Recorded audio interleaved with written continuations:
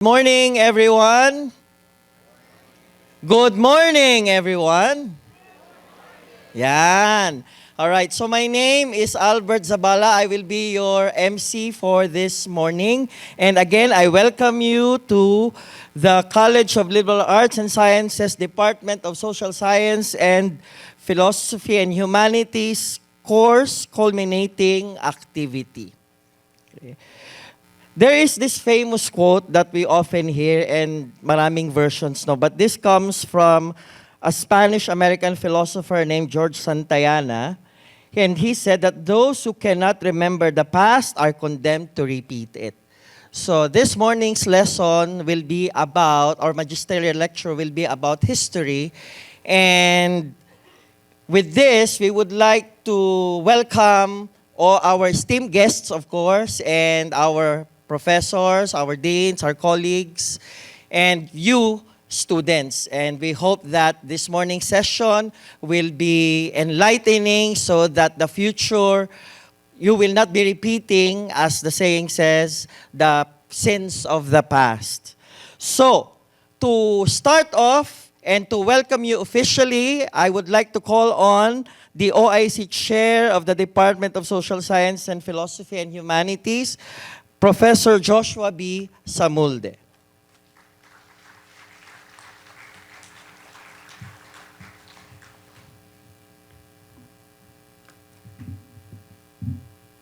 Good morning po.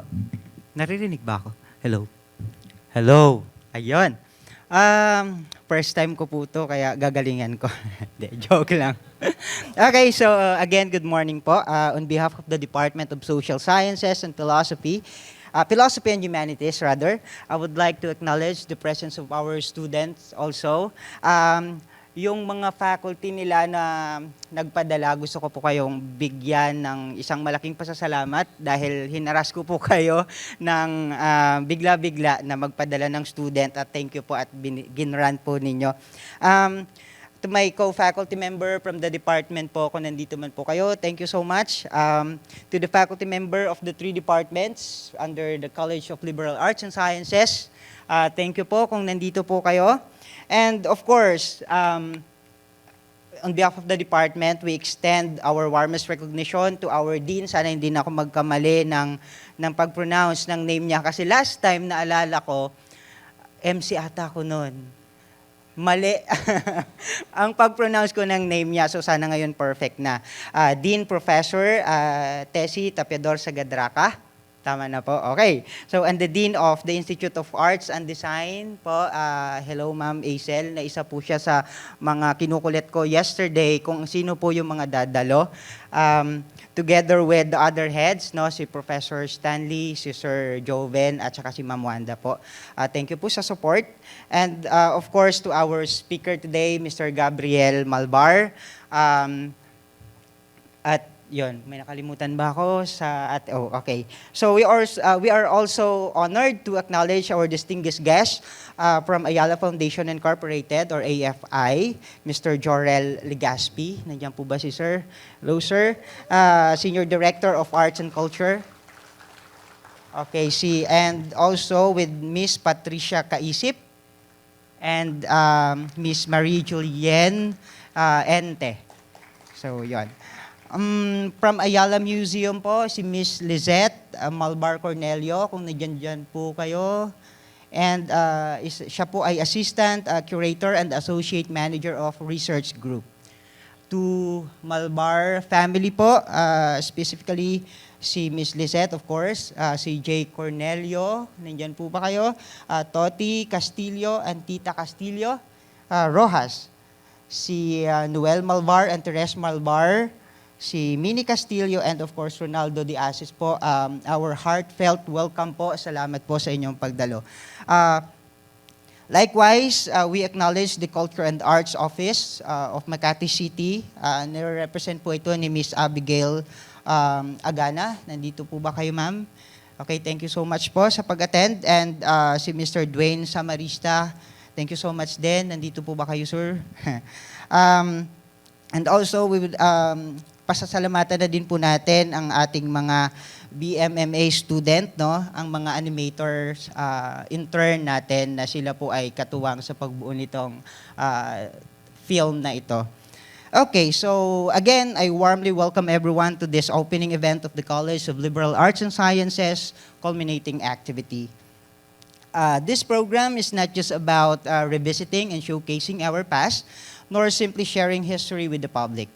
More importantly, it is about harnessing the power of arts and technology, particularly the digital animation, to help us, especially our contemporary generation of students, no, and also yung mga stakeholders natin na on how to retell and re-examine, no, the primary sources, although tinuturo namin ito sa history kung paano nga ba siya gawin, or sa GERPS, or yung reading in the Philippine history, and kung ano yung mga kasama yung mga historical narratives, paano namin i-gauge or paano nila i-gauge yung fact, at hindi naniniwala agad sa mga fake news kasi most of the time, if not all of the time, yung mga students natin ngayon, ang bilis maniwala, no? Hindi lang students, no? Pati na rin yung mga faculty, ang bilis maniwala.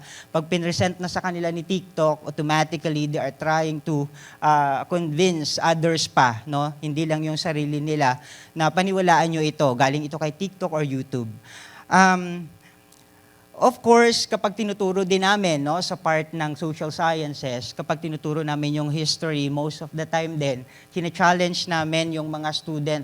Why most of the time we are acknowledging only Bonifacio and sino pa ba? Aguinaldo, no, na itong dalawa na ito laging magkaribal. Laging may clash sa pagitan nila. Pero we forgot the idea na hindi lang sila ang kasama sa history natin. So, I remember also my late professor when I was studying at Ateneo de Manila, no, si Professor Lumbera. Ang sabi niya, parang ano lang ito, kapag nagbabasa kayo ng story, halimbawa, ang story ni Snow White or story ni Cinderella, no, most of the time nakafocus lang tayo kay Snow White and Cinderella, na hindi natin tinitingnan sino ang mga characters na nagha-highlight doon sa idea para makita natin si Cinderella at si Snow White.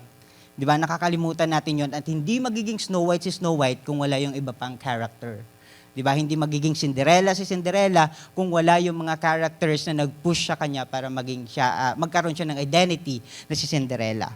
And if we apply this lens to the study of history, we begin to realize that we have often neglected the many individuals who also contributed, no, who risked their lives and who played crucial role for us to gain this independence that we enjoy today. In today's lecture, we will witness moments in history brought to life through animation, carefully compiled for our learning and appreciation. Hindi ko na po patatagalin, but before we proceed, may I request everyone to kindly put your device sa silent mode po. Bawal din yung pag-take ng camera kasi as we are privileged to have this exclusive first viewing of materials that are not yet publicly released. Tama po ba ako? At hindi pa rin ata siya copyrighted. So, pagpasensyahan nyo na, bawal po. Uso kasi yung nakawan ngayon. So, sa maliit na paraan, kailangan natin mabigay ang security nitong mga films na ito na binigyan tayo ng pagkakataon to witness. Okay, ladies and gentlemen, without further ado, it is my honor to present the two-part film entitled Miguel Malvar and the Final Phase of the Philippine Revolution.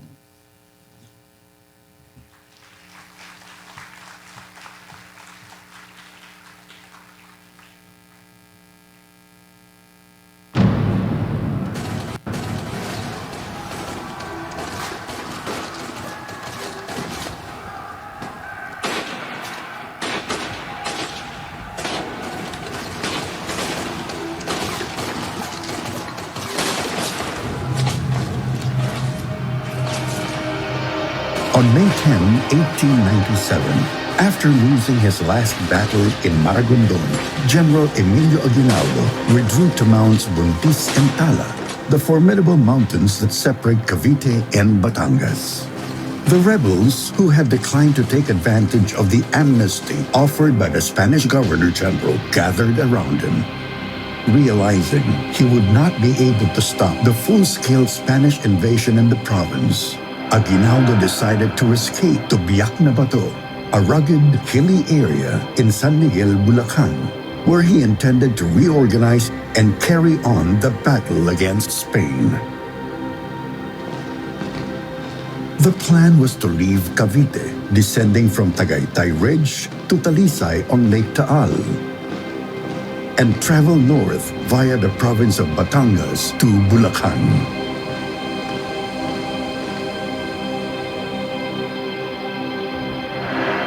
Aguinaldo's party passed through the village of Iruhin on their way to Talisay on May 13.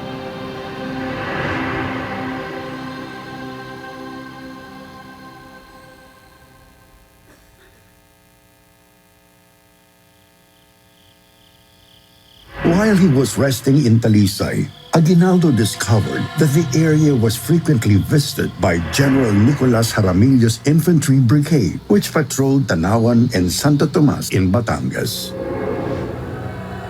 Aguinaldo chose to forego the original escape route through Batangas due to the threat posed by the Spanish patrols. Instead, he simply turned back towards Tagaytay and infiltrated the Cavite towns of Silang and Dasmariñas, avoiding any confrontation with General Lachambre's men who were searching for him. At Tranca in Batangas, Malvar and his forces battled with the Spanish army. Malvar's role shifted from clearing the pass as the vanguard of Aguinaldo's initial escape through Batangas to rearguard, blocking and repelling the Spanish attack to prevent the enemies from reaching Aguinaldo's army, which had then safely left Iruhin for Lumil, Silang, and continued their arduous journey out of Cavite.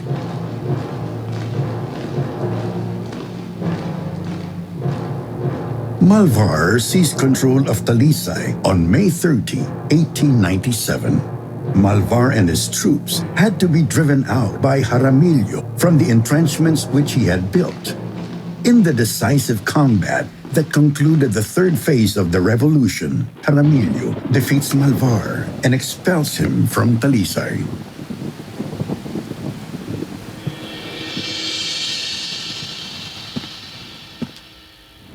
Aguinaldo eventually crossed the Pasig River with around 500 troops on June 10, 1897.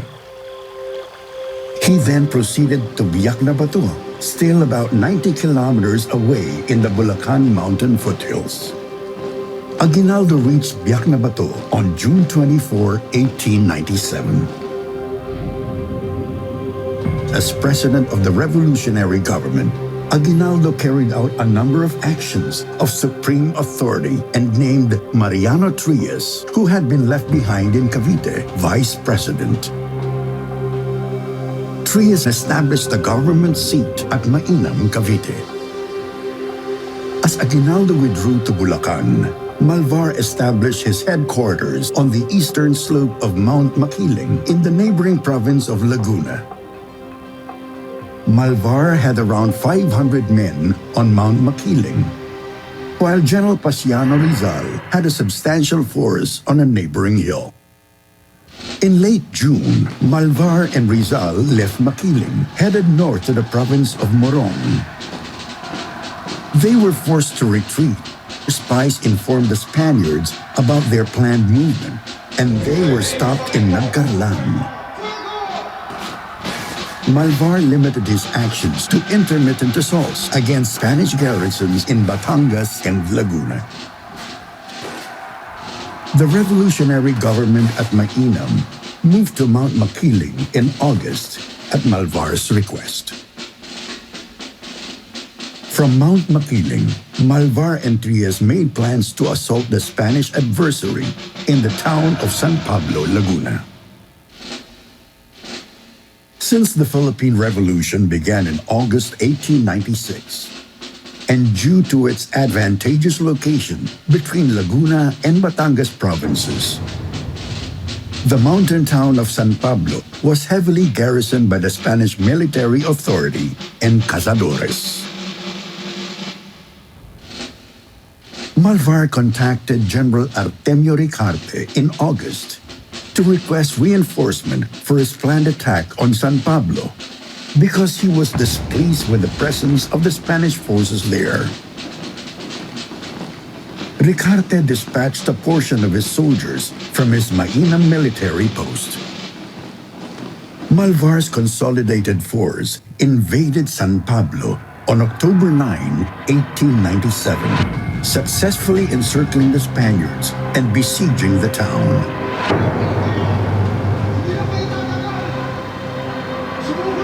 After driving the enemy out of their fortifications, the Filipino army occupied the town for 3 days.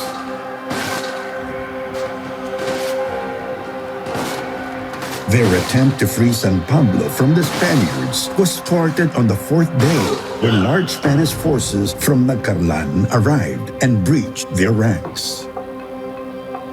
Following the brutal house-to-house battles, General Jaramillo led 2 relief battalions in retaking San Pablo.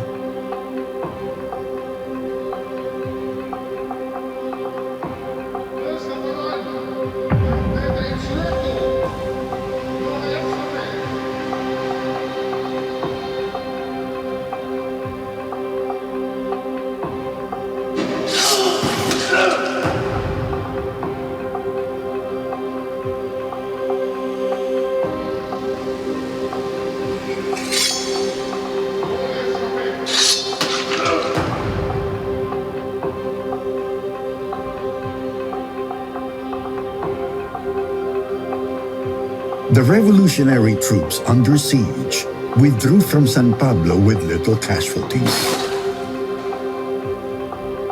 Generala Agueda, Colonel Luis Banaag, and Colonel Aniceto Oruga of Malvar's Corps stood out during this assault. The fight at San Pablo had symbolic meaning. By taking control of a populated Spanish town for such a long time, Malvar and Trias were conveying to the Spaniards that the southern Tagalog region was far from subdued.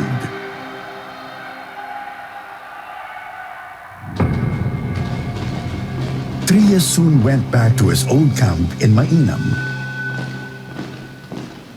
while Malvar stayed close to Mount Makiling. On November 19, 1897, Malvar's troops successfully broke into the Cazadores headquarters at Santa Clara, Santo Tomas, and took hold of their firearms. Malvar and his soldiers then invaded Tanawan and assaulted the Spanish headquarters. A number of well-known individuals who had collaborated with the Spaniards too eagerly were taken prisoner and held for ransom. Malvar did not think twice about taking drastic steps. He abducted Tanawan's affluent citizens, including Capitan Culas, his godfather, and collected hundreds of thousands of pesos for each of them. The prisoners were freed as soon as the ransom money was received. A few days later, Malvar soldiers captured the gunboat that was operating on Lake Taal, close to Talisay, taking all of its weapons and guns.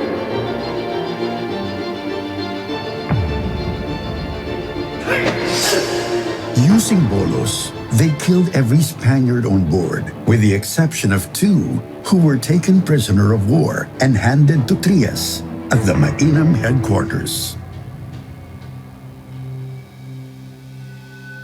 However, even as Malvar was seeing some success, the revolution was losing steam elsewhere. Aguinaldo and Pedro Paterno, a wealthy Manileño, had been trying to negotiate a settlement with Spain for the preceding few months. Although Malvar and Pasiano Rizal were adamantly against making peace with Spain, by early December 1897, the vast majority of revolutionary leaders had concluded that the fight was lost. In accordance with the conditions of the Biak na Bato Pact, Aguinaldo promised to go into exile in Hong Kong. in return for amnesty for all revolutionaries and a sizable financial payoff. On December 27, 1897, the President of the Philippines and several dozen friends departed the country.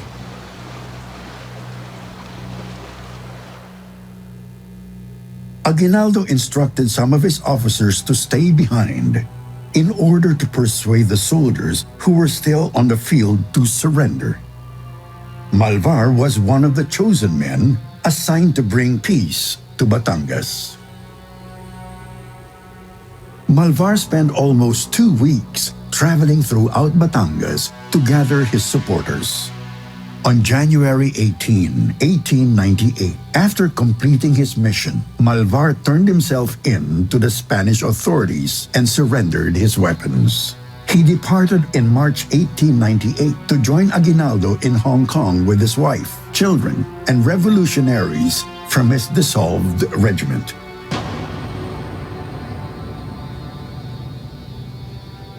The United States and Spain went to war in April 1898 after a long-running disagreement about conditions in Cuba. On May 1, Commander George Dewey's Asiatic Squadron destroyed Spain's Pacific Force in Manila Bay, severely undermining Spanish power. Aguinaldo, the President of the Philippines in exile, was aware of this fact and had been keeping a close eye on the worsening diplomatic ties between the U.S.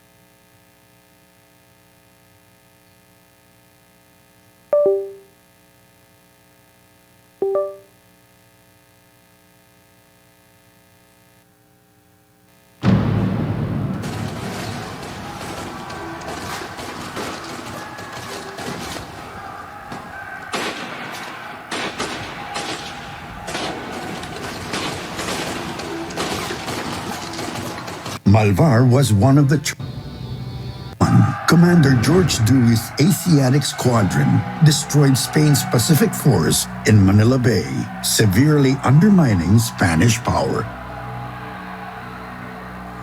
Aguinaldo, the President of the Philippines in exile, was aware of this fact and had been keeping a close eye on the worsening diplomatic ties between the U.S.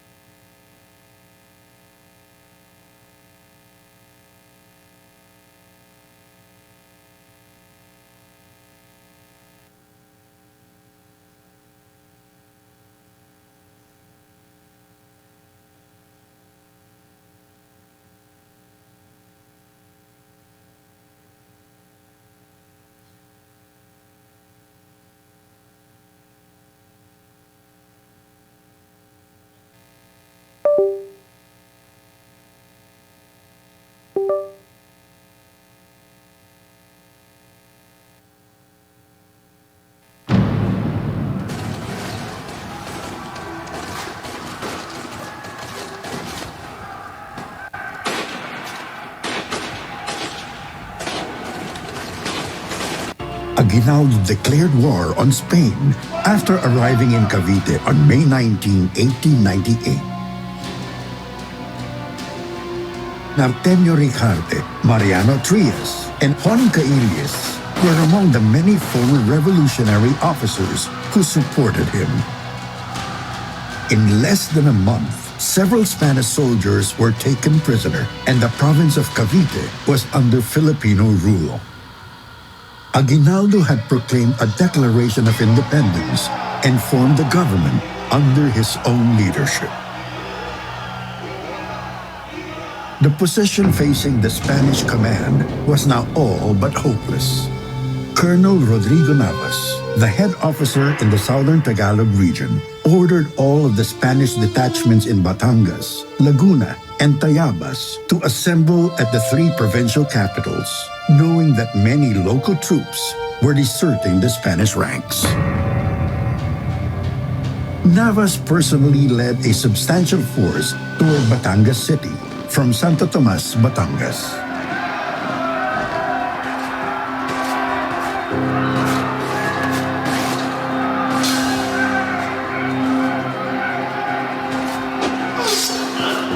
However, he and his army sought refuge at the priest's house after running into strong opposition at Lipa.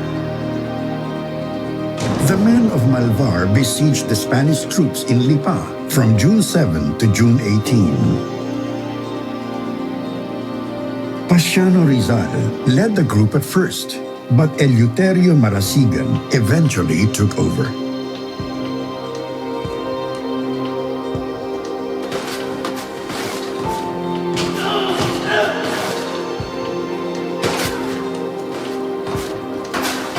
In Batangas, Spanish weaponry did not do any better. As his supplies ran out and his fatalities increased, Navas was ultimately compelled to surrender. The 600 cazadores stationed in Batangas City had surrendered to the indigenous forces even before the siege at Lipa was over. The Patangueño forces marched on to Tayabas province in the northeast to join in the siege of the provincial capital. More than 15,000 armed individuals converged in Tayabas to overrun its 443 Spanish defenders. Joaquin Pacheco, the Spanish governor and political military leader, demolished the remaining undefeated poblacion and fortified the convent, government office, and jail.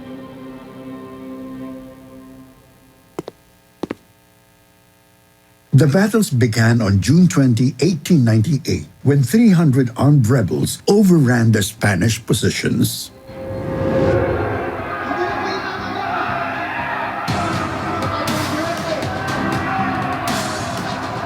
A bayonet charge headed by Governor Pacheco himself drove the invaders away, but hundreds more showed up to launch a new attack.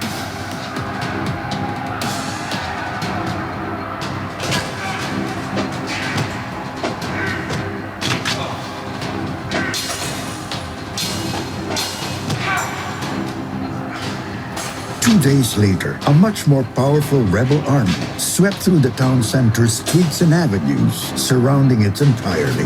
By setting up 4 pieces of artillery, they officially started the Tayabas siege. On July 2, 1898, Malvar, who had just brought 2,000 firearms back to the Philippines, finally assumed command in Tayabas.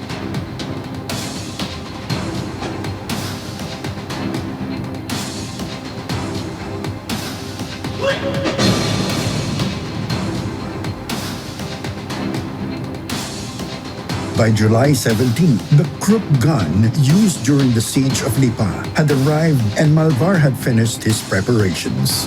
The revolutionaries had built trenches in front of the fortified building using pieces of demolished houses, and they were now bombarding it. When the walls were breached, fierce fighting ensued, but the defenders survived the attack. On August 10, the assailants hurried forward with bamboo ladders to mount the walls after the jail building was once more blasted by cannon fire. But the Spaniards' valiant defense prevented the relentless attack from succeeding. The Revolutionary Army grew over the next several days. More and more people from nearby towns joined the battle. Malvar deprived the Spaniards of food and water, forcing their submission. Starvation and illness started to undermine the Spanish forces. They started to run out of ammunition and medication. Governor Pacheco received 3 communications encouraging him to surrender. On August 16, after an unqualified surrender was eventually agreed upon, the Spaniards were permitted to march out of their positions. On August 17, Malvar's troops captured Tayabas. The day before the surrender, Malvar issued an order to the troops. The Spaniards should be treated well. They should not be mocked nor be subjected to violent acts. Instead, we shall show our affection for them so that we Tagalogs can demonstrate our kind-heartedness towards the enemy. This being the distinguished mark of our bravery and the positive side of manhood.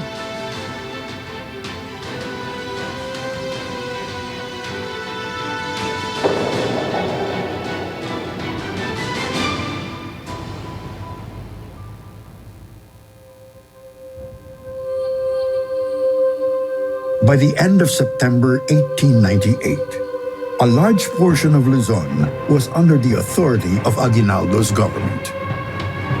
A Congress of Distinguished Filipinos convened at Malolos to draft a constitution for the Philippine Republic. The new Republican government was finally established on January 23, 1899, with Aguinaldo serving as president. However, war between the Philippines and the United States was about to break out.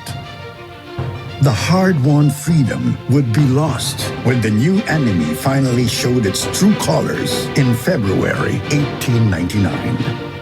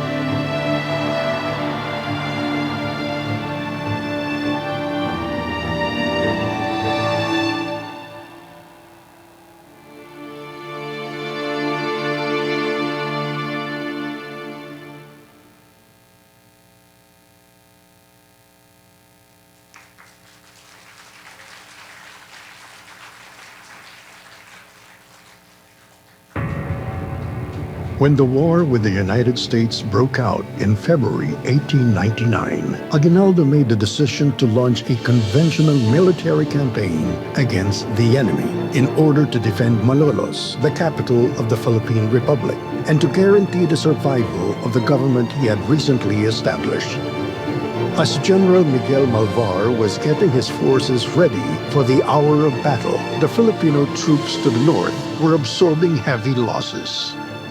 By the end of March 1899, Malolos had been captured and the Americans had taken control of a number of further towns in the Bulacan and Pampanga provinces in the weeks that followed. Although the U.S. troops focused their attention on the northern provinces during the early months of the war, they also made a few thrusts toward the east and the south.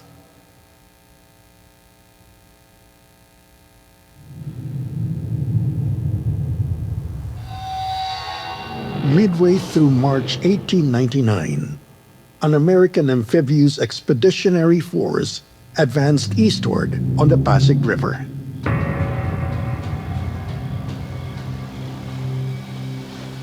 The force was led by Brigadier General Lloyd Wheaton. Wheaton's mission was to remove Filipino forces from the Pasig River area. In an archipelago lacking roads, amphibious capability was crucial in military operations. Gunboats providing artillery support and capable of carrying out amphibious landings enabled the Americans to pacify the riverbanks and secure access to Laguna de Bay, the freshwater lake situated in the center of central Luzon. Control of Laguna de Bay allowed for deployment to the different towns around the lake. Taking advantage of Wheaton's recent victories, Major General Henry Lawton conducted an operation in Santa Cruz in April 1899. He led his forces to the eastern side of Laguna de Bay. where the Filipinos had a significant number of men and a hub for supplies and distribution.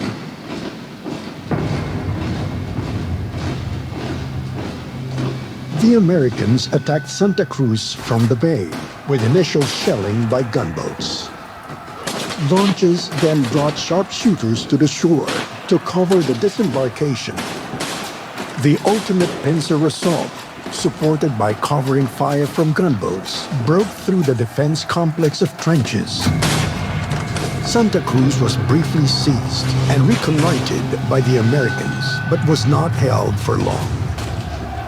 As the Americans were still more focused on the military offensive in northern Luzon, Lawton was ordered to withdraw his troops and head back up Laguna de Bay to Manila. The Filipino High Command was extremely alarmed by Lawton and Wheaton's incursions, which appeared to portend the start of a significant American assault in southern Luzon.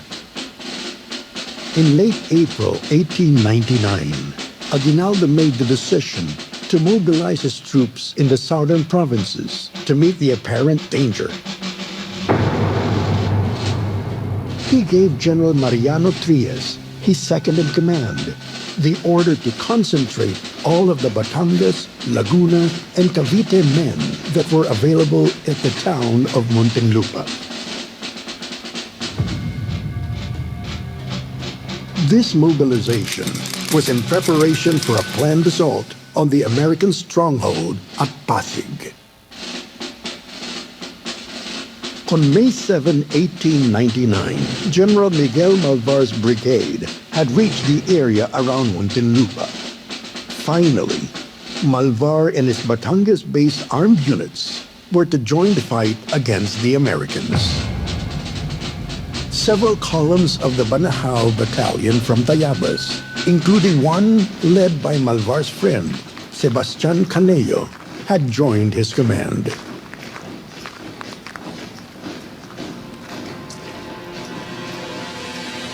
In the ensuing weeks, Malvar and other local leaders occasionally attacked American installations and positions. General Elwell Otis, military governor for the Philippines, described Malvar's actions as boldly demonstrative. Although the full-scale offensive against Pasig was never implemented, Malvar was satisfied overall with the outcomes. On June 9, he wrote to a fellow commander, "The Americans are very demoralized by their losses." General Otis, annoyed at the enemy's activity so close to Manila, instructed Lawton to reposition himself in the southern Tagalog region. Lawton split the 4,000 soldiers he had into two expeditionary brigades, one under the command of Wheaton and the other under Brigadier General Samuel Irvingshine. On June 10, 1899, the two brigades moved southward, with Wheaton moving toward Muntinlupa and Irvingshine advancing to Parañaque, swinging out in separate arcs to pin the Filipinos against their trenches. A few miles south of Manila, on the Guadalupe Ridge, Wheaton's men easily overcame the Filipinos' defenses and entrenchments.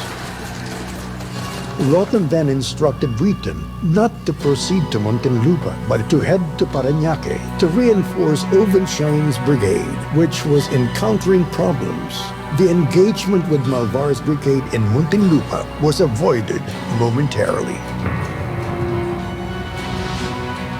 After pushing south into Cavite, the two brigades arrived at Zapote Bridge on June 13, 1899, where General Trias's forces had erected a massive complex of earthworks. After an hour of heavy fighting, the Americans captured the vital Zapote Bridge in one of the hardest-fought battles of the war. The Americans then scoured northern Cavite, occupying the towns of Bacoor, Imus, and Dasmariñas. Since the true objective of the American campaign was still in the north, Otis recalled 2,500 soldiers tied down in the south.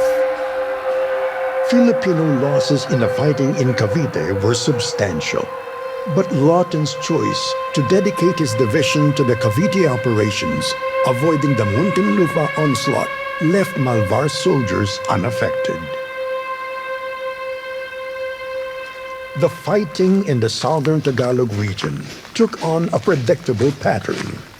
The U.S. commanders would send a new expeditionary force into the area. The troops would penetrate a bit more deeply into enemy territory. After a few days, most of the men would return to Manila.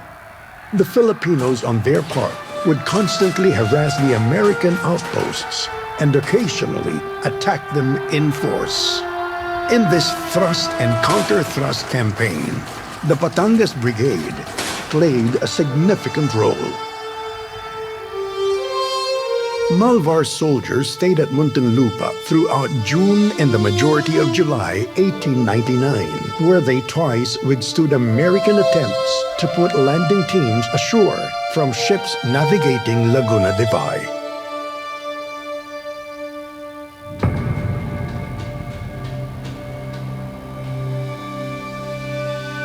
At the end of July 1899, a sizable amphibious force led by Brigadier General Robert Hall landed at Calamba, further south on Laguna de Bay, bypassing Malvar's defensive line.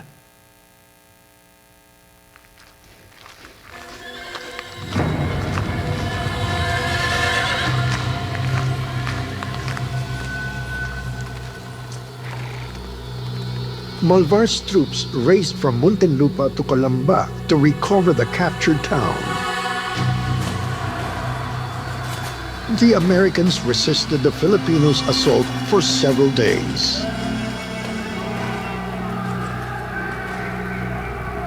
Despite their valiant efforts, the Filipinos were ultimately unable to dislodge the Americans.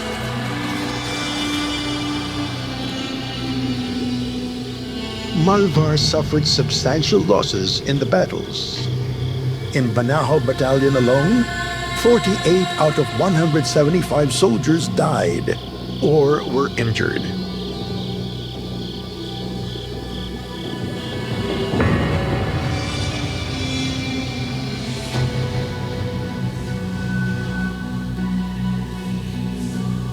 Stalemate.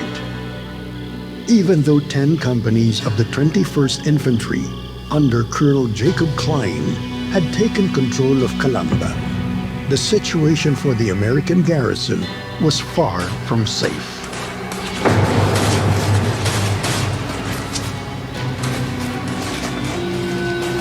Malvar called up other Batangas-based troops and a substantial portion of the Makiling Battalion, which up until that point had been defending the Batangas coast, to join him near Calamba.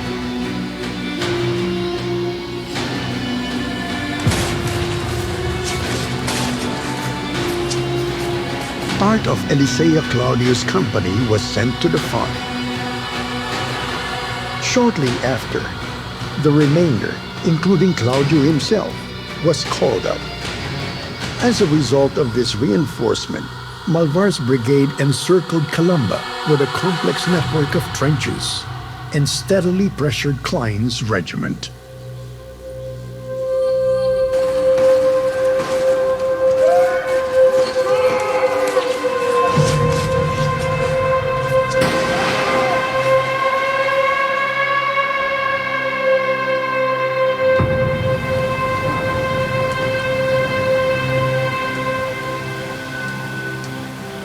The regimental historian of the 21st Infantry noted, the insurgents kept up a highly irritating fire night after night, and thus deprived the relaxation and sleep that our men required. The environment also had an impact. According to a doctor assigned to the garrison, The camp's location is in the trenches surrounding Calamba. The native mycoparasites thrived in these circumstances. By the end of September, 321 men out of 1,330 were on the sick list. Many of them had malaria and dengue fever. The condition of the 21st Infantry became even more serious in October 1899. After observing that the Americans at Calamba had taken a wholly defensive stance, Malvar made the decision to launch an attack, feeling that the enemy was exposed.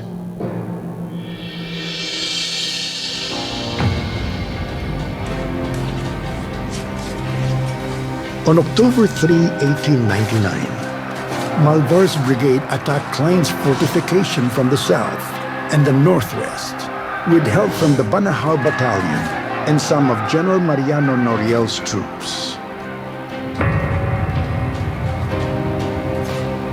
The Filipinos briefly held Lecheria Hill, south of the town, from where they could see the American lines.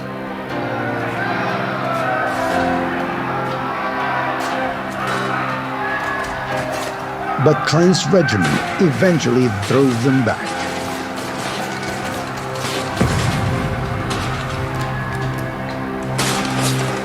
Malvar did not appear to be discouraged by the reverse. Throughout October and November 1899, Malvar soldiers carried out numerous additional assaults on Calamba and continued to harass the town. In response, Klein occasionally ordered his artillery to shell Malvar's positions and launched two of his own attacks against their trenches.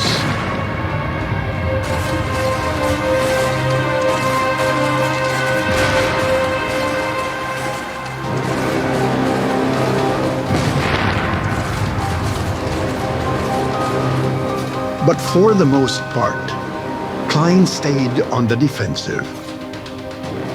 His men's health was deteriorating.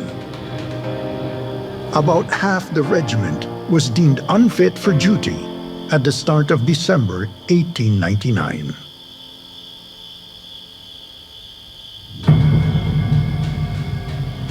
An important factor in the deterioration of the health of the command is the nervous strain which the men have been under since being stationed here.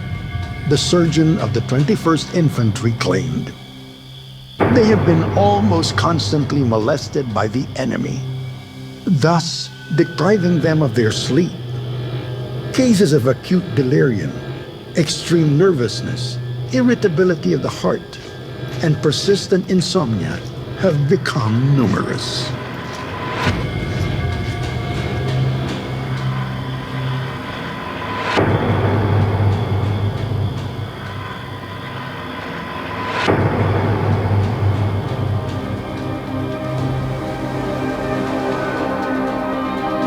Malvar's army also encountered challenges. The incidence of desertions sharply increased during the intense warfare in October and November 1899. All of the units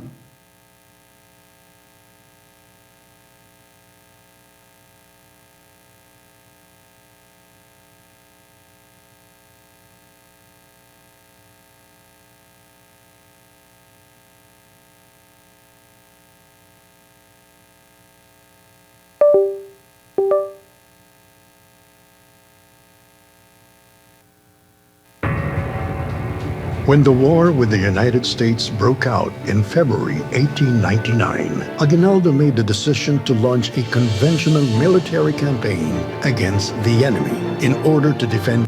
In November 1899, Malvar's soldiers carried out numerous insomnia have become numerous.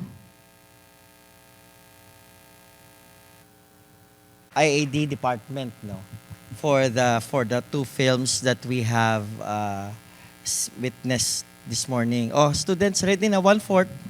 Get 1/4. Di ba kayo sinabihan? May quiz after ng ano? Wala, o yan, nashock sila tuloy. Okay, may quiz yan.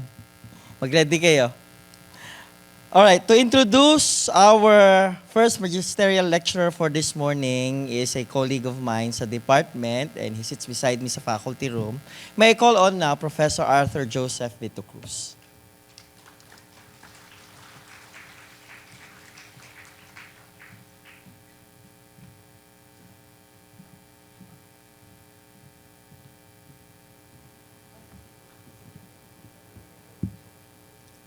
Thank you, Professor Zabala. Ladies and gentlemen, good morning. The Roman philosopher Horace famously said, and here I paraphrase, that the role of literature, or arts by extension, is to entertain and teach. We just had one such experience in this intersection of film and history. These films you just watched should inspire in us an interest to further inquiry into the events presented. How are we to do this? Short of being present, the best way to learn about important events is to speak to eyewitnesses. But for most people, this is a rare opportunity. And when it comes to historical events, practically impossible, unless you want to compromise your souls in a seance.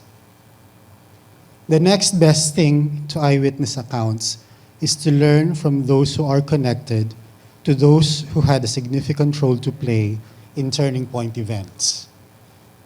This lecture is one such opportunity. Our speaker, Mr. Gabriel Malvar, is a lecturer at the Institute of Arts and Design here at the University of Makati. He is also a culture, heritage, and sustainable tourism champion and a 2021 Dangal ng Batangan awardee for media arts, an award-winning documentary film producer/director that feature human interest stories and destinations. He also has an extensive experience in corporate work. He earned his Bachelor of Arts in Economics from the Ateneo de Manila and Master of Science in Industrial Economics from the Center of Research and Communication, now the University of Asia and the Pacific. Now you may be asking how his credentials are relevant to my earlier assertion about the reliability of learning about events, especially those in our history. Looking at the lecture title, the historically minded and observant may have already made the connection.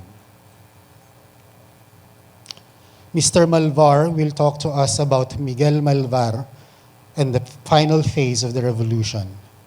And as his surname suggests, he is a direct descendant, a great-grandson, in fact, of General Miguel Malvar. Who else is in the best position to give us an account of the events we are to explore? Without further ado, please join me in welcoming Mr. Gabriel Malvar.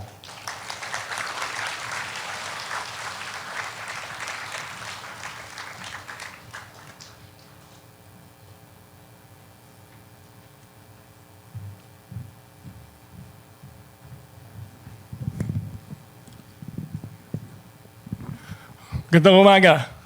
Hello, students of UMak. Okay.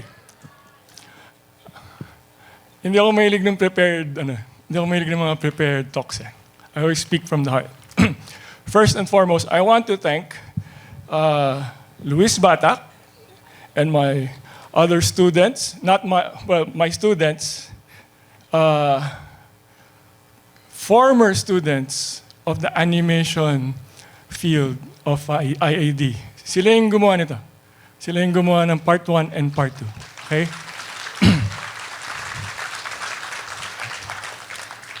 So I presented the story, we sat down, but the execution pretty much was Luis Batak and team for the first and the second. The first one was last year. The first project was last year, which was the second one shown. And then the first part, is the second one that was just completed. Okay? Okay. We actually just finished the sound design 3 days ago. Okay. So we'll still tweak that. Okay. Sila yung unang gusto kong pasalamatan dito. Okay.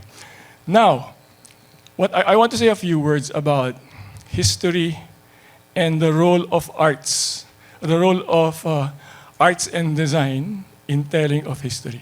Okay. May historian eh. Ang historian, nagsusuri. They go through primary documents to research. Yung na-research nila, binasa nila yung sulat kunyari ni Rizal. Binasa nila yung dokumento ng Acta de Tejeros kung nasa nakapirma yung mga nag-sign nung act. Yun ang primary documents. So pag research mo yan, bubuuin mo yan into a narrative. You're going to write down what you researched. That's the documentation part of the research, right? And then, the documentation, you have to communicate that. So mostly, ang mga historical work, they become dissertations. Kasi ang dami mong trinabaho eh.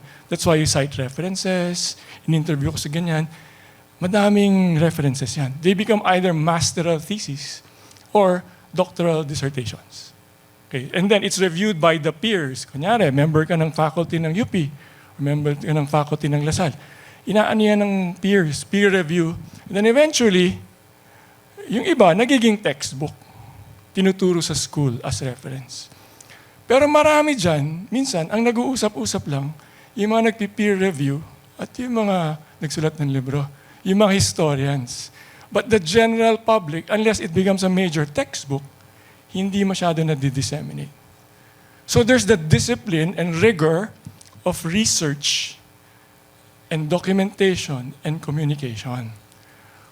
Ngayon, para tumawid yan sa general kaalaman, kung ginamit na textbook, okay. Kung tinuro ng maayos ng teacher, mabuti. Kung hindi na ituro ng tama, hindi na ipapasa. Correct? Right. Okay. Now, there is such a thing as documentaries or films. Ano yung recent na napanood natin sa sinehan? Di ba? Naging medyo controversial.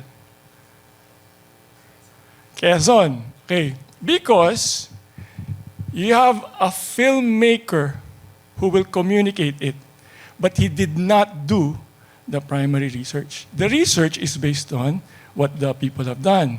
And then there's the communication part. Kung kunyari, si Zaide, ginawa niya yung research. Kung si Zaide, filmmaker din siya. So instead of writing it, he could have done a film. Kompleto yung research and the communication. Ang gap mo ngayon, yung for mass media and dissemination, it's a filmmaker who does it. And a filmmaker, unless he made a pure documentary, can take creative liberties in the telling of stories. Therefore, you watch something at yan lang ang basihan mo at hindi mo binasa yung sinabi na anywhere, whether it's Luna or Goyong, makikita mo somewhere there, they have taken creative liberties in the telling of the story. So kung yan ang basihan mo, yan ang natutunan mo, you would think that that is gospel. Correct? Sino nakapanood ng Luna? Bayan o sarili, di ba? So what the filmmaker shows is nag-start ng kanyang narrative, starts in a meeting, post the Malolos Constitution, nagmi-meeting sila kasi ginagera na sila ng Amerikano. Sino yung mukhang bida? Si Luna. Di ba? Bayan o sarili. Okay. What if I told you, kasi pag pinanood mo yun, ang lalabas, gago talaga yung mga Pilipino. Pinatay nila yung kaisa-isang hope natin. Di ba? Di ba? Honestly, okay. What if I told you, which you can read in Zaide, and those are the documents which are available if people bothered to read. What if I told you that Rizal was imprisoned because of the testimony of Luna? Alam niyo yan? It's readily available.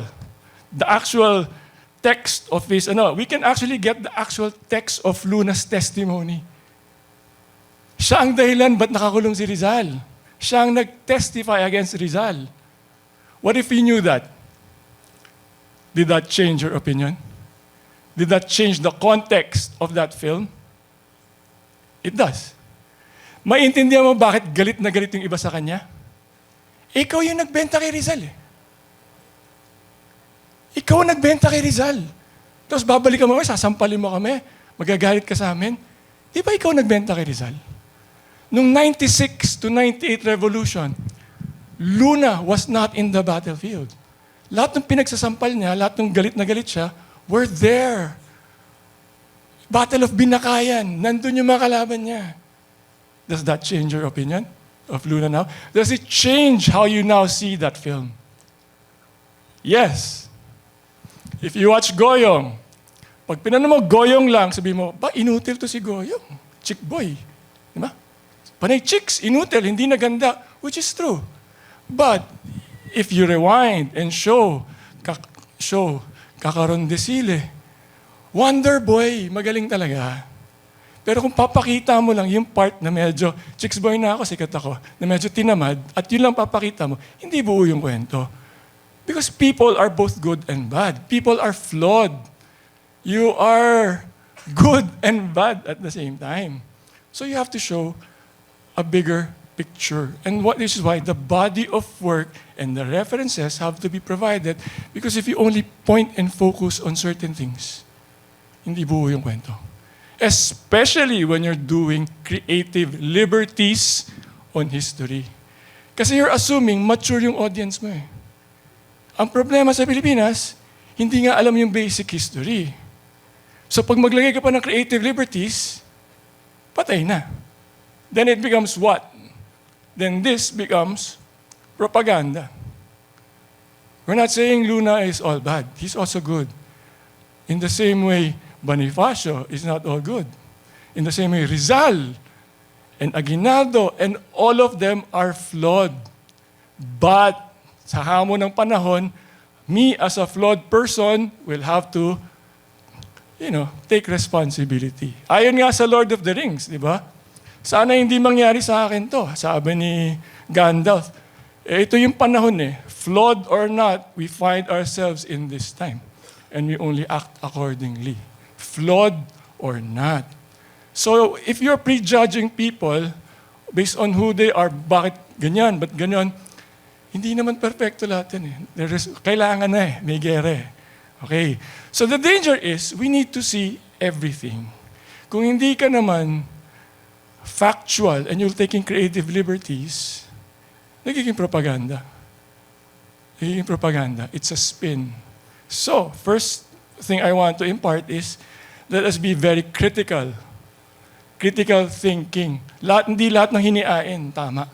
Pag-isipan mo context. Now, which brings me to another part. Documentaries. These are documentary features. If you notice, at the end, we always say, adapted from Philippine Insurrection Papers. Glenn Anthony May, Reynaldo Ileto. Kasi sinuri yan, may PhDs yung mga yan. Alam mo yung Philippine Insurrection Papers? Okay, nung panahon ng gera, nung Amerikano, may isang kapitan, si Taylor, ginawa ni Taylor, historian eh. So he would get, ito yung primary source, ito yung primary source. Binuo niya lahat, dinala niya lahat ng mga primary sources, including yung mga testimonies ni Luna, including yung liham ni Mabini kay ganyan, including yung sulat ni, he had that all. They got it, they transcribed it, and they kept it. Through the years, sinabi, okay, ito yung mga translated, binalik. And those Philippine Insurrection Papers with the original documents are archived. And that for the most part, yan yung nagiging basis. So that's where we took this from. And then other primary sources, like they're already consolidated by Ray Ileto or Glenn Anthony May. Pag binasa mo yung references, hahanapin mo rin yung pinanggalingan na ito yung sinulat na journal ni Ricarte. Mako-cross-examine mo eh. So as much as possible, yung ganyan, we're just presenting facts. Facts. Okay? So yung ginagawa natin dito are just documentaries in a way, but presented as animation. Bakit animation? Hulaan nyo magkano na kinost yung Quezon sa paggawa nun. Take a guess. Take a guess. 20? Higher. 50? Higher. Oh, so you're going to spend, let's say, 100 million for ganyan, for the trilogy of Gerald Tarog. You're going to spend that much. Hindi lang isa yun, kulang yung 100 for the 3. How much did this cost us? We utilized students on the job training. Bibigyan mo ng stipend yung project manager. Mag-intervene ka. Siyempre, meron kang professional sound design and all that. But the cost to be able to story is much more cost-effective. Pwede pa namin bato yan. Pam! Paikutin natin. Lagay mo dyan, lagay mo doon. Social media, whatever. It's available. And you're teaching people. Okay? So, yun eh. That's why animation is also good. It's a very powerful tool rather than gagawa ko ng documentary or gagawa ko ng biopic. That's going to cost me 100 million. Wala akong 100 million eh. Diba? Okay, so just to give you background, why is it Miguel Malvar, Miguel Malvar? This project was really because I'm trying to put material in our museum in Batangas. Yan.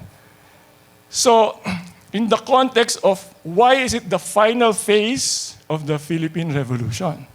Dun pa lang sa title, if it's the final phase, ilang phases yung Philippine Revolution? You know, the standard discussion will be, there are 4 phases, 4 to 5 phases. 1, yung nagsimula yung gera noong August, nahuli na yung Katipunan, which ended around end of November, December, with Battle of Binakayan. Tapos, wala nang mga tao yung Kastila eh. Kailangan lang ng reinforcement. So tahimik yan until mga February. Yung katahimikan na yan, kung saan pinatay si Rizal, yun yung second phase. So yung first phase, panalo yung Pinoy. Second phase, nagre-regroup yung Kastila. Third phase, bam, bumanat na, dumating na yung reinforcements. Binanatan na yung Cavite, binanatan na lahat. Tumutumba-tumba-tumba na. That's the third phase. Third phase is where you find Tejeros Convention. Nagpapanik na eh. Nako, tatamaan na. Kailangan natin mag-unite. Yan. Doon yung Tejeros. Fourth phase is dito. Diyan. Tumatakas sa si Aguinaldo. Papuntang Biak na Bato. Even like simple things like, okay, tumakas, diba? If you read it, you all know that he went to Biak na Bato. But did you all know that he went down to the Tagaytay Ridge, to Batangas, sa Talisay? At hinarang siya doon, at umakyat siya. See, those are details. The devil is in the details. So nandun na siya sa Biak na Bato, as histories go, parang, nasa Biak na Bato. By December, may agreement na sa iba. Those are like 6 to 7 months. Ano nangyari in between? Ito yung nangyayari in between. Nandun sila sa Biak na Bato, yung lolo ko, nakikipag-away. Kaya nung dumating na, kailangan na pumunta ng Hong Kong, sabi ni Pasiano Rizal, hindi pwede. Kasi may involvement sila eh. Nakikipagbanatan kami, tapos makikipagbanatan. So now, do you see the nuances eh? Things are nuanced eh. Okay. So, back to certain things. Okay, and then, it ends with Siege of Tayabas. Why did I choose to end it with Siege of Tayabas?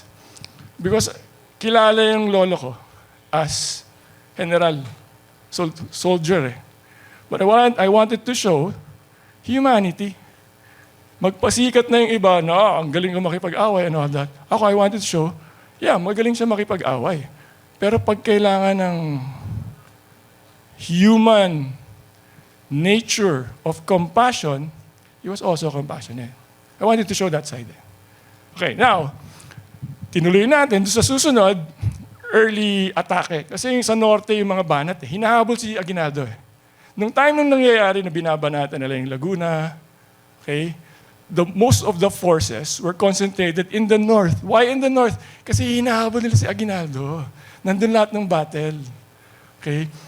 Nung time na natatapos na yung paghabol kay Aguinaldo, kung kailan namatay si Goyong, yan yung tipong nagmamatch, so ending nung second video. Okay. As you can see, may nuances. Ang daming nuances, di ba? Yung siege sa Calamba and all that. So these are not just footnotes in history. These are real people na may daming nangyayari. Although, syempre, in the context of the bigger players. Aguinaldo, Bonifacio. Pero hindi lang naman sila. Okay. The Philippine-American War was 41 months. Okay? 3 years and 6 months. Nagsimula ng February 99. Natapos na, well, yung declaration ng Amerikano na we declare that tapos na. Of course, may resistance pa, no? But yung official against the First Philippine Republic was about 41 months. 1/3 of that time, ang head was my grandfather. But people don't even know that.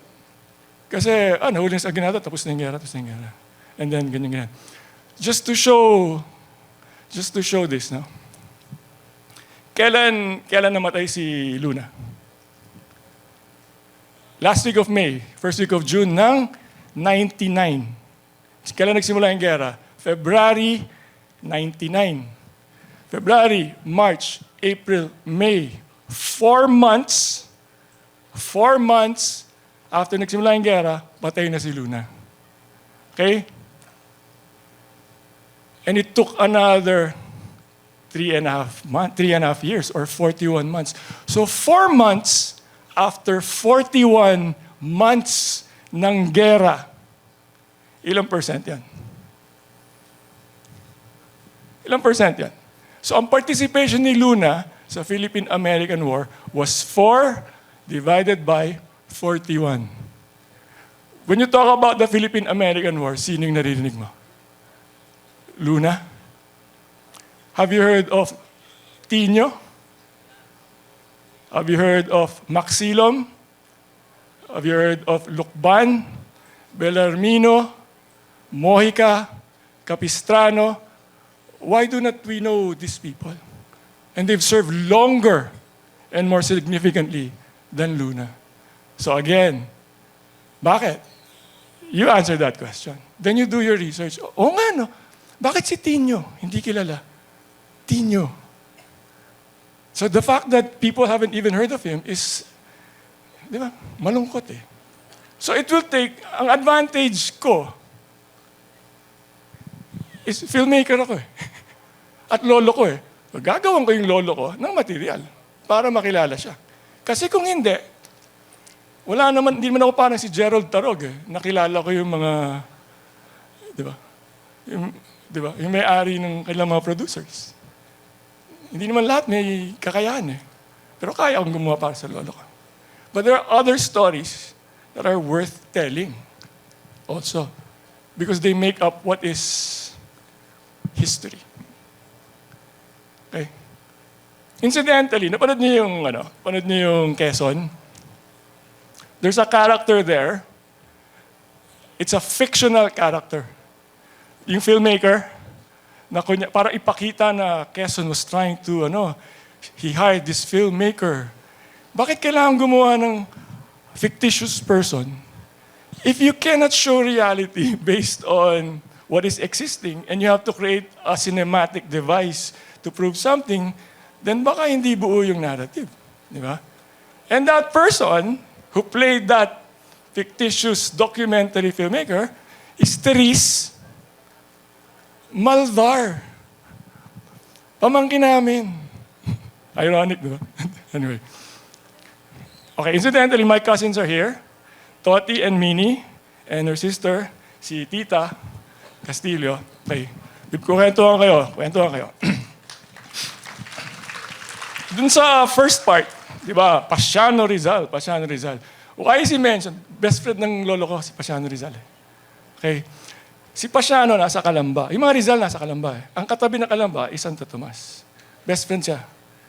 Yung lolo ko, farmer at nagtotroso ng konti. Okay.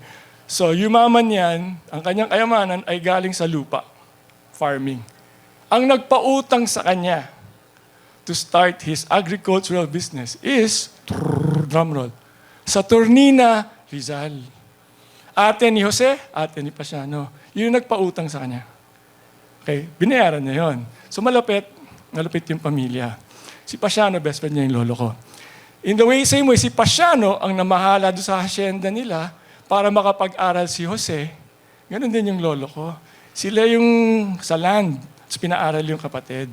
So, hindi ka magkakaroon ng Jose Rizal kung walang Pasiano Rizal. Parang, Pepe, mag-aaral ka na, ako nang bahala rito. O, nagkakagulo-gulo, Pepe, ako nang bahala sa gulo. Mag-aaral ka. Ganun eh. Context. Anyway, si Pasiano Rizal, si General Miguel Malvar, maraming anak. Ang panganay niyang anak, okay, ang panganay niyang anak, lolo niya. Bernabe. Okay. So, first son ni General Miguel Malvar is Bernabe. Si Jose Rizal, may mga kapatid. Yung kanyang bunsong babaeng kapatid, may anak. Okay? Kasi si Jose wala namang anak eh. Dami siyang chicks, pero wala siyang anak. Okay? So, meron siyang pamangkin dun sa bunsong anak, bunsong kapatid ni Jose Rizal. Yung babaeng pamangkin ni Jose Rizal at yung panganay na anak ni General Malvar, nag-asawa. Yun ang linya nila. So on one side, Rizalian sila. On the other side, Malvar.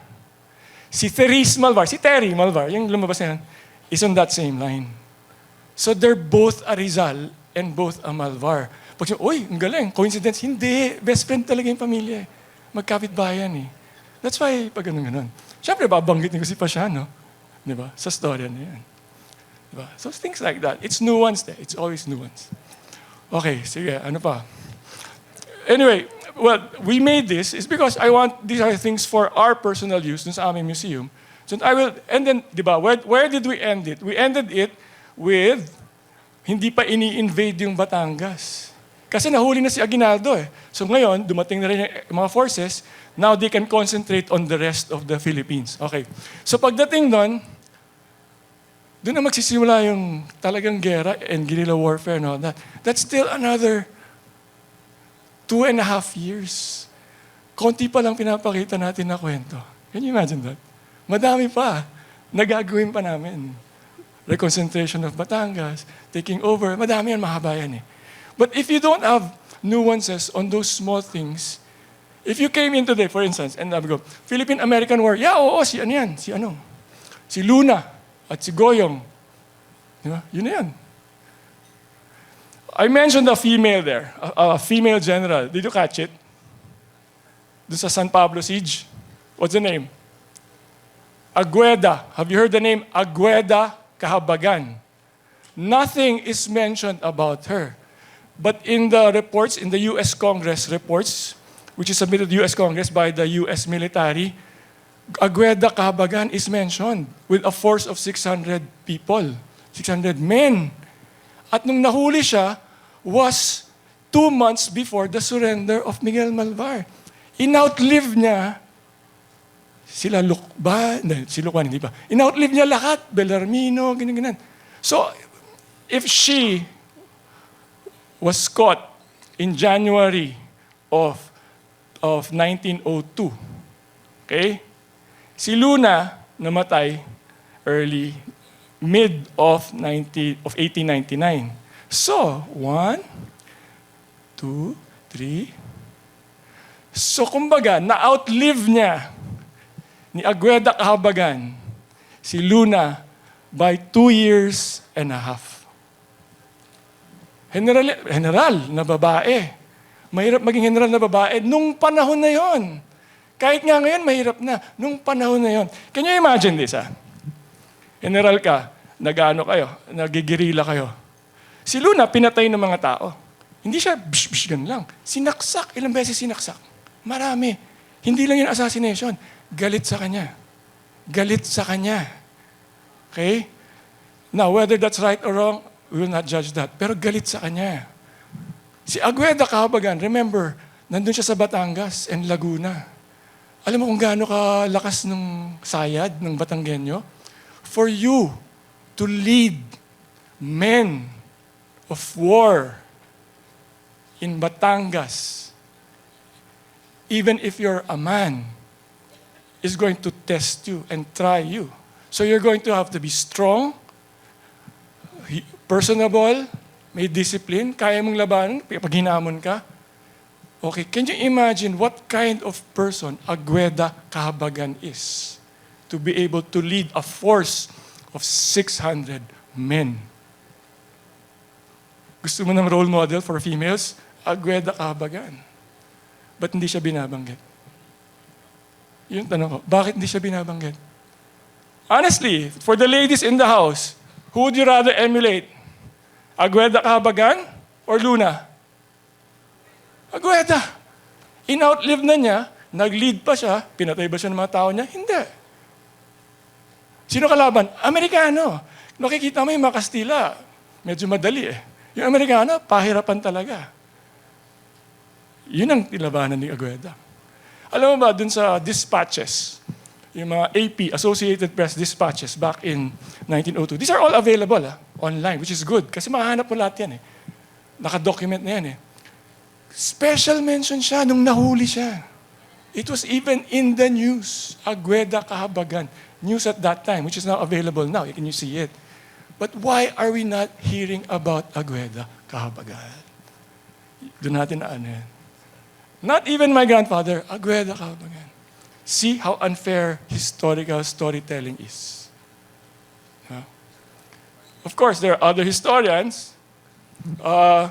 What the overcoat of Rizal? Okay?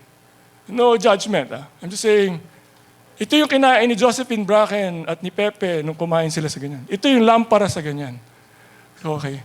So yun yung ginagawang history stories eh. Last na to. Versus, maybe the effort should be in the life of Agueda Kahabagan rather than ano yung kinain nila sa restaurant sa kung saan man. Am I jaded if I say that? Am I jaded if I say that? Mas gusto ko na malaman yung buhay ni Agueda na hindi pa siya sinusulat ng husna. Madaming ganun. She's not just that. Tino, Bellarmino, Maxilo, Moica, Capistrano, dami. Macabulos, Lucio San Miguel. Yun lang. So I guess that's it. That's what I want to say. Be critical. Be critical. Questionin nyo talaga? Talaga? Gagawin kayo talaga? Talaga? There are facts. There's no denying binaril siya sa ganyan or ganyan. Those are facts. Pero yung reasoning behind it and things like that, be more critical. Be more critical. Don't take my word for it. Read. It's out there. Well, assignment number 1, hanapin nyo Luna's testimony against Rizal. Mahanap nyo. Bumaril na kayong Zaiden, nandun eh. Philippine Insurrection Papers, andun eh. See? Hindi lang yan. Marami pang nuggets ng ganyan. That's why parang, ano ka ba, Aguinaldo, Bonifacio, ganyan, traidor. It's not as simple as that. Everything is contextualized and nuanced. Nuanced. Yan ang lesson. Okay. Thanks for being here. Thank you very much. Sir, thank you. O, di ba? I'm sure bitin kayo sa kwento ni Sir. So may I call on now Sir Emerico Cruz and Sir Mark Philip Paderan to lead us to facilitate our Q&A. So I'm sure maraming gustong magtanong.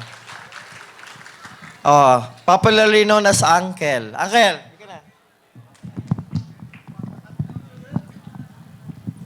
O, sa baba na kayo. Sa baba na kayo. Oh, may tanong kayo? Ang galing ng pagkakakwento, no? Nangihinayang lang ako kasi sa galing ni Sir, may mga nakikita akong naka-holding hands, parang nasa sini lang, no? Yun yung mga nuisances ng pakikinig sa seryosong bagay. May mga tao dyan na nagse-cellphone lang, no? Hindi na nila nakikita yung kahalagahan ng bansa natin, no? Nung araw, yung mga taong yan yung nakipaglaban para you get what you get now. Di ba? Pero parang natatakot ako na pag sinugod tayo ng China, we will experience the same thing. Kulang sa militar, kulang sa sundalo dahil ayaw lumaban, dahil magpe-Facebook pa. Di ba? So, tanungin natin yung mga may tanong, yung mga tunay na nakinig. Ewan ko dun sa mga fake na nakinig, no? Dahil may mga fake news ngayon, may mga fake na nakinig kunyari, pero nagpe-Facebook. So gusto ko marinig yung tanong nyo. May tanong ba kayo?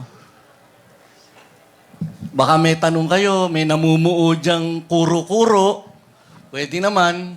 No, Sir Mark? Sa side na to, may question po ba? Do we have question? Right, I think we have question here.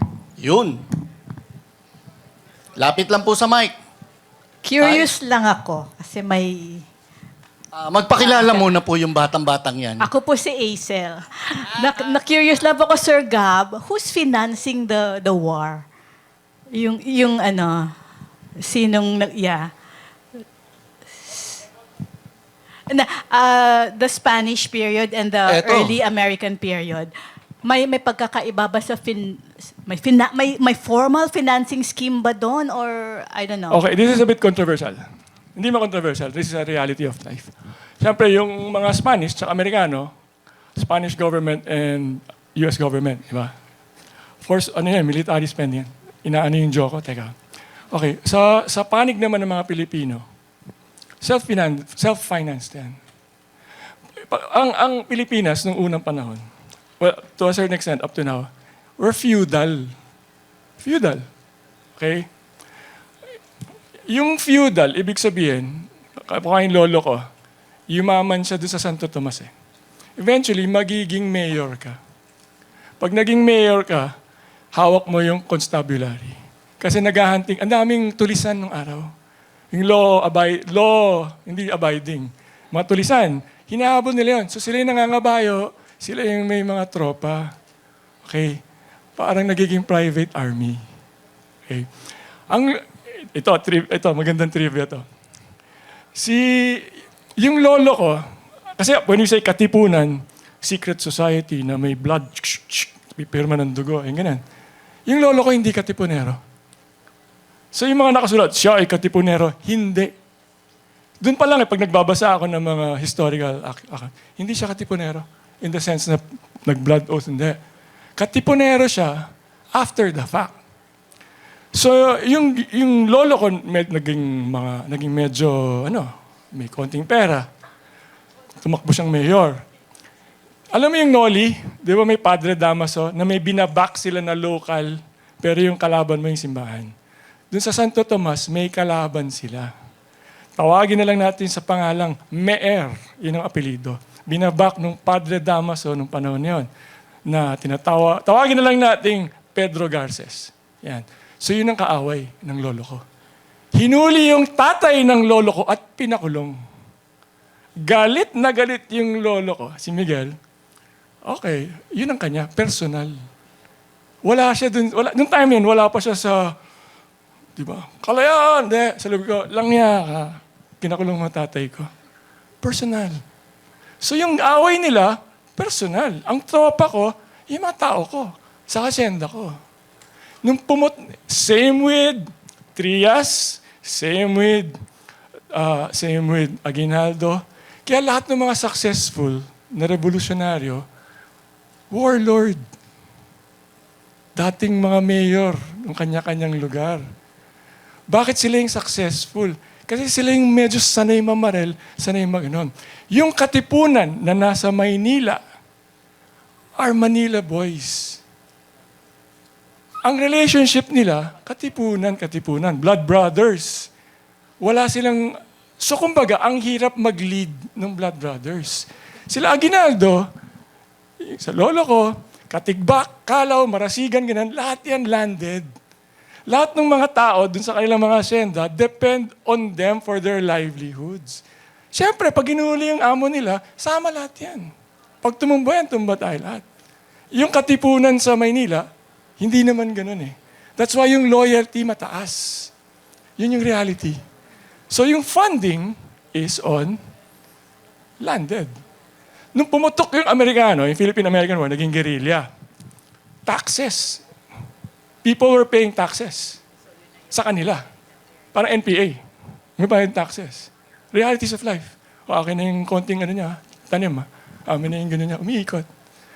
Nakita niyo yung isa, sabi, may punta silang tanawan, may kinidnap sila, di ba? Yung kinidnap niya, ninong niya, kinidnap niya. Siningil ng pera.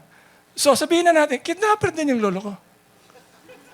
Hindi, ransom for hostage, kidnapper yung lolo ko para ma-fund yung revolution. Let's call a spade a spade. Ganun. Realities of war, realities of life. Diba? Magugulat kayo, nuanced eh. Nuanced talaga yung konteksto ng history. So in a way, we are judging people using 21st century norms, using 21st century lenses to look at people 140 years ago with a different set of circumstance. Unfair din. Tama? Okay. Oh, tanong. Ganda eh. Yes. Mac, may tanong dun, no? Mukhang ano to. Thank you po, and good morning po, Sir Gabi. You may call me John from 2PS2 po. Speaking of Rizal, I would like to ask your insight or your opinion on the... arguably, Rizal thought that it would be better if the Philippines would be a Spanish province, sir, as you have heard. And some may argue as well that Rizal's nationalism would be a bit misguided, some may say. What are your intakes on that one, sir? As well as what are the significance of this in the contemporary times po? Okay. Good question. Okay. I will answer this first. Nung height nung binabatikos ng Goyong, yung sine, si Goyong, parang if you read social media and all that, you read the comments, ay, ano pala to si Goyong? Ay. Di ba? Parang na-discredit ng konti. And I always say, you know, whatever he may be, okay, kailangan balance yung tingin. But sabihin mo nag-falter sa dulo and you question his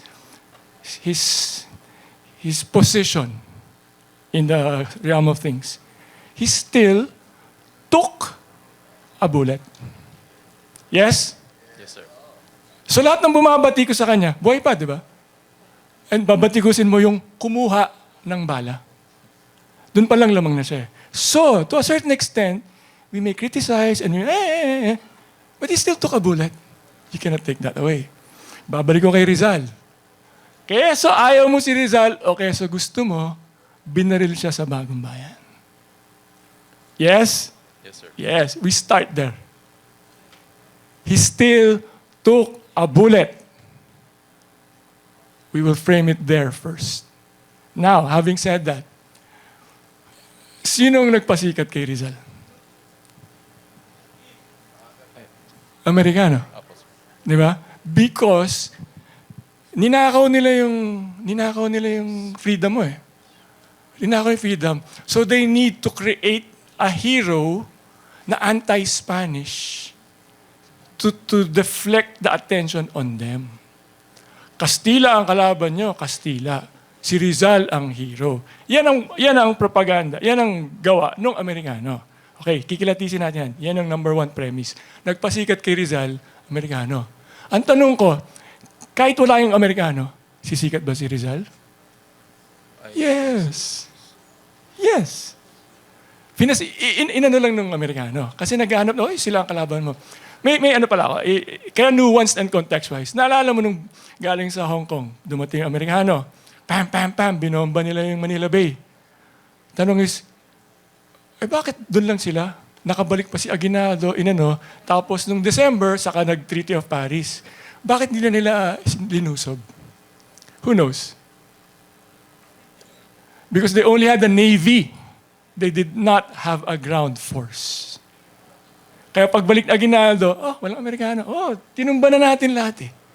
Kaya nga betrayal talaga. Suddenly, kasi wala silang ground force at that time. Hindi pa dumadating. Yan yung mga, when you look at history, those are the things that you look at. Anyway, balik tayo sa tanong mo. Lumilihis ako. Yung mga, maniwala kayo, madaming anti-Rizal. Marami. And then makikita mo yung mga batikos dun sa academe na, because they want to elevate someone else. Let's call a spade a spade. Madaming pro Bonifacio, anti-Rizal. And they will try to discredit him as much as they can. Yan ang reality. Okay, so hindi naman si Rizal, hindi naman si Rizal. Ganyan. Si Rizal, you can make a case. Make a case. We're not saying it is. Baka kaya pro-peace siya. Kasi hindi naman siya palaban eh. Kuya niya yung palaban eh. Di ba? O kaya naman espousing for hindi pa natin kaya, huwag tayong maggera, huwag tayong ganyan. You can make a case. Duwag ba si Rizal? Ganon? Kaya siya pro-peace? You can make that case if you wanted to. Whether it's true or not is a different matter. Kailangang suriin. But, kung medyo madali ka ma-influence, oo, baka duwag talaga si Rizal. But if you look at his writing, if you read Noli, and need Fili, hindi eh. Yung philosophy, why he's making the case, hindi tayo ready ng revolution, you will see it there. Kasi kung nambobola lang siya, kasi duwag ako, huwag tayong lumaban. Kung nambobola siya, lalabas eh. Makikita mo sa writing. Which means, if you want to take my word for it, or you don't want to take my word for it, magbasa kayo ng Noli. Basahin nyo. Ayaw nyo maniwala sa akin? Ayaw nyo maniwala sa ganun? Magbasa kayo. Which is what we all should be doing, not just as a requirement for school.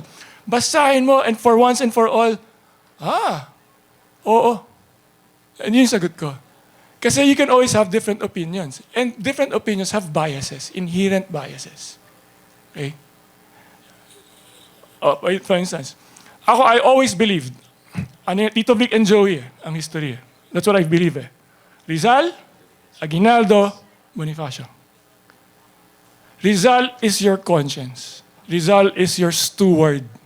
With your moral conscience, with the intellectual framework on how we should be doing things, regardless of motivation. Bonifacio was an organizer.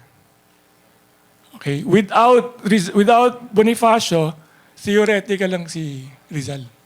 Kasi you need people on the ground. You need people to organize and move. But Bonifacio is not a military leader. Walang pinanalo yan eh. Kaya nga yung mga tao niya, iniiwan siya eh.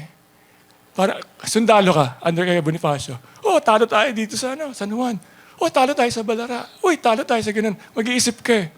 Mamamatay yata ako kung itong head ko eh. I'm not kidding. I'm not kidding. Si Bonifacio, sila Aguinaldo. Read, Battle of Binakayan, Battle of Zapote Bridge. Basahin niyo na, kasi doon lumalabas eh. Ba't hindi binabanggit yung mga ganun? And you find out, wow, rinepel nila yung Spaniards sa Binakayan and how they did it. Military trained, genius, ganun-ganon. So you need him also. Bakit si Goyong na nakatira sa Bulacan, bakit ang simpatya niya na kay Aguinaldo, hindi kay Bonifacio? Eh, sundalo eh. Pag under Bonifacio, baka mamatay ako. I'm not kidding. Yung mga bagay na hindi ine-explain ng tama eh. Parang tinaydor ni Aguinaldo, si Bonifacio. Ayan. Okay. Alam mo ba, bago sa Naik, may sinunog na bayan si Bonifacio? One of the reasons ba't tinuli siya? Sinunog yung bayan kasi ayaw siyang kampihan. Sinunog yung bayan. Sa inyo, nasa history book. Bakit hindi pinag-uusapan yun? Bakit hindi linalagay yun? In the same way, we talk about Luna and say, siya yung nagbenta kay Rizal. Eh, pag lumabas doon, sinunog ni Bonifacio yung isang bayan sa Cavite. And that was one of the reasons hinuli siya. O yun lang, sinunog ng mama, nagwala. Walang kumakampi sa kanya, nagwala. Sinunog yung bayan, nag-amok. Is that grounds to be arrested? Yes? No? Arson, sir. O ngayon, hinuli siya. Gago si Aguinaldo. Lahat ng kaaway niya, inaano niya. Okay. Hindi ako pro-Aguinaldo. Because lahat yan, I can cite whatever. Including my grandfather. Hindi rin malinis na hindi malinis. Hindi rin siya without his flaws. Pero yun na, we have to look at our heroes with open eyes and say, these are flawed people. Nung Tejeros Convention, alam mo yung Tejeros Convention? Di ba? Elect. Di ba? Yung officers. Nasaan si Aguinaldo? Wala siya sa terrace. Bakit? May laban sila eh. Lumalaban sila eh. Tapos siyang tinaido. Wala nga siya dun sa terrace convention. Okay, if you notice, I always showed maps. Diba, pumunta ng ganyan. You know why? It's nuanced eh. You cannot teach history without maps. Pag tinignan mo yung Cavite, kunyari, top view, Cavite, di ba? To your left will be Manila Bay, the Bay, China Sea, West Philippine Sea. Sa kanan, makikita mo yung Laguna Bay, di ba? Pababang ganyan. Sa taas, makikita mo Manila Bay. Sa baba, may Tagaytay Ridge eh, sa Batangas. Okay, so meron ang ganyan. Pag ginawa mong quadrant yan, yung left side is Magdiwang. Magdiwang. Sila Mariano Alvarez. Okay? Pag tinignan mo yung left side, Silang, Bacoor, etc., Magdalo. Ang pasok ng Kastila, pag nag-invade, sila Chambre galing sa south. Okay? Galing sa dun sa Laguna Bay at galing sa north. Tatlo, three-pronged offensive yan eh. Sino ang nasa frontline? Magdalo. Humihingi na sila. It's all documented. Sabi ni Aguinaldo, binabanatan na kami, tulungan niyo naman kami magdiwang. Yung magdiwang, nandun kami sa may Maragondon, Naik. Okay na lang, bahala kayo. Hindi naman sila tinulungan eh. Nung bumagsak na yung Bacoor, magbabanatan na sa labas nung sa labas ng dun sa may Silang and all that. Nakita nung magdiwang, nako, tumutumba-tumba na sila. Nagpapanik na, uy, let's unite! Nagtawag ng terrorist convention to unite. Coming from where? The fear, natatamaan na sila, tumutumba na yung Magdalo eh. Alam niyo yan? Suddenly, contextualized, di ba? Ayaw tumulong, nag-terrorist convention para mag-unite. Wala nga si Aguinaldo ron eh. But do you need to know these details instead na pinatay ni Aguinaldo kasi ganyan-ganyan. Nuanced, contextualized. So what's the important thing here? Magbasa kayo. Yung di yung basa sa Facebook na may parang sinabi ng ganyan na simple. Ay, sabi ni Xiao Chua, kulang yon. Magbasa kayo. Lagay mo ng question mark, lagay mo sa notes mo. Question mark to, hindi, I will not accept this until eventually, pak. O nga. Pero tama ka eh. Yung tanong mo yan, actually, ang homework sa'yo, sagutin mo. Gumawa ka ng paper to answer that. Personal project. Then you're going to find out so many things because you're answering your own question. That is history, my friends. That is history. Otherwise, we are all sheep. Tupa lang tayo. Okay. Sabi ni George Orwell, ang taong hindi nag-iisip, sheep. Pag hindi ka mag-isip, ibang tao mag-iisip para sa'yo. Tapos sunod-sunuran ka lang ganyan. In an age, especially, sinulat ni George Orwell, matagal na. Yung mga 1984. Yung 1984, ano lang ako? 18. Okay? Sinulat na niya yun parang, can you imagine that word that he was saying? Then I look at it now, oh my God, it's George Orwell. Visionary. Pag hindi ka mag-isip ng sarili mo, iba mag-iisip para sa'yo. In an age of social media and all this, mabe-brainwash kayo. Tingnan mo yung mga narratives na umiikot? Kung ano-ano. Diba? Galing eh. Ang galing ng reality. So, hindi ka maniniwala. Wala mo mag-isip. Okay? Okay. Thank you for your question. Thank you po, Sir Gabby.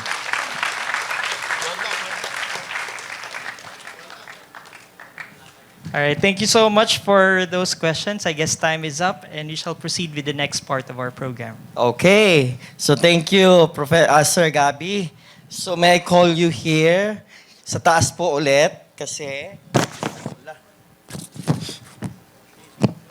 And may I also call our Dean sa College of Liberal Arts and Sciences, Professor Teresa Tapiador Sagadaca, and also the Dean for the Tessie. Okay.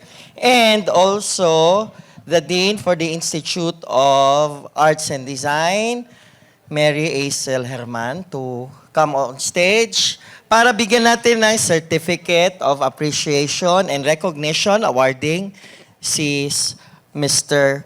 Gabi Malvar.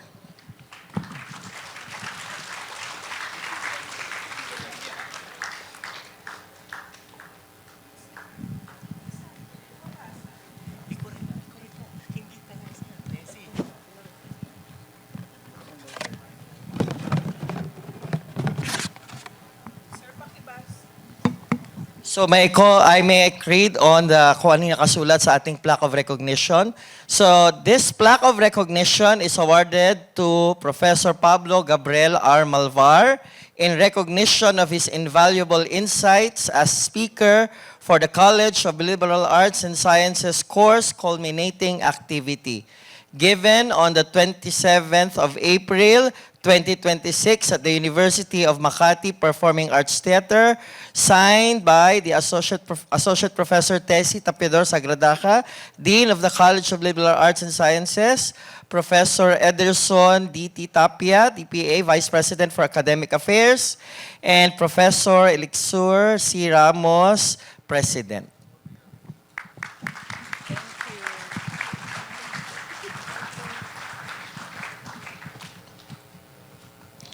Thank you. Meron pang pahabol. Ayan.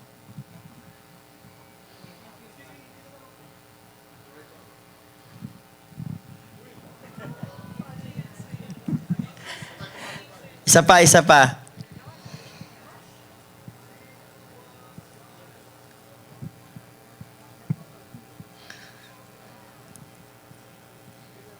Okay, thank you, Professor Gavi, Ma'am Acel, and Ma'am Tessie. Before we go, we would like to hear from the College Secretary ng class to give her word of thanks, Professor Eden Rafalio.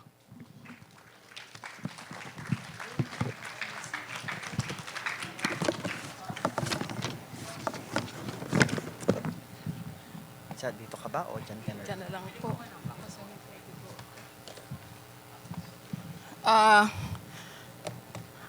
Magandang umaga po sa kanilang lahat. Ay, sorry naman. Actually po, ako nag-ready ng konting sasabihin, pero na-amaze ako dun sa presentation ni Prof. Gabi. Let me just share my thoughts about it. Pasensya na po ng konti, alam ko lunchtime na, kahit na word of thanks. Marami po akong nakuhang punto, hindi po I'm into hard science po, pero na-appreciate ko, napaka-attentive ko pong nakikinig sa inyo. At gaganito lang po pala yung alam ko. Okay? So gusto ko lang po i-share para sa mga estudyante din. Una, sa nakita ko po, ang akala ko yung ipipresent kayo ni Sir, it's about yung last part, kung paano tayo lumaban, paano tayo ngayon. Di po ba? Pero yun pala ay, it's culmination of yung arts, paano po ipakita sa tao, at maraming challenge na dapat magbasa ka pala para maipakita mo yung ganon.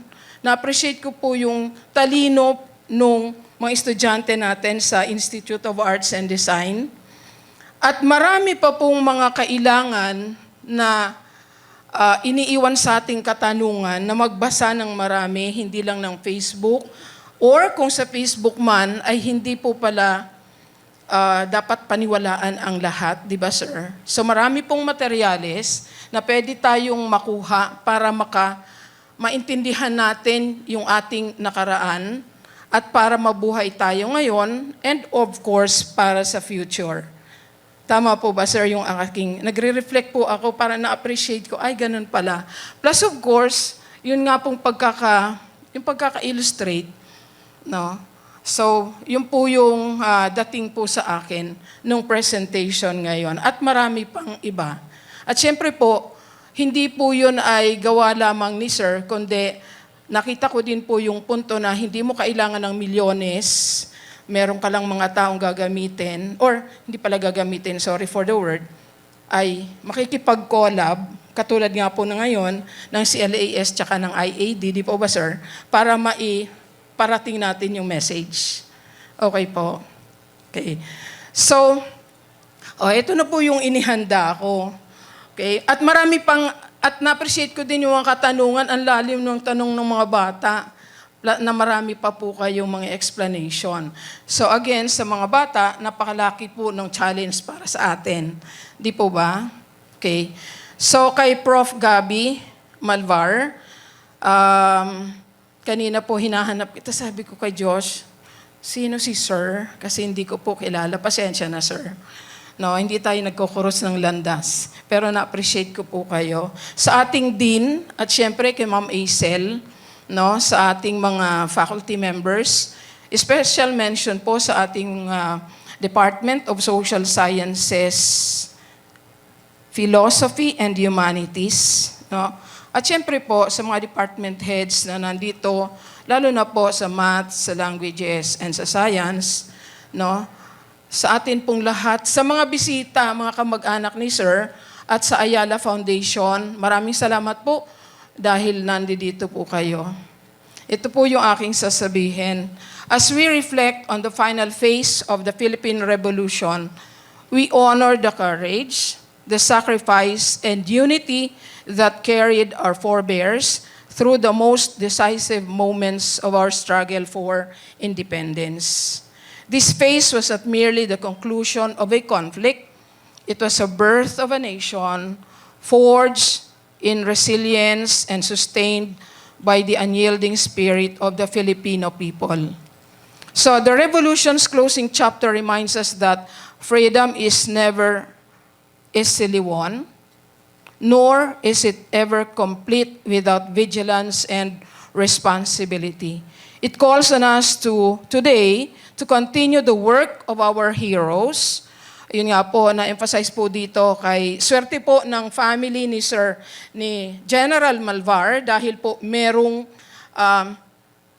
descendants na nagpapatuloy. Hopefully, naalala ko tuloy po yung talk sa magisterial ni Mighty Magulang na yung pagkuha natin kung saan tayo nang galing, baka pwede po natin gawin. Malay natin, yung po palang yung isang general na babae, General Agueda, ay isa po sa atin dito ay descendants, di po ba? So that is another challenge, no? It calls on us today to continue the work of our heroes by defending justice, nurturing democracy, and ensuring that the rights they fought for are preserved for generations to come. So, as scholars, educators, and students, let us carry forward their legacy with pride and purpose, knowing that the revolution's final triumph was not only a victory of arms, but a victory of ideals, proof that the people united in vision and courage can shape their destiny. May we remain steadfast in honoring that legacy and building a nation worthy of their sacrifice.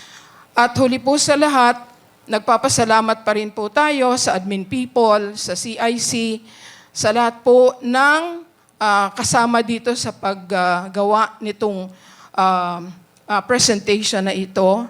Siyempre po, yung idea ni Dean Tess na nagkikwentuhan lang, ito na meron na pong culminating activities. Sa lahat po ng tao, from the guards to yung ating mga housekeeping people, at sa lahat po sa atin, maraming salamat po for making this event a very successful one. Magandang umaga po sa lahat. So thank you, Ma'am Eden. I would like to end dun sa sabi ni Prof. Gabi kanina na yung tanong, di ba? Na assignment niya dun sa nagtanong kanina, parang long-term assignment. And I think that is reflective of what Rainier Maria Rilke said when he wrote sa isang 1903 letter kay Franz Xavier Capus, isang 19-year-old military cadet, no? Tama-tama na. Nasa military letters to a young poet. Ang sabi niya, be patient toward all that is unsolved in your heart and try to love the questions themselves. Like locked rooms and like books that are now written in a foreign tongue, do not now seek the answers which cannot be given you because you would not be able to live them.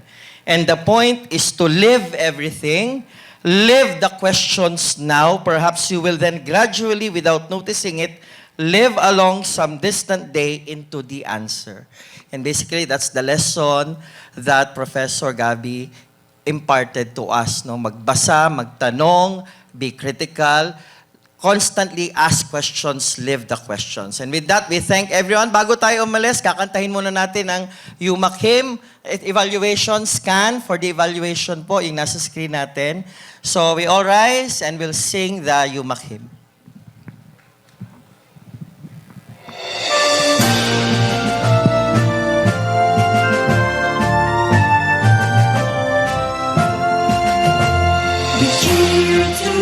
Alma Mater, University of Makati. Rejoice, we're here onward marching, be it shine, storm, cloud, or rain. Let all our voices keep ringing for the glory of our Alma Mater, pride of Makati and our fatherland, beloved UMak proudly stands. Arise, thy sons and daughters, fill the air with the joy of Alma Mater. Resound our gladness and tidings, every echo by far and near. Yes, we are here, beloved UMak. Faithfully we brace our mind and spirit. We're proud to be at thy command, future builders of this land. Arise, thy sons and daughters, fill the air with the joy of Alma Mater. Resound our gladness and tidings, every echo by far and near. Yes, we are here, beloved UMak. Faithfully we brace our mind and spirit. We're proud to be at thy command, future builders of this land. University of Makati, future builder of this land.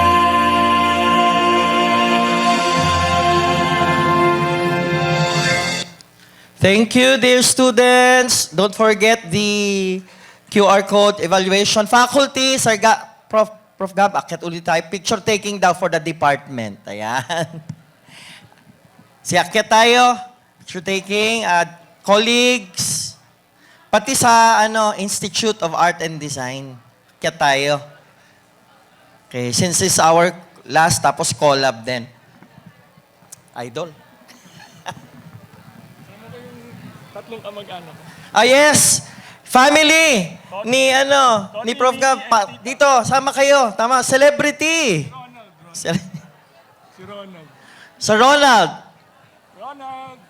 Sir Ronald. Thank you po sa family ni Prof. Gab. Ayan. Doon tayo sa gitna po. Si Ronald din nag-sound design. Ay, wow. Dito po tayo. Family of Oo nga eh. Family ni Sir Game. Yes. Yes. Tapos per department. Tapos silang solo. Okay po. Okay. Sige, lahat po ng nasa college, faculty na nandito, picture taking muna tayo and then per department. Including the family. Welcome po. Welcome po. Sir, welcome po. Welcome po. Good morning. Sige, the family. Yan. Okay, picture taking. Tabi muna. So after this, susunod ang Department of, Math. Dito bang mga math? Lahat ng departments. Isa-isa. Sir, bilang ka. Tabi muna. Yung mga nasa harap, upo lang kayo para hindi po tayo photo bomber. Ayan. Compress. Kasya ba?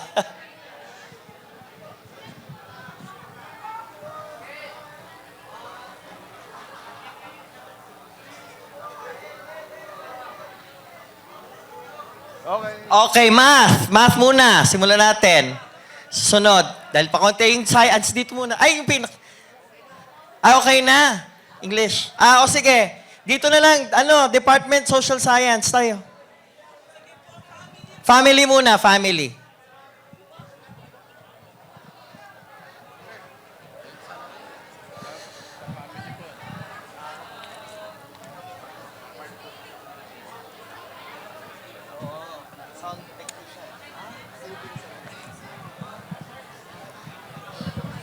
Okay. Sige po, department tayo. Philosophy. Department of Philosophy, Social Science, hindi, Department of Social Science, Philosophy, and Humanities.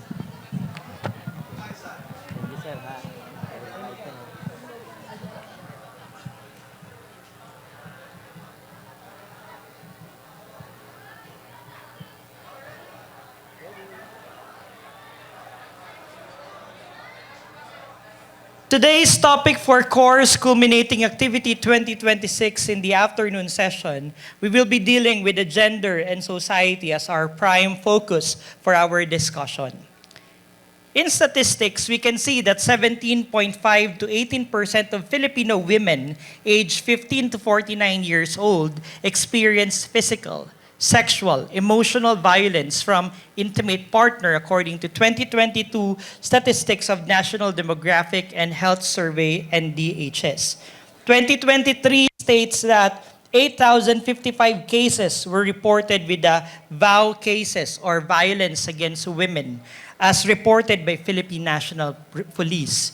In the same year, 2023, 2,644 rape cases and 1,923 acts of lasciviousness were reported by the Philippine National Police. In 2025, 144 cases of technology-facilitated gender-based violence were documented where 80% of survivors were female. In these statistics that were mentioned, how do we reimagine society? Can everybody say reimagine? How do we reimagine a society where the SDG or Sustainable Development Goal number 5 on gender equality is achieved? How do we imagine a society where the voices of those are heard and when gender space is given proper respect and collective action for these gender issues are addressed? To our dear students, faculty members, guests, welcome to our afternoon session, Gender and Society Reimagined, Voices, Spaces, and Collective Action. My name is Mark Philip Paderan and I'll be your MC, Masters of Ceremonies, this afternoon. So as we start, may I request everyone to please stand for our prayer and for the singing of the UMak hymn.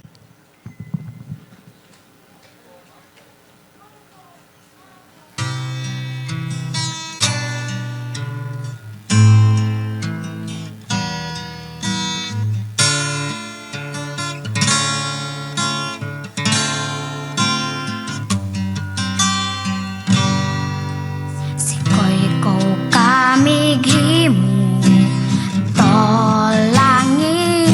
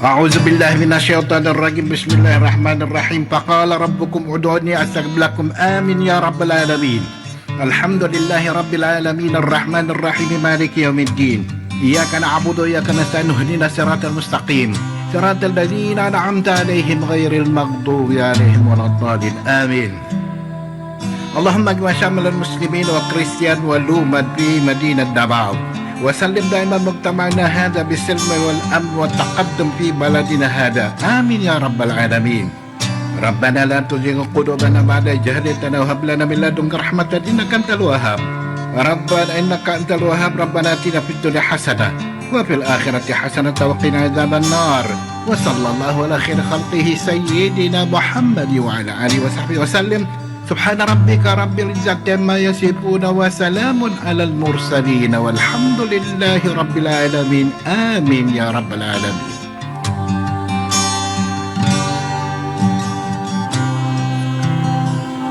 In the name of the Father, Son, and Holy Spirit. Amen. Our most gracious Heavenly Father, we come to you today to praise and worship you and give you thanks for all the things you continue to provide for ourselves and our families. Father, we humbly ask for forgiveness for all the times we have offended you, when we forget to acknowledge your presence in the image of our brothers and sisters, and for moments we fail to be good stewards of the blessings you have given us. Continue to guide and protect each one of us, Lord, that we may always walk in the lights of your everlasting love and mercy. Grant us, Father, with your comfort in times of distress and with your strength in times of weakness. Bestow upon us your unending grace and healing, that we may in turn become instruments of gentleness and compassion to others.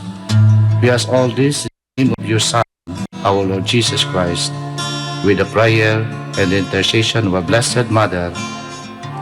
Amen. Manama, mawantog ka. Warag po ko iling koy ko. O Diyos, kahibulungan ka. Busa ikaw lang ang simbahon ko. Busa ikaw lang ang alagaran ko.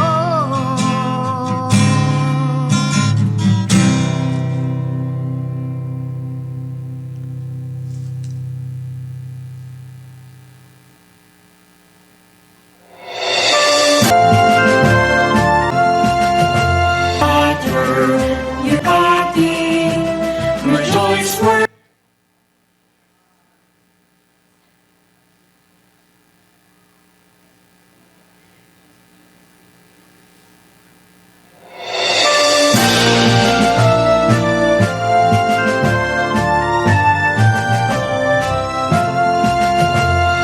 cheer to the alma mater, University of Makati.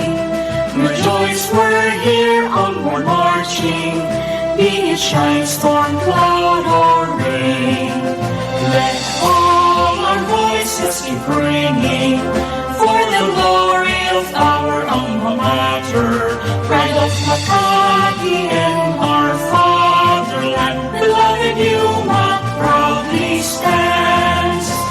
Arise, thy sons and daughters, fill the air with the joy of alma mater.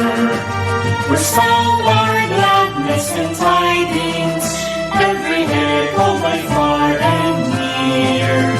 Yes, we are here, beloved UMak, faithfully we brace our mind and spirit. We're proud to be at thy command, future builders of this land. Arise, thy sons and daughters, fill the air with the joy of alma mater. Resound our gladness and tidings, every echoed by far and near. Hail to thee, our dear beloved UMak. Faithfully we brace for mind and spirit. We're proud to be at thy command, future builders of this land. University of Makati, future builder of this land.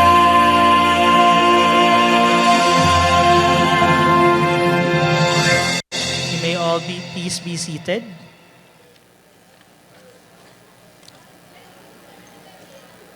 At this juncture, as we continue with our program, let us all welcome the OIC Chair of the Department of Social Sciences, Philosophy, and Humanities. A round of applause, please, to Professor Joshua B. Samulde as he delivers the welcome remarks.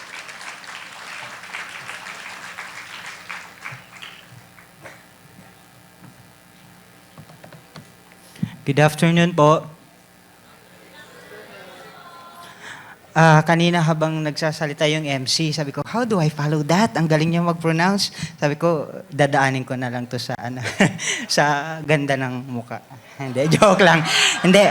Okay, again, good afternoon everyone. On behalf of the Department of Social Sciences, Philosophy, and Humanities, I would like to acknowledge the presence of my co-faculty, of course, na laging sumusuporta from our department to the faculty members of the Department of yung 3 departments no, ng College of Liberal Arts and Sciences, mula po sa Natural Sciences, kung mayroon man po dito, sa Physics and Mathematics, meron ba? Wala. Sa Department of Languages, kung nandito man, and of course, sa ating College Secretary, Professor Eden Rapallo, na lagi kong kinukulit sa mga bagay-bagay pag hindi ko alam. Okay, and of course, we extend our warmest recognition to our Dean na parating pa lang po, paakyat pa lang, Professor Tessie Tapiador Sagadraca, and to our speakers this afternoon na nandito na po yung isa, si Professor Stephanie Jane D. Tiapco, and of course, yung paparating na sabi ko, si Attorney Rene Riniedo.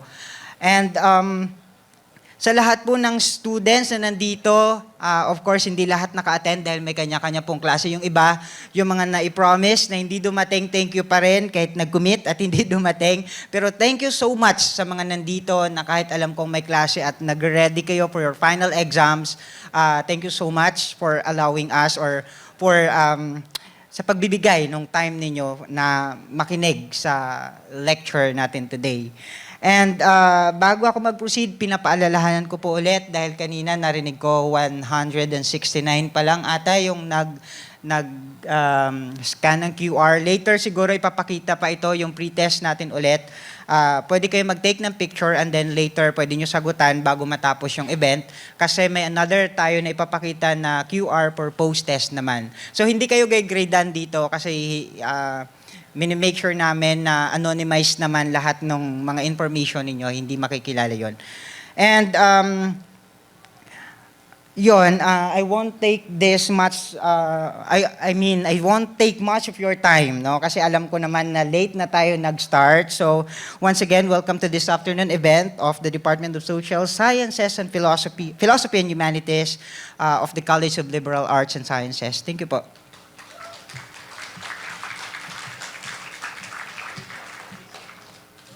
Thank you so much, Professor Samulde. Indeed, your presence are really, really commendable for this afternoon. Now, as we continue with our program, let's have the faculty of the Department of Social Sciences, Philosophy, and Humanities to introduce our first speaker.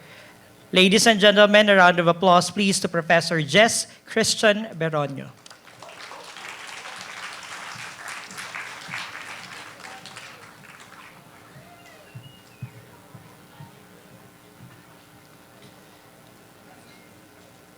Our first speaker this afternoon is the stance advocate of gender equality and exclusivity. She is currently taking her doctorate degree in social development in the University of the Philippines, Diliman, where she also finished her master's degree in women and development. She earned her bachelor's degree in biology, major in ecology from University of the Philippines, Los Baños. An educator by heart, she served as a faculty and administrator in various schools such as Assumption College, Entrepreneur School of Asia, and the Center of Culinary Arts in Manila. Her services in the youth sector paved the way for her selection of as the representative of National Capital Region to the 32 Ship for Southeast Asia Youth Program, a cultural exchange program under the Cabinet Office of Japan. She served as the University of Makati in various capacities, such as a former faculty member under the Natural Science of the Department of College of Liberal Arts and Sciences, as a former director of Center for Student and Cultural Affairs, and as the former program manager of College of Maritime Leadership Innovation. Now, she served as the director for special trainings, leading for offering professional development initiative under the College of Continuing, Advanced, and Professional Studies. Please welcome Assistant Professor Stephanie Jane D. Yapko.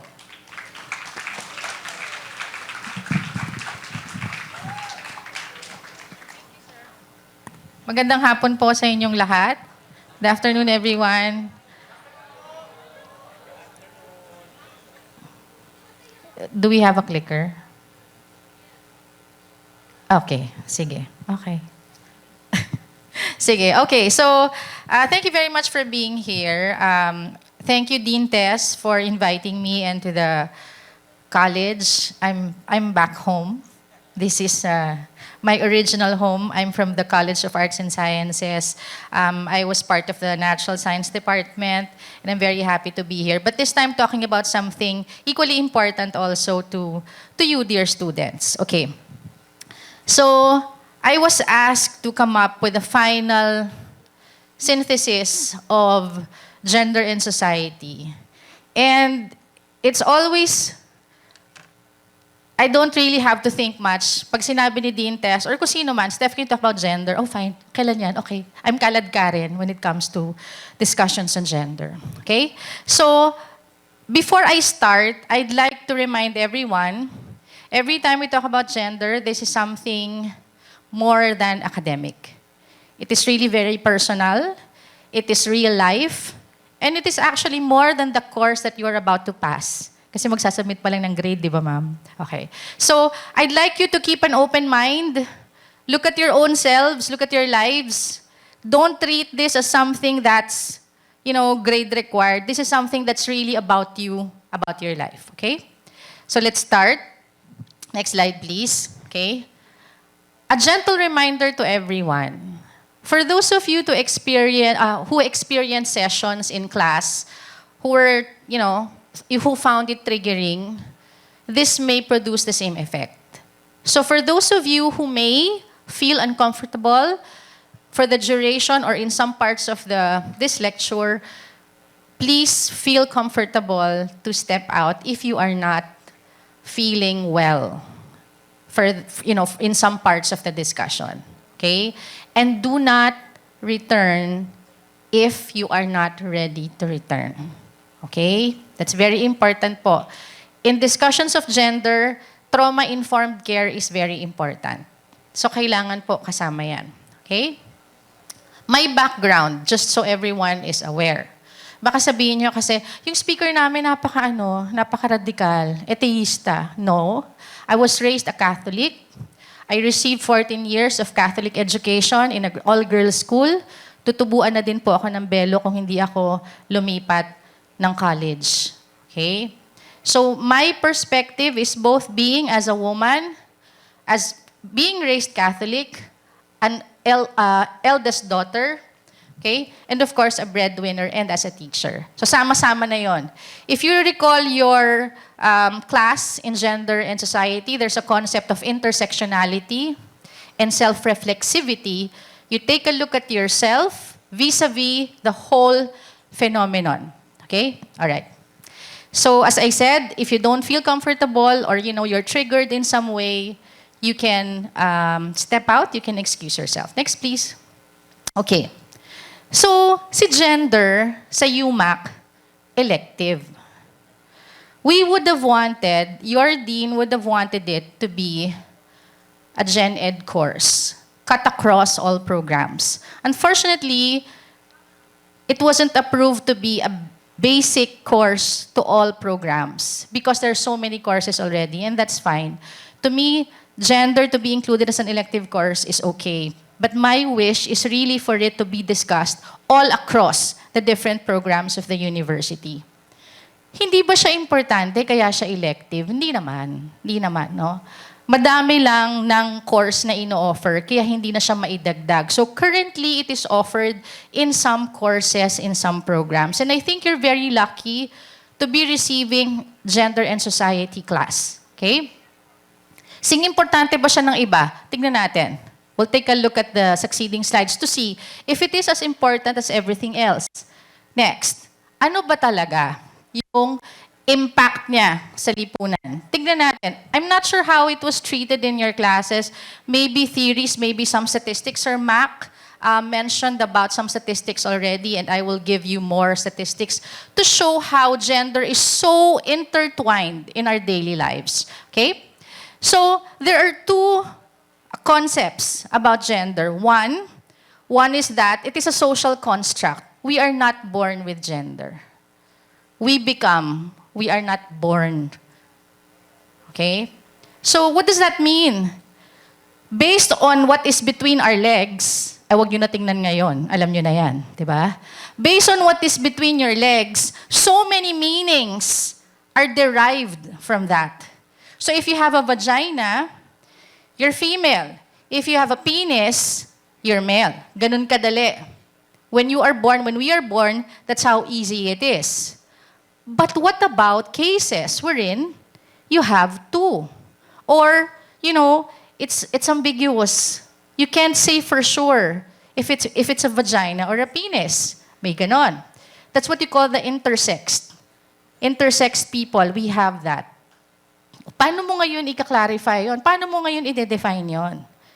Diba? Yan. Okay. Now, another is, it is also a tool for oppression. What does that mean? Gender allows a certain group of people to benefit from resources and access. And you will see that later in the different slides. Medyo parang, talaga ma'am? Talaga? We'll see, no? Tignan natin paano nangyayari yan. Okay? Next, please. Okay, next. Yeah, let's start with the first one. The slides I will show you have a certain format. If you take a look at the slide, the left topmost part, that's just a symbol. If it's a house, I'm referring to the family or the home. Okay, para medyo madali. Wala masyadong text. And then, the one on the right of the icon is the concept. Okay? At home, we learn that mothers, fathers, and children have different roles, correct? Okay. Now, there is a concept as reproductive work, productive work, and community work for women. Anong diferensya? I'm not sure if you've discussed this. Reproductive work is care work. Okay? Productive work is paid work. Community work is what the woman does outside of the home. Okay? Reproductive, productive, community work. Okay, according to UN Women, women do 2.6 times as much unpaid care work and domestic work as men. Okay, kalimutan ko sabihin. When you're a gender studies person or a gender advocate, hindi ka nangaaway ng lalaki. Hindi po. No, hindi kami galit sa lalaki. Hindi tayo dadami kung walang lalaki. Diba? Hindi natin kaya dumami. Girls lang tayo lang. Okay. But, we question the system that puts women and other genders at a disadvantage. Not men, but the system. Okay? Not men, but the system. And that system is called patriarchy. Okay. This is, the one in the image is the international data. To the right is the data on the Philippines. That's based on the Philippine Commission for Women. It says that Filipinas spend nearly 11 hours each day on unpaid care and domestic work. Anong laman nun? Let's see. Next, please. Okay. This is an example of a usual day of a mother. I-compare nyo na lang yan sa nakikita nyo sa bahay nyo, Sipin nyo mabuti, si nanay ba ganito? Or kayo ba ganito? Because sometimes, the role of the mother is extended to the eldest daughter. Di ba, ang dami hugot? Di ba? Okay. So the mother, those are the references. The mother is up by 4 in the morning and she starts the first shift. The first shift is the set of tasks that she does to prepare the household. Of course, depending on the age of the children. Kasi usually, pag mas bata pa yung mga bata, mas maraming asikaso yung kailangan. Pero hindi rin porket lumaki na kasi yung bata, hindi ka na nag-aasikaso. Diba? Okay. Next, from 8 o'clock to 5, if she is a working woman, she goes to work, like most of your teachers here. Okay? And then, in the evening, when she comes home from 6 to 9, the second shift happens. Which means she has to prepare for dinner, she has to cook, dapat na malengke muna yan, okay? And then she also helps with her children's homework and even finds time to talk to them, especially if these are teenagers, no? And then, after dinner, after preparing everyone for bed, that's the time that she does other things before going to sleep. So kailangan yung kitchen, maayos, walang pending na mga pinggan, dapat yun lahat na hugasan. Okay? So this is how it looks like. So I'd like you to reflect on your own experience. Ganito ba ang nakikita ko sa bahay? O ito ba yung nangyayari sa akin sa bahay? And these tasks are justified because of the biological sex of women. Because we are the ones giving birth, we are assumed to have that role, yung mag-alaga at mag-ingat ng mga mahal natin sa buhay. Next. Okay? So ano ba yung pinagkakaabalahan nila, mother? Taking care of everything. All the chores. Taking care of the kids. Taking care even of aging parents. Okay? This is what we call care work. Or sometimes called reproductive work. Okay? So it is unrecognized. Why is it unrecognized? Because it is assumed. It is assumed to be natural. Okay? It is undervalued. Hindi siya binibigyan ng halaga. Natural na natural makakita ng nanay na naglalaba. Okay? And then, it's unpaid. Okay? Eh bakit? Next. Pero bakit pag ginagawa ni nanay sa labas ng bahay o sa kapitbahay na, may bayad na? Reproductive work becomes paid work once you cross or once you go beyond the family home. May bayad na. Now, I'm telling you this, sabihin nyo nga, no? Ba't nga ba ganun? Kasi sabihin natin, kasi ginagawa ni nanay yon out of love. May problema tayo dyan pag palagi yun ang assumption natin. Kasi yung nanay natin, hindi yan makina. Napapagod yan. So maganda ang swerte ng mga pamilya na una, may pangbayad ng kasambahay, or may kamag-anak na katuwang, or yung asawa na lalaki ay maalalahanin at nakikihati sa gawaing bahay. Those are gender fair families, husbands or partners. Okay? Kasi once gawin na sa labas, may bayad na yun eh. See? Because it becomes a service. But once it is done at home, it is seen as an act of love, not as service. Okay? Next. Let's move on. Next concept, based on the home, patriarchy. I mentioned this earlier already. The concept that women and children are pieces of property. Okay? Based on Center for Women's Resources, 2 women become victims of various forms of violence. No? Hindi ko naman sinasabing kailangan nating bilangin. But the fact that we have a number, that's worrisome. Diba? That's worrisome. Kasi sabihin nyo, ma'am, tulang naman. Huh? 24 hours kaya tayo. Diba? Okay. 6 out of 10 women victims have experienced domestic violence. I have. And some of you may have. So it doesn't choose.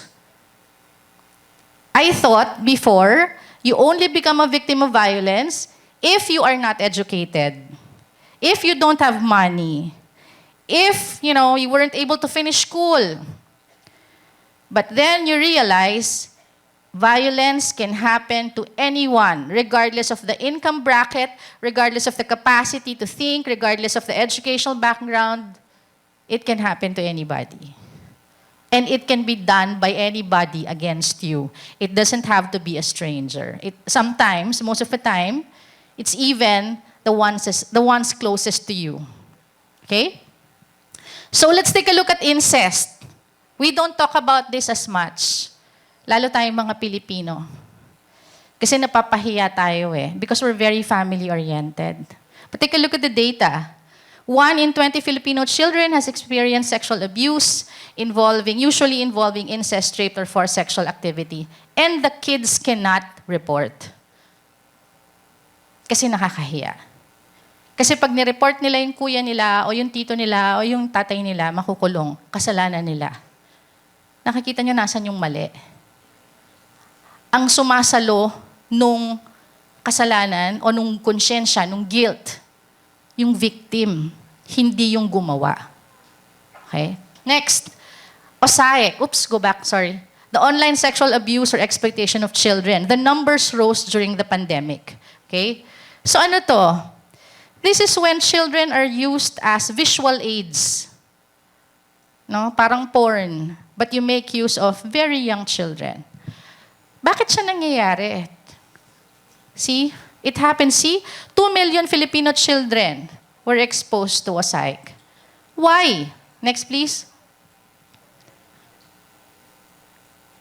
The age range is from 18 months. Can you imagine 18 months? 18 months. Ilang taon lang yon? 1 year and 6 months. Di ba? 18 months up to 17 years old. Paano yun? Can you imagine? 1 year and 6 months old na bata. And the perpetrators are the parents. How can you even think of doing that to your own child? Okay? And according to this study by UNICEF, commissioned by UNICEF, that children come from very poor dysfunctional families. Ano yung dysfunctional families? Yung mga usually wala ng magulang, yung mga napabayaan ng mga bata. Okay? Let's see. Okay, why? Bakit? Next. Next. Ito na. These are the reasons, based on the study, these are the reasons why these things happen. Number 1, naniniwala yung mga magulang, hindi naman nahahawakan yung anak ko Pinapanood lang naman So walang nangyayari sa anak ko, hindi naaabuso yung anak ko. I'm not saying that's correct. Sinasabi ko lang sa inyo yung results ng data. Siyempre, iba yung feelings ko. At I'm sure iba yung feelings nyo. Number 2, it provides easy money. At sabihin nila, lahat naman gumagawa niyan Wala na kaming makain See? So what do they do ba? Ano bang ginagawa nila? Bivideohan nila yung anak nila na gumagawa ng mga malaswa. Tapos either i-live stream nila yon, tapos may access yung, kung sino man yung nagbayad na foreigner para mapanood yung anak nila. Sila pa mismo nagko-coach. Okay? Next, children are expected to help the family financially. Ito na yung kultura nating kakaiba Yung mga tadtarin ka man ng pinong-pino, hindi ka makakabayad ng utang mo sa magulang mo. Ito akin lang, personal. Hindi po hiningi ng mga batang ipanganak sila. I'm sorry. Huwag nyo naman isagot yung pag-uwi. Baka pag-uwi nyo mamaya, mahal mo sabi ng speaker namin, hindi naman namin hiningi ipanganak. Mga bruha. Hindi ganon. Ang point ko,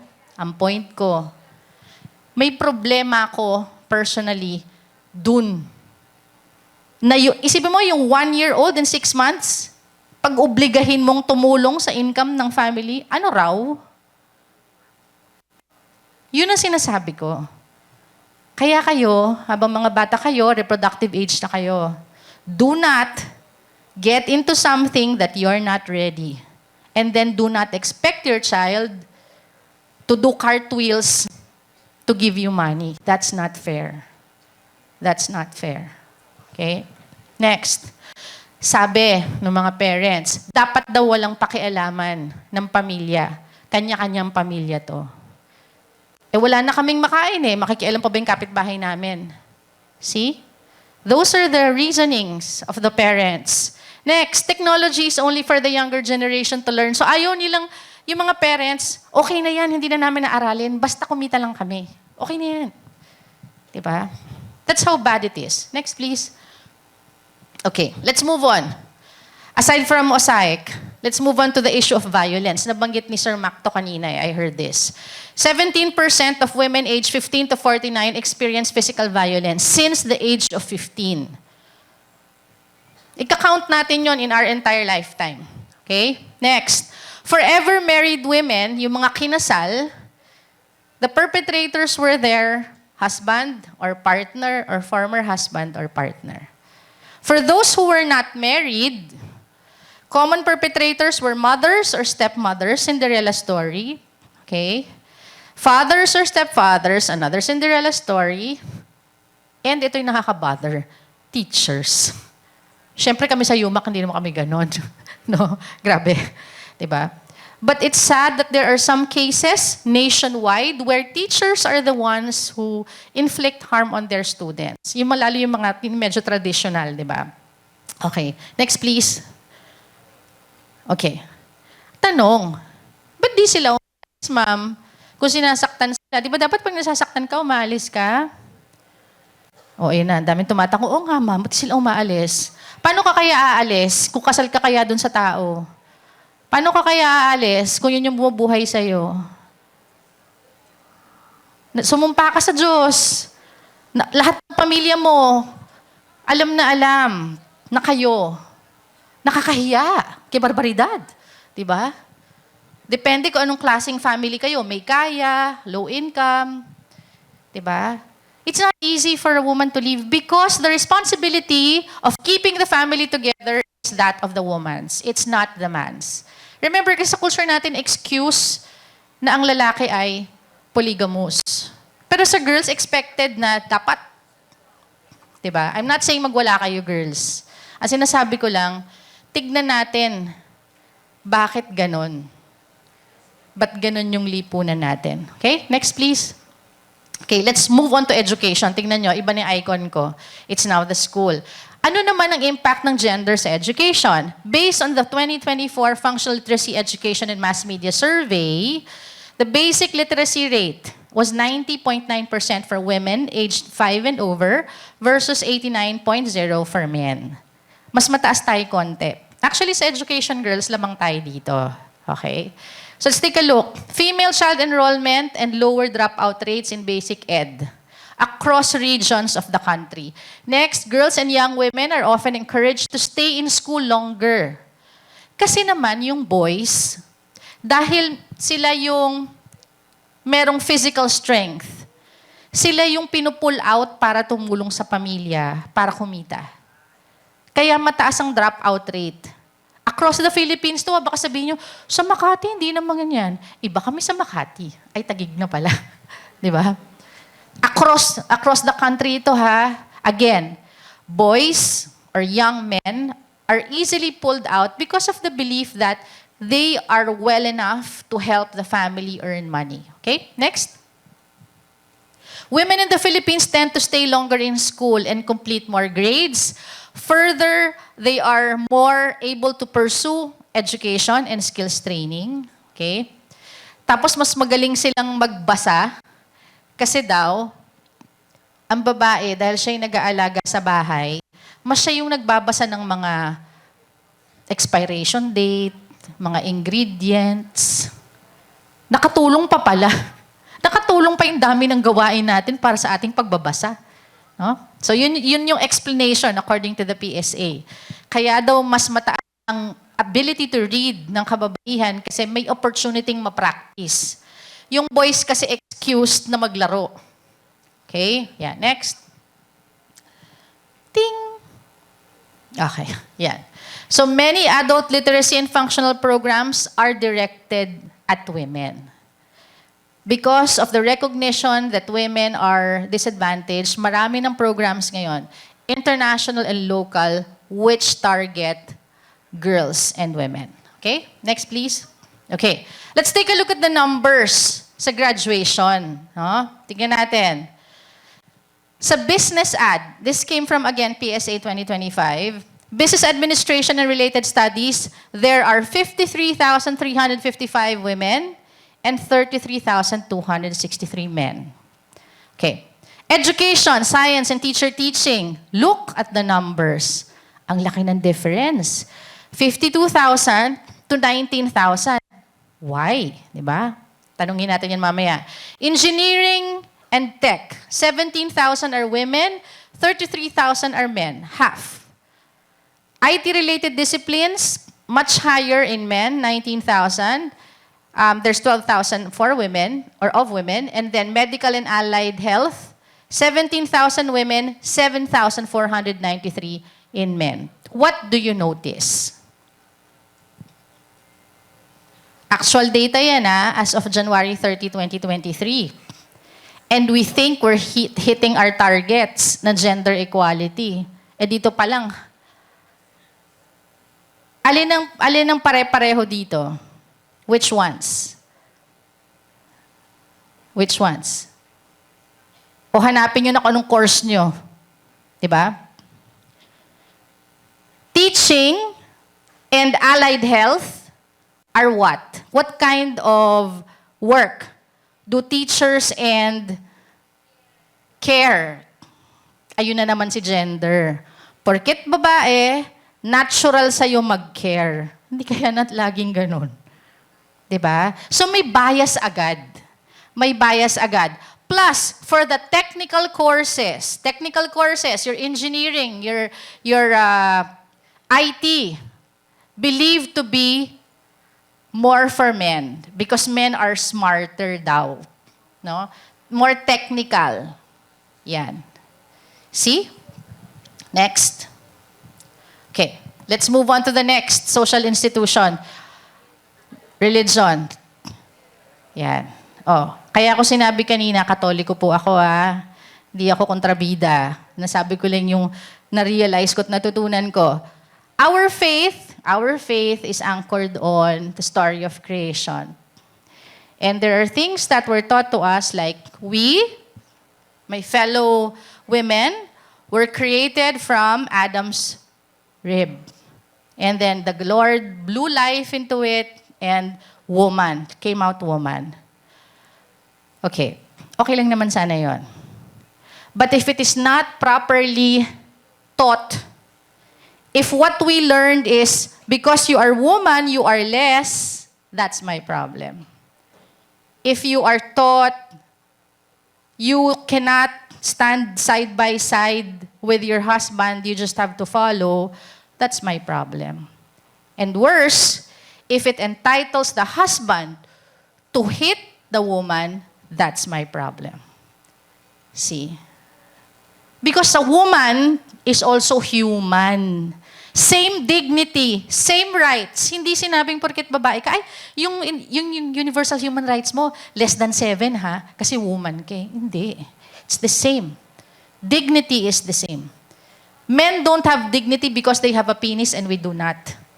Diba? Parang sinasabi ni penis envy. Yung we are less because we don't have a penis. Si Freud. Hindi ganun yun.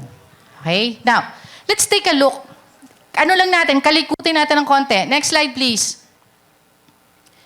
Meron kayang ibang paraan na indigenous para maisip natin, para kilalanin natin ang gender relations na pantay? You know this story. Dapat alam nyo to elementary ito tinuturo eh. Kaninong kwento to? Okay. Si malakas at si maganda. Di ba? Siyempre sa Natsay, hindi natin maipilit to. Di ba? Yung tao nang galing sa kawayan. Hindi pwede. But of course, in Filipino literature, very meaningful yan. One, they came from a bamboo, the two of them. And the bird came in, pecked on the bamboo, nag-split, equal. They came from the same material, equal halves of the bamboo. Imagine kung ganito ang natututunan natin.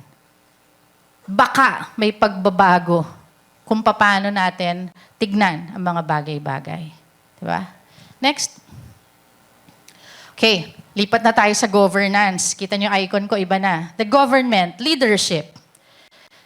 We have relatively a high score globally because people think because we've had 2 female presidents. Uy, ang galing-galing ng Pilipinas. Kasi may 2 babae nang naging presidente. O sige, okay. O tignan din natin yung mga nasa baba. Kilala naman natin sila lahat, di ba? What can you say about these women? Dapat alam nyo na to, nag-gender and society kayo. Sige nga. Volunteer. Because if you don't see this is worrisome. Kasi pag tiningnan nyo lang yan, oo nga, maniniwala, oo nga, pantayin ng babae at lalaki. Kasi ang dami namin senadora eh. Nagpresidente na kami ng babae eh. Take a look at Cory Aquino. Sino ba si Cory Aquino? Ibang henerasyon pala to. Baka hindi nila alam. Sino si Cory Aquino, mga kapatid? President. Okay. Oo nga naman, president. Bago siya maging president, sino si Cory Aquino?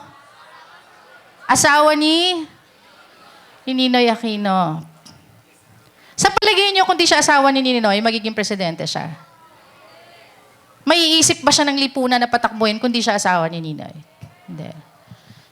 Same with Madam GMA. You know, she's smaller than I am. Pero lakas ng loob niyan.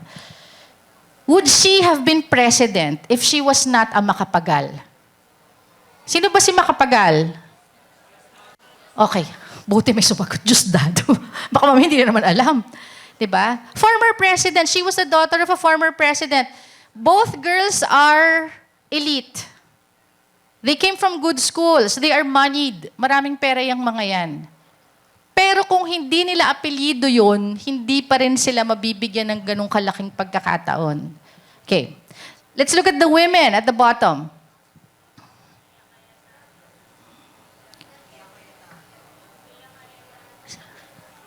Same story. Right? It's in the family name.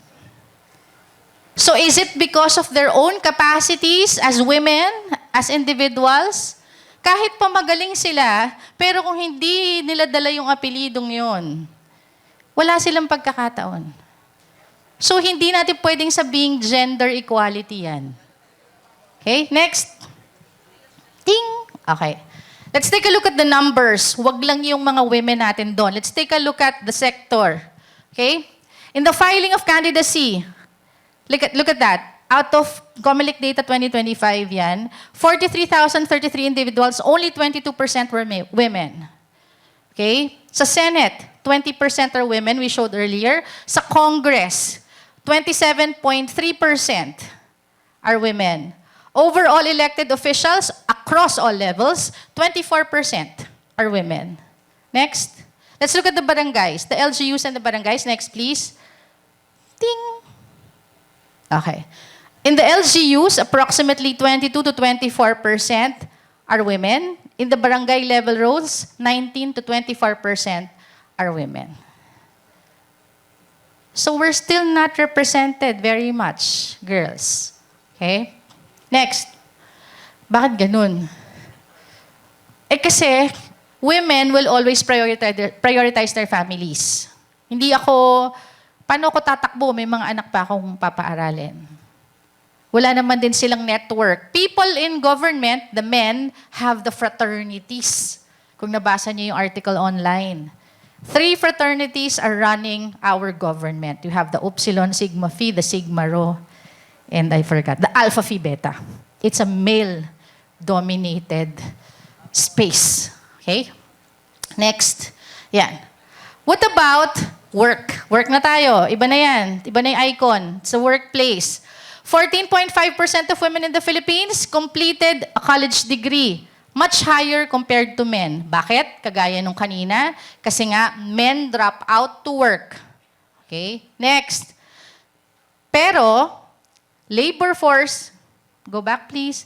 Labor force participation, kahit mataas ang bilang ng babaeng gumagraduate, mas mataas ang bilang ng lalaking nagtatrabaho.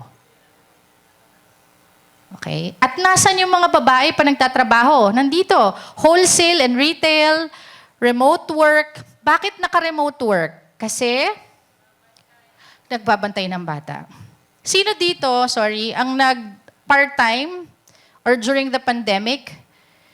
It was so hard during the pandemic. Akala ng mga tao madali ang work from home, no? There was a time, just to share with you, I was doing online work, tapos nagluluto ako. Nakalimutan ko tanggalin yung apron ko. So bumalik ako sa Zoom, naka-apron ako. Can you imagine? Kasi nga, you're balancing 2 things at the same time. Okay? It's very difficult. Next. Yan. What about harassment in the workplace? 1 in 5 Filipino women experience violence and harassment in the workplace. That's from ILO. Okay? Even in internship programs. Okay, so schools have to be watchful about those things. And then 18 out of 10 occupations were identified to have biases in terms of pay. So in some companies, not in government, some companies, they pay higher to men compared to women of the same position. Okay? Unfortunately, DOLE will not release the data for that. Okay. Next, in terms of positions, take a look. Men are still in the top level positions. Kahit na ang taas nung natapos na pinag-aralan nung babae. Next. Okay. In terms of hiring and promotion, mas napopromote, mas na-hire ang lalaki. Bakit? Bakit mas gusto ng kumpanyang lalaki, wag babae? Wala masyadong leave. Kasi ang dami naming leave. Maternity leave. Meron pa kaming based on the Magna Carta of Women, pag inopera kami sa breast, sa ovaries. So talagang gastos. Diba? But that's discrimination. Okay? That's discrimination. Ay, isa pa. Kami rin pala yung on-call na magulang. Kahit nagtatrabaho kami, pag pinatawag sa guidance, yung anak namin, kami pala yung nagli-leave bigla. Isipin nyo sa experience nyo, mga anak. Pag kayo nag-guidance, sinong dumadating? Si nanay ba o si tatay? Ba? Next, please. Ting! Okay. So, mothers experience double shift. Ano yung double shift? Yung pinakita ko kanina, yung example. So, doing work at home, and doing work in the workplace. Okay? Which contributes to the stress of women. Ito yung sinasabi ko sa inyo na ang women, ang mothers, hindi yan makina. Now, ma'am, solo father po ang father ko, pero siya po yung gumagawa. Okay? That's also a reality. At again, may mga pamilyang swerte na yung husband ay very supportive. Sinasalo ng husband yung ibang trabahong hindi kayang gawin ng nanay. Sana lahat ganon. Okay? Next, please. Teenage pregnancy. Dami, di ba? Gender. Lahat, tahi-tahi. We have one of the highest cases of teenage pregnancy in Southeast Asia. And this is shocking. The youngest recorded case involved a girl who became pregnant at 8 and gave birth at 9. Anong ginagawa niyo nung 8? Kayo, Chinese garter, di ba? Ang bilis.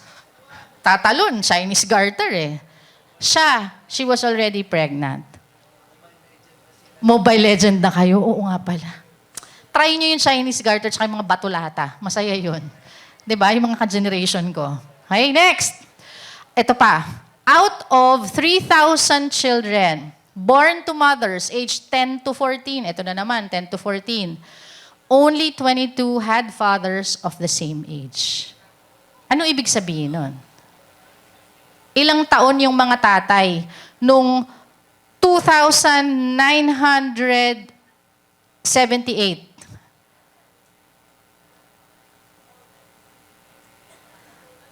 Ilang taon kaya yung tatay?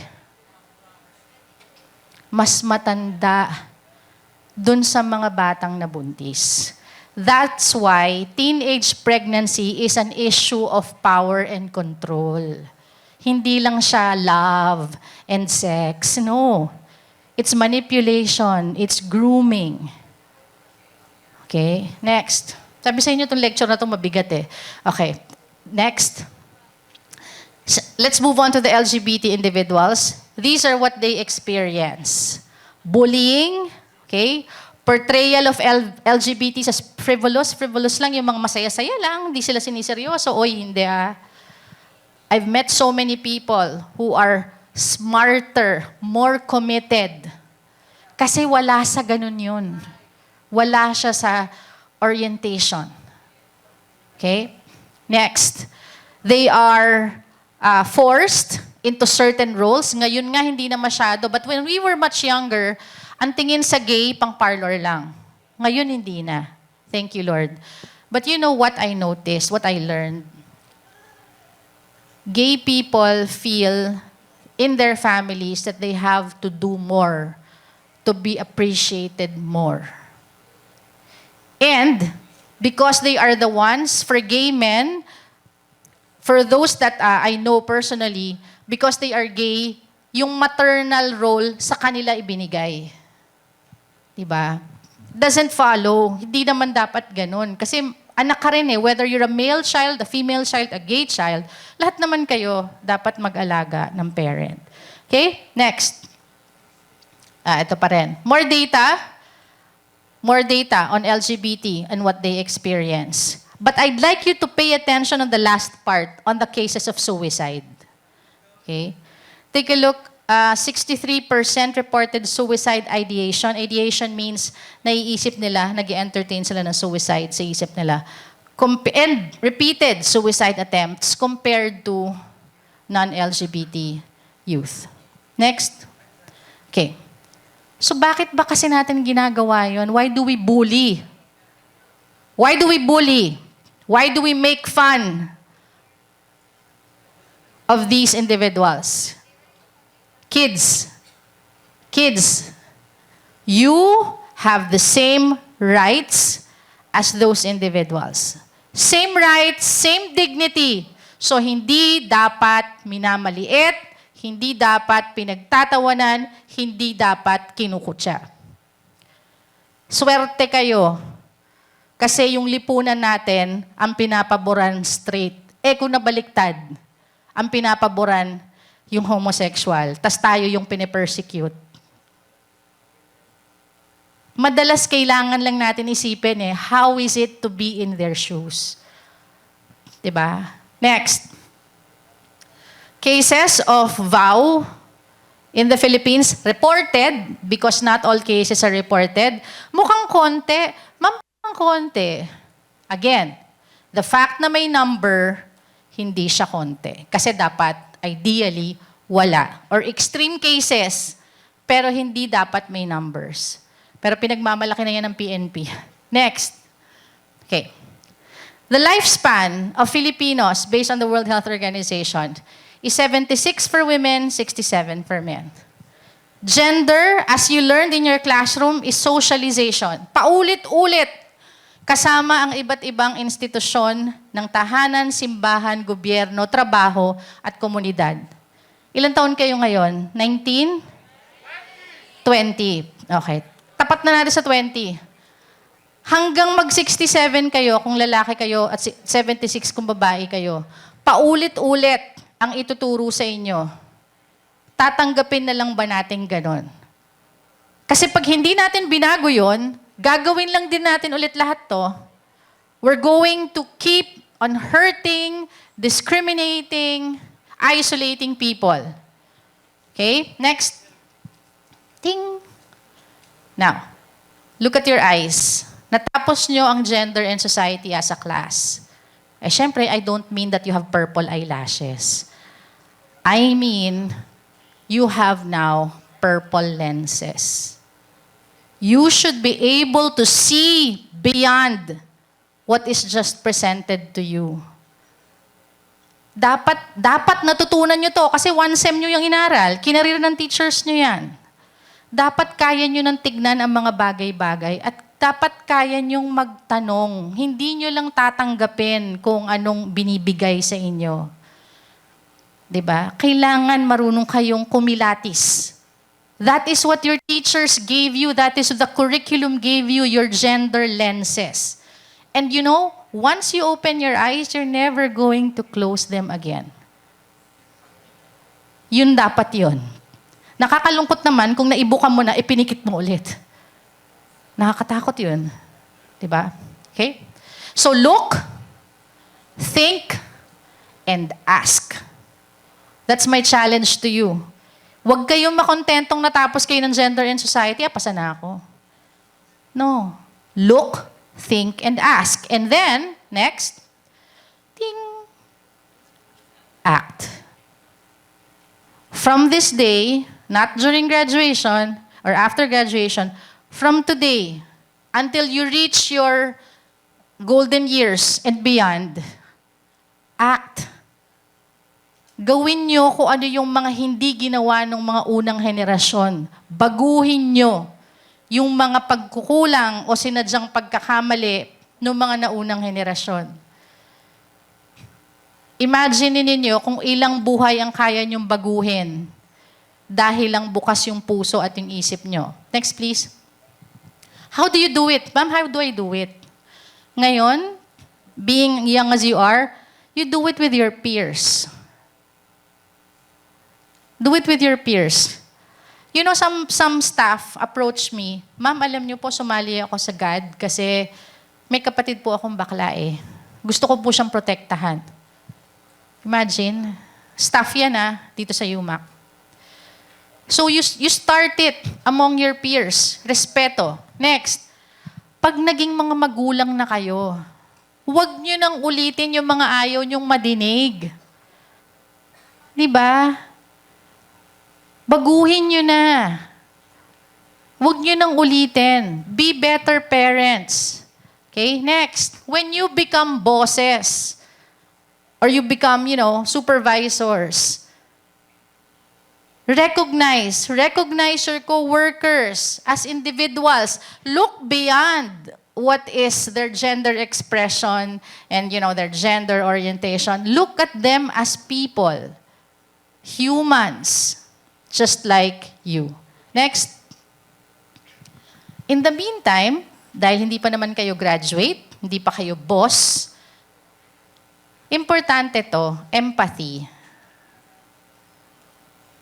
Kids, lumagpas kayo sa TikTok. Lumagpas kayo sa mga eyeliner na hindi nyo mailagay sa washroom. At saka sa mga rubber shoes nyo, boys. Tignan nyo, paano yung sitwasyon nung kasama nyo o nung nakasalubong nyo. Pakiramdaman nyo kung kumusta siya. Yun ang medyo kulang sa henerasyon nyo eh. 'Di ba? Makiisa kayo ng damdamin. Okay? Next. Magmalasakit. Hindi nyo kailangan mag-gender in society para matutunan ng malasakit. Lagi nyong iisipin, paano kung ako yun? Paano ko gugustuhin kung sa akin nangyari yon? Paanong tulong ang gusto kong makuha? Kung nabuntis ako, gusto ko bang talikuran ako ng magulang ko? See? Yung mga ganon. Isipin nyo, paano kung sa akin nangyari yon? Next. If you can, please help. If you can. Take note. If you can. Bakit? Kasi may mga problemang hindi nyo rin kaya bilang bata. So kung hindi nyo kaya, huwag nyo rin itambling. Baka pa nang pati kayo, ma-stress masyado, kayo magpatiwakal. If you can. If you cannot, approach someone who can. Okay, approach someone you can. Or, next, ting! Yan. Be part of a community. The University of Makati has a gender office under the guidance office, but we don't have one on the university level.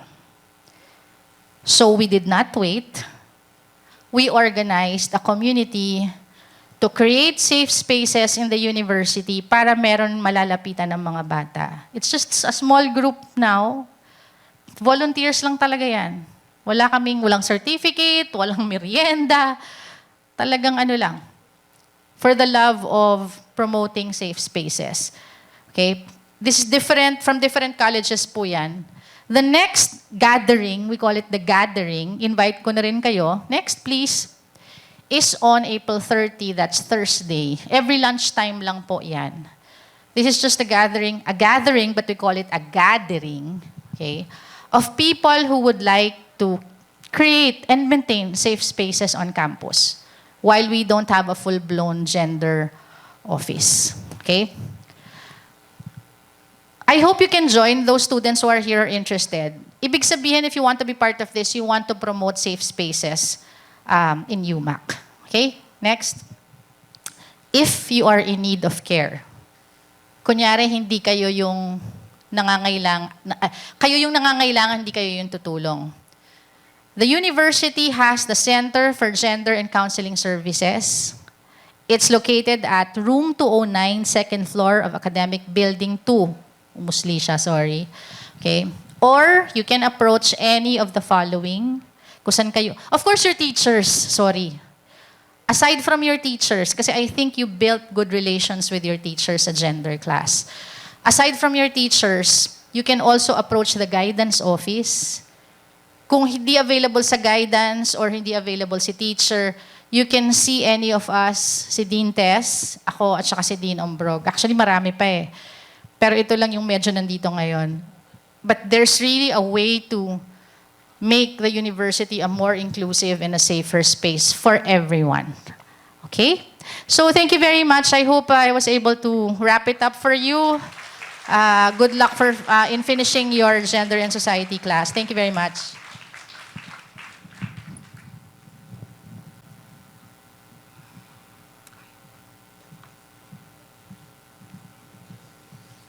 Thank you so much, ma'am, for your very informative, engaging, and punong-puno po na discussion on completed gender and society, now what? Okay. So everyone, were you able to take note of the important things that you were able to get from the lecture of Professor Chapko? Yes? Are you still there? Okay, there you go. So one of the things that I was able to get is that learning does not stop in the classroom. No? Application of learning, okay, continues as we step into the community we belong. Do not be the stumbling block of gender equality in society, but rather have empathy, be the solution, and be the start of change. Thank you so much, ma'am, for that sharing that you were able to give us. And a round of applause, please, to our speaker, our first speaker, for Professor Stephanie Jane D. Chapko. Now, as we continue, I would like to request our faculty from the Department of Social Sciences, Philosophy, and Humanities to introduce our second speaker. Ladies and gentlemen, let's put our hands together for Professor Dorothy Garcia Naira.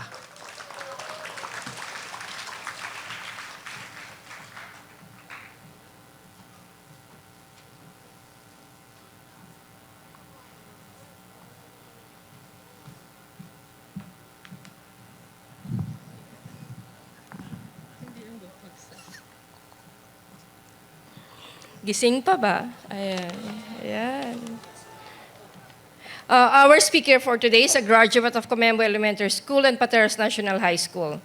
He is also a graduate of Manuel Luis Quezon University with a degree in political science, where he also got his Juris Doctor degree in 1998.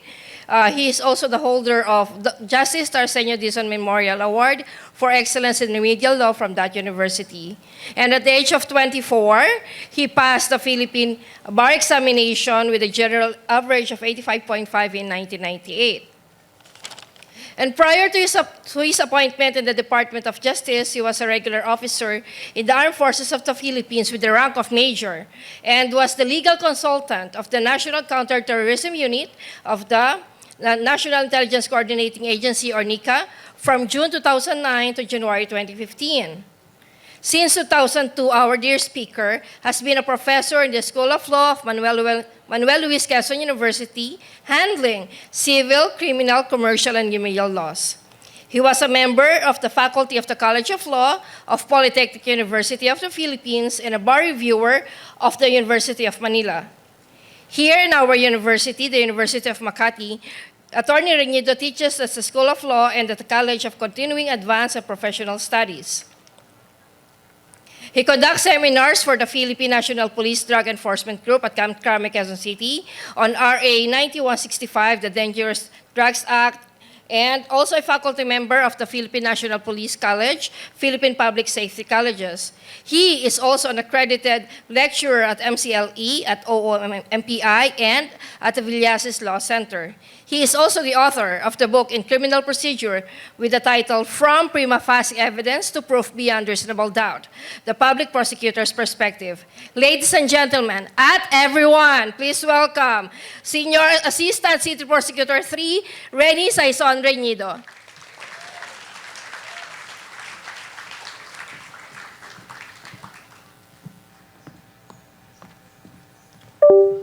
Thank you, Doti, for the kind introduction which I prepared. Ako yung gumawa ng introduction ko. Ako kasi gumawa ng istorya ng buhay ko eh, di ba? So, ganun yun. Anyway, good afternoon everyone. I'd like to acknowledge a special person. Andito ba si Josh Oliver? Ako, nalaman pa ata na absent ka. So, si Josh Oliver is my nephew. So, Dean Tess, Professor Step, and Professor Ray, and some familiar names or some familiar faces whose names escape me at the moment. Good afternoon, and to our dear students, good afternoon. So, this afternoon, ang pag-aaralan po natin is Safe Spaces Act. Okay, so tignan natin, ano ba itong batas na to? So, Safe Spaces Act is Republic Act 11313. This was signed into law in April 2019. Ang tawag sa batas na to, bawal, bastos law. And ironically, it was passed in 2019. Next slide, please. So ano ba yung 11313?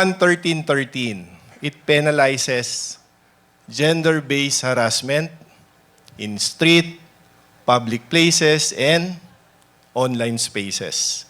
Now, bago nagkaroon ng 11313, next slide, yung batas natin is only yung Anti-Sexual Harassment Act. Narinig nyo na ba yun? Mahina yung batas na yun. No? I think it was passed in 1995. So, bakit siya mahina? Kasi very narrow yung kanyang coverage.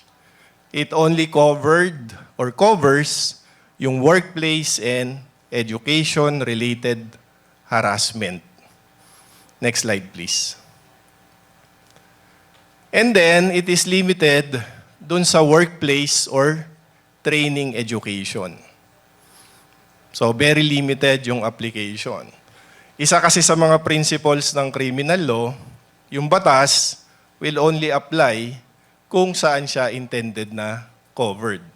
Hindi mo siya pwedeng i-expand. Hence, the necessity nung pagpasa natin nung 11313. Next, please. Tapos, ang kanyang kino-cover lang, mostly, yung harassment na committed ng persons of authority. Like, for example, yung supervisor mo. No? Someone who occupies a higher position. Ibig sabihin, kung ang mag-haras sa'yo, yung mas mababa, hindi siya covered ng anti-sexual harassment. Anong batas ngayon ang magko-cover? Next slide. Unjust vexation. Narinig nyo na ba yan? Ano sa Tagalog yan? Hindi makatwirang pang-iinis. Okay. Pero ang covered lang natin dito, yung last paragraph. Yung unjust vexation kasi, it covers everything. Basta na-annoy, na-vex, or na-irritate yung subject. So alam nyo dati, yung paninilip, alam nyo yung peeping Tom? Unjust vexation lang yun. Dati meron akong estudyante. After nung class, he approached me. Sabi niya, "Sir, do you handle criminal cases?" Sabi ko, "I do." Sabi niya, "Meron kasi akong kaso, unjust vexation." Sabi ko, "Anong klaseng unjust vexation?" "Nanilip daw po ako." Diba? Sabi ko, "Ba't mo kasi sinilipan?" "Hindi po totoo yan." Diba? So, in my years of being a prosecutor, alam ko kapag nagsisinungaling yung tao. Okay? So, alam ko nagsisinungaling siya. But I attended the hearing. Maaga kami sa courtroom. May pumasok na babae. Nagtatrabaho siya sa Isitan Recto. Bagong ligo. So sabi niya sa akin, "Sir, ayan po yung complainant." So sabi ko, ang pangit naman. Sorry, Step Baka sabihin mo, Sabi ko, ang pangit naman. Alam niyo, sabi niya, in his most unguarded moment, "Sir, makinis po yan." So, ano ibig sabihin nun? Diba? Kasi, I need not tell him that if you get me as a lawyer, you have to be honest with me. You have to tell me the truth. Otherwise, I cannot defend you.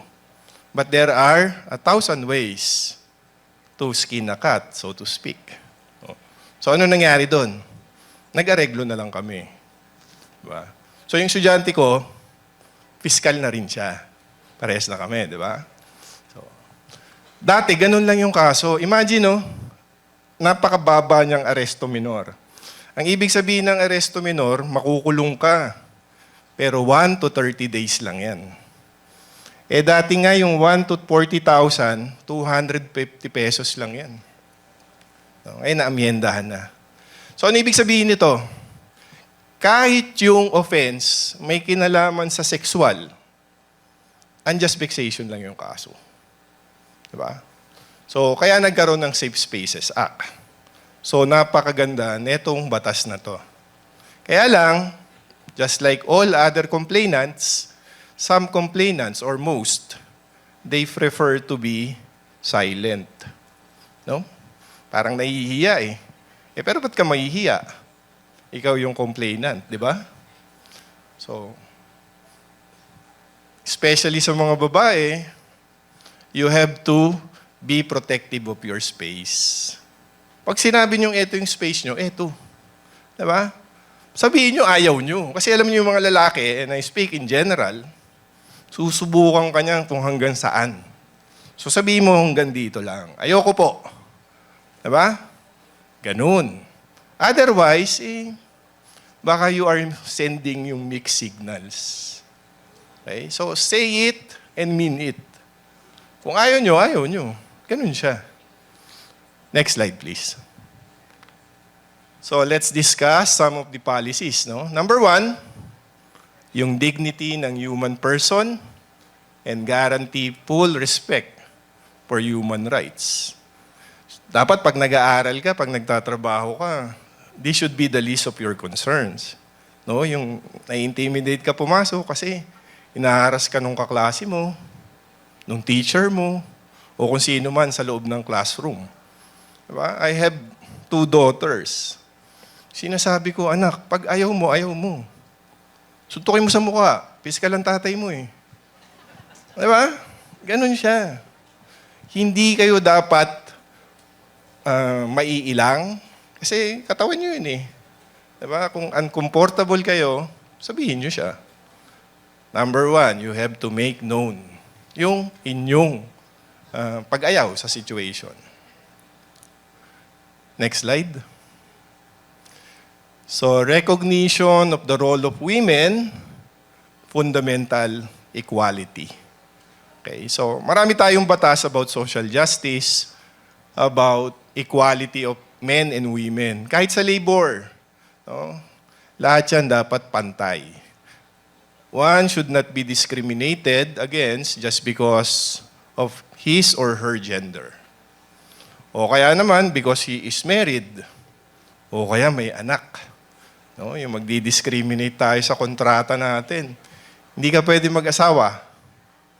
Hindi ka pwede magkaanak. Otherwise, terminated ka. Bawal yon. Next slide, please. So, yung Safe Spaces Act, it protects both men and women. And yung ating mga LGBTQ. Nadagdagan na ba yung letter? Sorry, no? Hanggang Q lang? Ayun, o sige. No? So, alam nyo kasi, I come from a different generation. No? I'm 52 years old. And I have also difficulty communicating with my children. Ibang generation di ba? Pero we can coexist. Pwede tayong mag-coexist. Di ba? You respect us, we will respect your kung ano man yung gusto nyong gawin sa buhay nyo. Kailangan lang dito respect. Sabi nga natin, let's agree to disagree. I teach my children to speak, pero properly. Di ba? I want my daughters na may boses. Hindi pwedeng wala kang boses. Diba? Kailangan girls. Tandaan nyo to, dapat financially independent kayo. He who holds the purse is the most powerful person. Pag wala kang pera, dependent ka, di ba? So I teach my daughters especially the value of money. Ladies, kayong dalawa, makinig kayo dito. Cellphone kayo ng cellphone. Papag-reciting ko kayo. Bakit kayo nandito? Para mag-cellphone? O, makinig kayo, ha? Kung nasa classroom ko kayo, pinalabas ko na kayo. Sabi ko nga, di ba, let's respect each other. Dapat ganun. I want to know, alam ko na gusto nyo dapat malaman na dapat nakikinig kayo. Yun ang gusto kong mangyari, at least for the afternoon. Okay? So kayong dalawa mamaya, tatanungin ko kayo, ha? May recitation to. Next slide. So let's take some definition of terms. Next, please.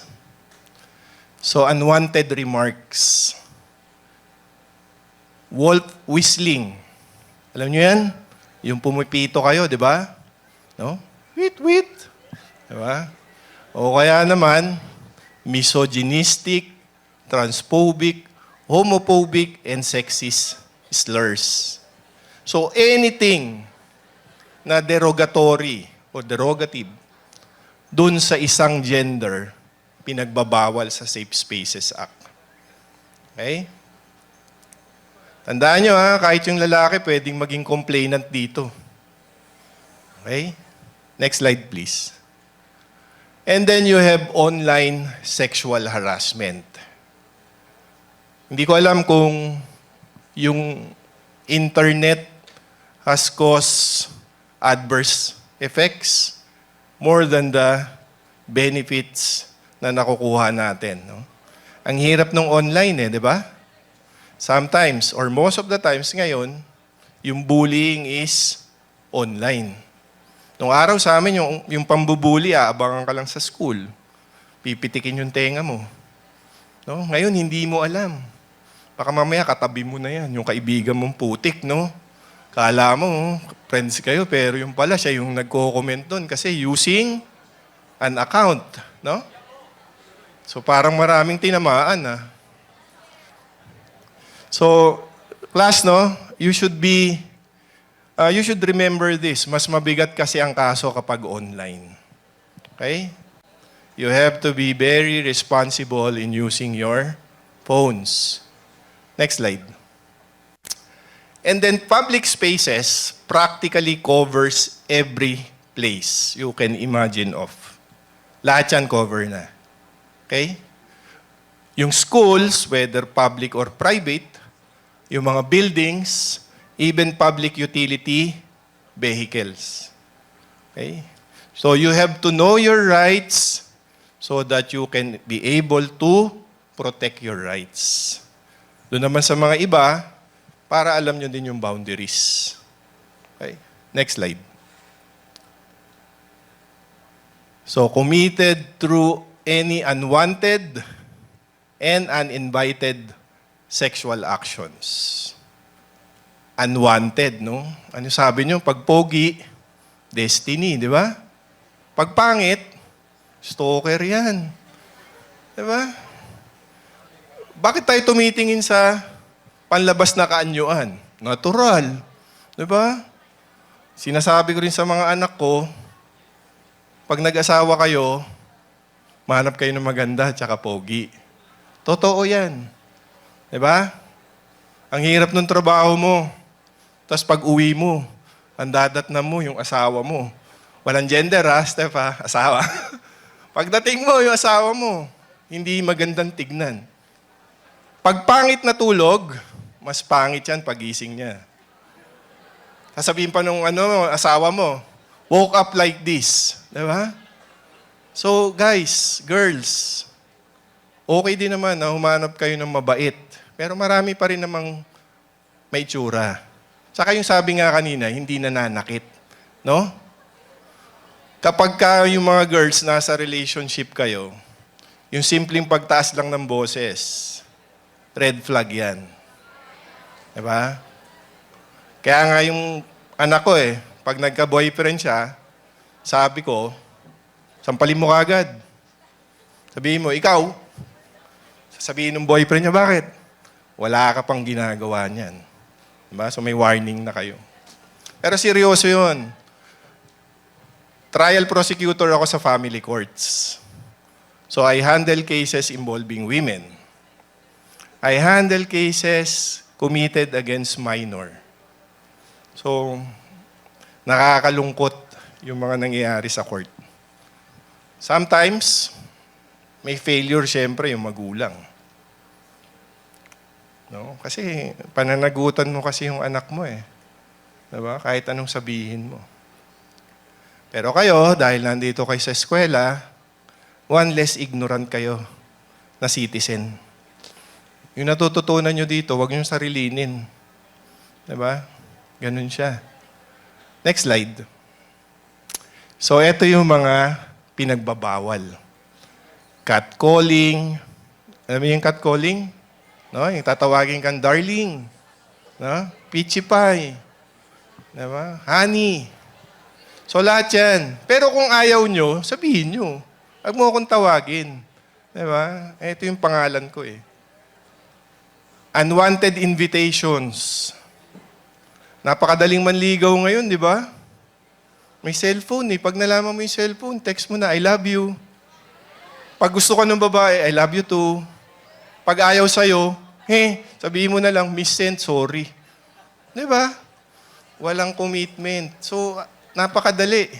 Napakadali maging biktima ng online. So, tandaan nyo to. Akala nyo lang kasi hindi siya nangyayari. No? For those of you who parang dinidispel siya, pero pagka nagpunta kayo sa court ko, nakakita kayo ng actual na case, iisipin nyo, nangyayari pala talaga to. Yung simpleng invitation ni teacher sa inyo, naging krimen. Yung simpleng invitation ng kaibigan mo na mag-inom kayo, naging krimen. So, please take this seriously bago mahuli ang lahat. No? Next slide. Persistent, uninvited comments or gestures on a person's appearance. Alam niyo ba yung shampoo na G, your hair smells terrific? Sino nakakaalam nun? Oo nga, okay. So, may mga nagtaas. So, sa mga hindi nagtaas, ito yung mga bata. Alam niyo, meron akong kaso. This is actual case. So, meron dalawang magka-opisina. Babae at lalaki. So every time na nakikita ni lalaki, yung babae, sabi niya, G, your hair smells terrific. Magkasabay sila sa elevator. Nagkasabay sila sa pantry. Nagkasabay sila sa corridor papunta sa CR. So ngayon, nag-file ng complaint yung babae. Wala pang Safe Spaces Act nito. Ipa-file ba natin yung kaso? Dahil merong unwanted or uninvited comments? Taas ang kamay ng gustong mag-file ng kaso. Okay, parang mas marami yung hindi. So I presume na yung hindi nagtaas, ayaw nyo i-file yung kaso. Step, ipafile ba natin yung kaso, ma'am? Si Tess din, si Dean Tess. Oo, file natin. Bakit? Sabi lang niya naman niya, G, your hair smells terrific. Okay. Doti, pa-file natin? Sabi ni Ma'am Doti, hindi. Bakit po?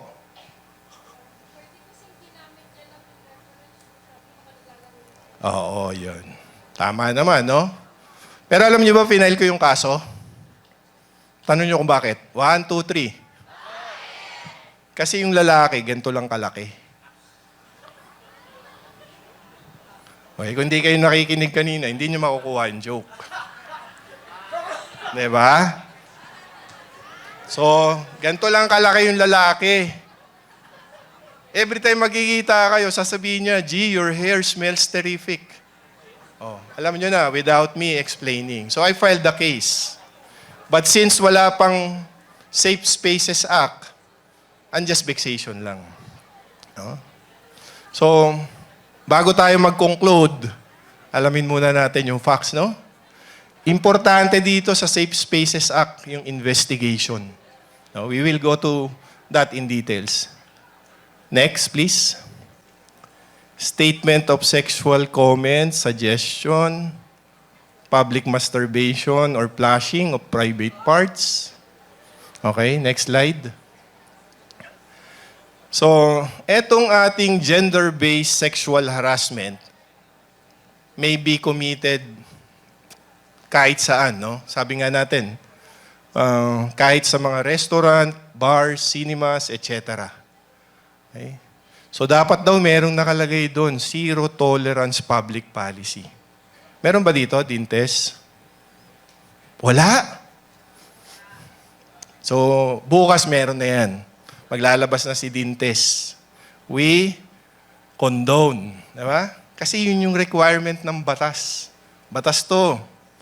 Ignorance of the law, excuses no one from compliance therewith. Hindi nyo pwedeng sabihin, hindi ko po alam. Okay? Next slide. So, etong mga establishment na to, they are obliged to provide assistance. So, whenever you are in a place, pwede kayong magreklamo, no? In fact, pwede ngang hulihin kaagad yung offender. Okay? Next slide po. Ayun, no, nakalagay sa kanya. Anti-sexual harassment hotline number.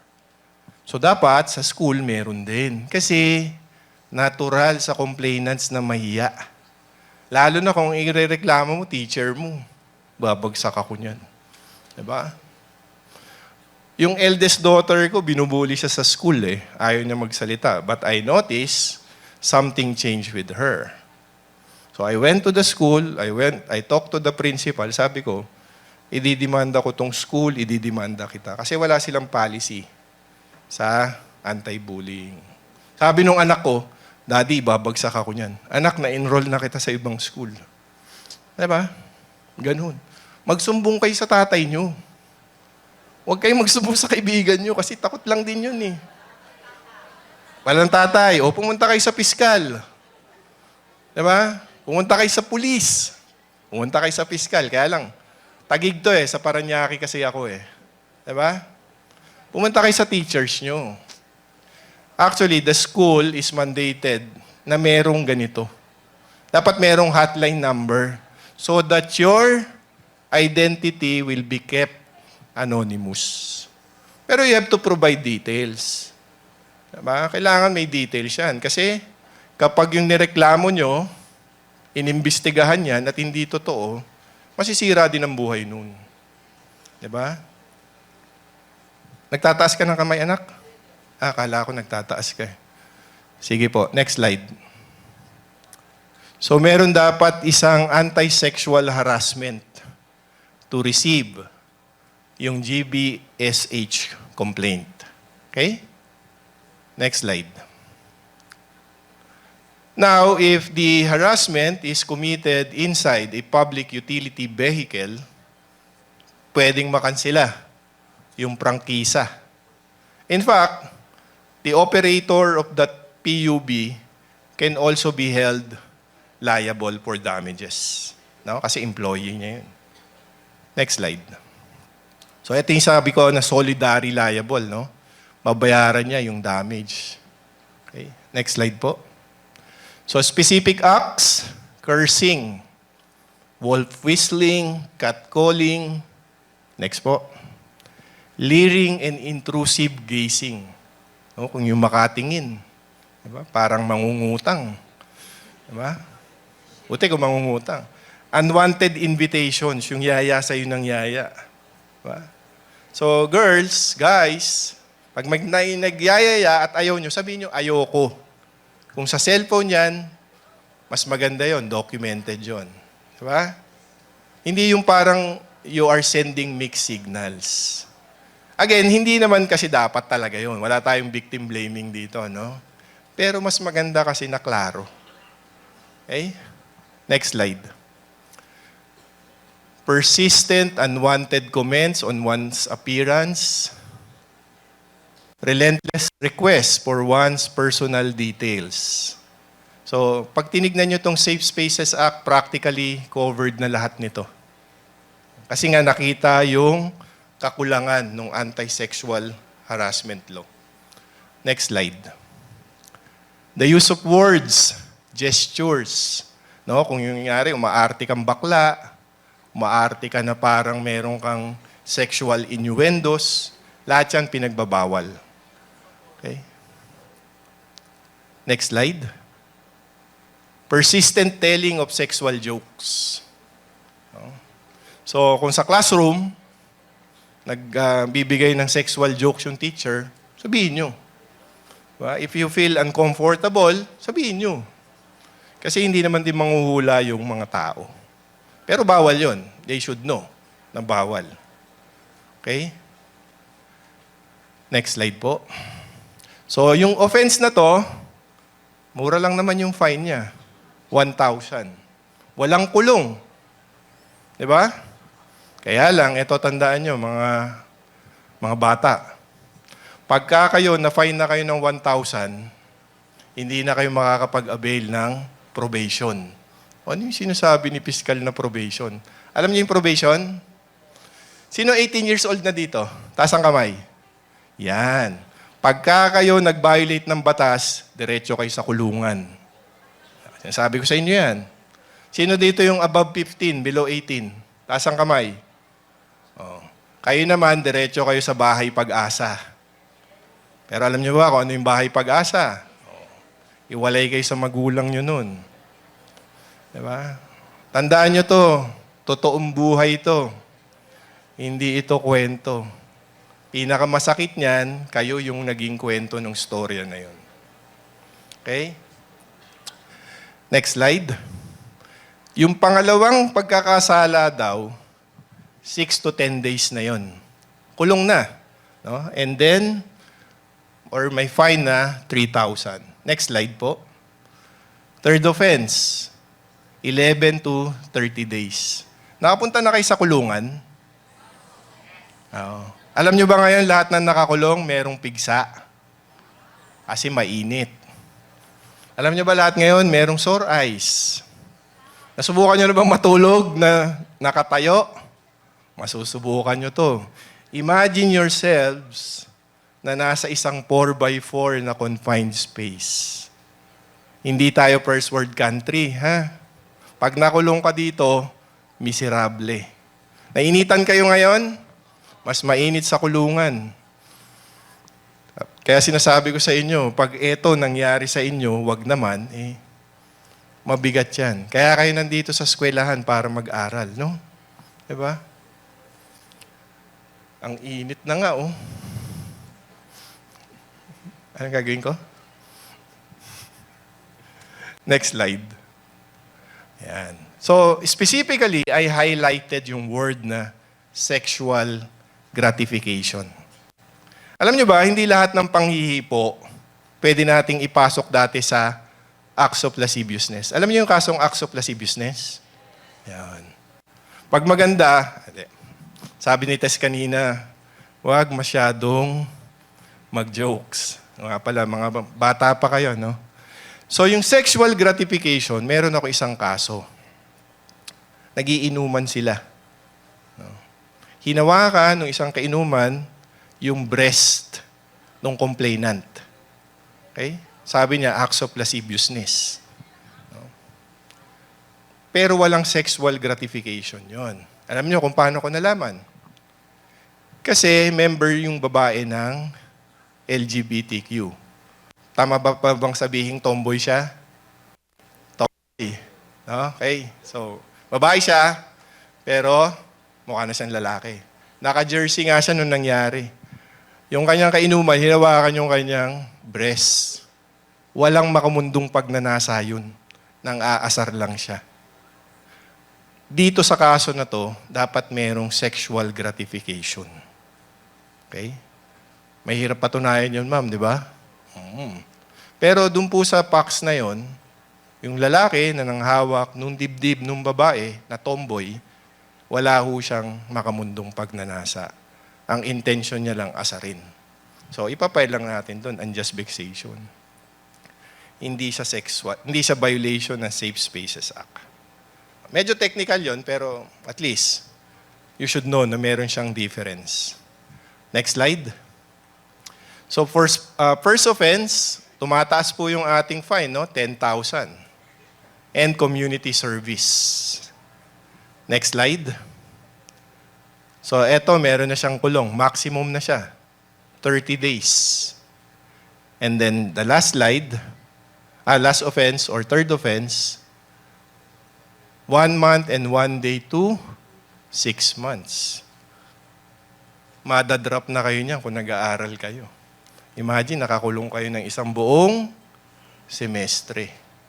And I'm sure a person charged with a criminal case also entails administrative case. In your case, sa school, expulsion yan. Okay? Kung teacher yung offender, termination. Next slide. Stalking. So, ano ba yung stalking? Pwedeng stalking personally, tsaka online, di ba? No? Yung mga followers mo, ini-stalk ka na pala niyan. Secretly, ini-screenshot yung mga picture nyo. Meron ako isang kaso, girls, ladies. No? Nagkaroon sila ng relationship over text messages. Imagine, wala silang physical meet-up. Naging magkarelasyon sila. Eventually, the respondent asked for nude photos, which the girl gave. So, nung nakuha niya mga nude photos, ginamit na pang blackmail. Give me 5,000 pesos. Or else, isi-send ko to sa mga kaibigan mo, sa pamilya mo. So, tandaan niyo yun. Be very careful. The world is dangerous. No? Okay? Next slide. So, mabigat yung kaso kasi merong physical contact yan. Imagine, no? 11 to 30 days. And fine of 30,000. Next slide, please. Second offense. So, pataas siya ng pataas kasi hindi natututo yung ating offender. Next slide. And then, arresto mayor in its maximum period. Okay? So, 6 months yun. Next slide. So, there is also an online sexual harassment with the use of information and communications technology. Tandaan nyo, mas mabigat yung penalty kapag gumagamit kayo ng ICT. That includes cellphone. So yung mga nakakaw sa GCash, yan, no? Mabigat na kaso yan. Yung sexual harassment online, mabigat na kaso yan. Next slide, please. So, basically, parehas lang naman yung nakocommit na crimes. The difference is the platforms, no? Either sa Viber, sa Facebook, ano pa ba, Instagram. No? Sino walang Facebook dito? Yun na lang ang tatanungin natin eh. Di ba? Lahat kayo meron. Ako dati meron. Nung nakita ko na yung mga kakilala ko, yung mga hinahanap ko, tapos nakita din ako ng mga tinataguan ko, nag-deactivate na ako. Di ba? Classmate, kumusta? Di ba? Tapos pautang naman, no? No? Walang utangan, kumustahan lang eh.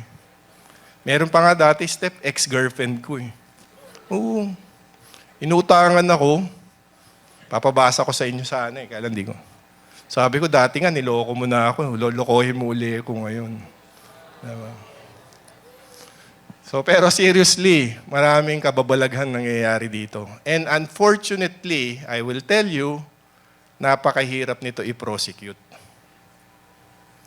Tandaan nyo, no? Baka sinasabi nyo, bakit ba ang hirap mag-prosecute? There is the constitutional presumption of innocence.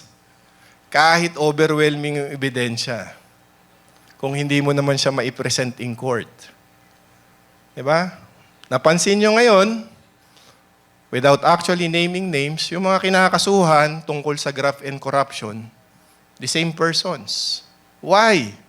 Because they were not convicted. Bakit hindi sila na-convict? Mahirap kasi talagang mag-convict. When there is doubt, you should acquit. Pero ito yung tatandaan nyo. Kapag na-acquit ka, hindi ibig sabihin inosente ka. Kasi merong isang personality, yung sinasabi niya, inosente ako. Iba yung inosente. Saan kayo pupunta, ladies? Babalik kayo? Sige. Iba yung inosente, tsaka iba yung hindi lang napatunayan. Diba? Pag sinabi kasing inosente ka, ang sasabihin ng court, the accused could not have committed the offense. Pero pag sinabi ng court, for failure of the prosecution to prove the guilt of the accused, he is acquitted. Pero kasama nun sasabihin ng court, hindi naniniwala yung korte na hindi mo ginawa yan. Hindi lang napatunayan ni piskal. So, dapat malaman nyo yung difference nun. Yung acquittal, tsaka yung failure to prove the guilt. Kaya nagtataka ba kayo, acquitted siya sa criminal case, pero pinagbabayad siya ng danyos? Yun. Pero pag sinabi ng court, wala ka talagang kasalanan, wala ring civil liability yan. Meron tayong law school dito, di ba? After finishing your course, lipat kayo dun. Masaya din dun sa departamentong yun. Di ba? Next slide. Invasion of victims' privacy through cyber stalking, incessant messaging, uploading. No? So, sabi nga, no, practically, it covers everything. So, pag may kumuha ng picture nyo, tapos ginamit siya as profile picture, pwede nyo siyang ireklamo dito. Okay? Anong unang nyong gagawin? Alam nyo ba kapag naharas kayo online? Anong unang gagawin? Mag-post sa Facebook. Hindi. Diba kasi, meron nang haharas sa akin, di ba? Ganyan. Tapos, kamukat-mukat mo, ikaw pa pala yung nakasuhan. Anong gagawin nyo? Anyone? Screenshot, then go to the PNP. You have to go to PNP and NBI so that that particular account will be preserved. Alam nyo, yung lahat ng Facebook account nyo, lahat ng inyong online accounts, may signature yan. One way or another, merong kayong matitrace dyan kayo.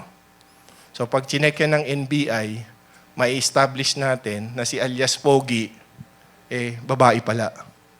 Diba? So yun ang una nyong gagawin para ma-preserve siya.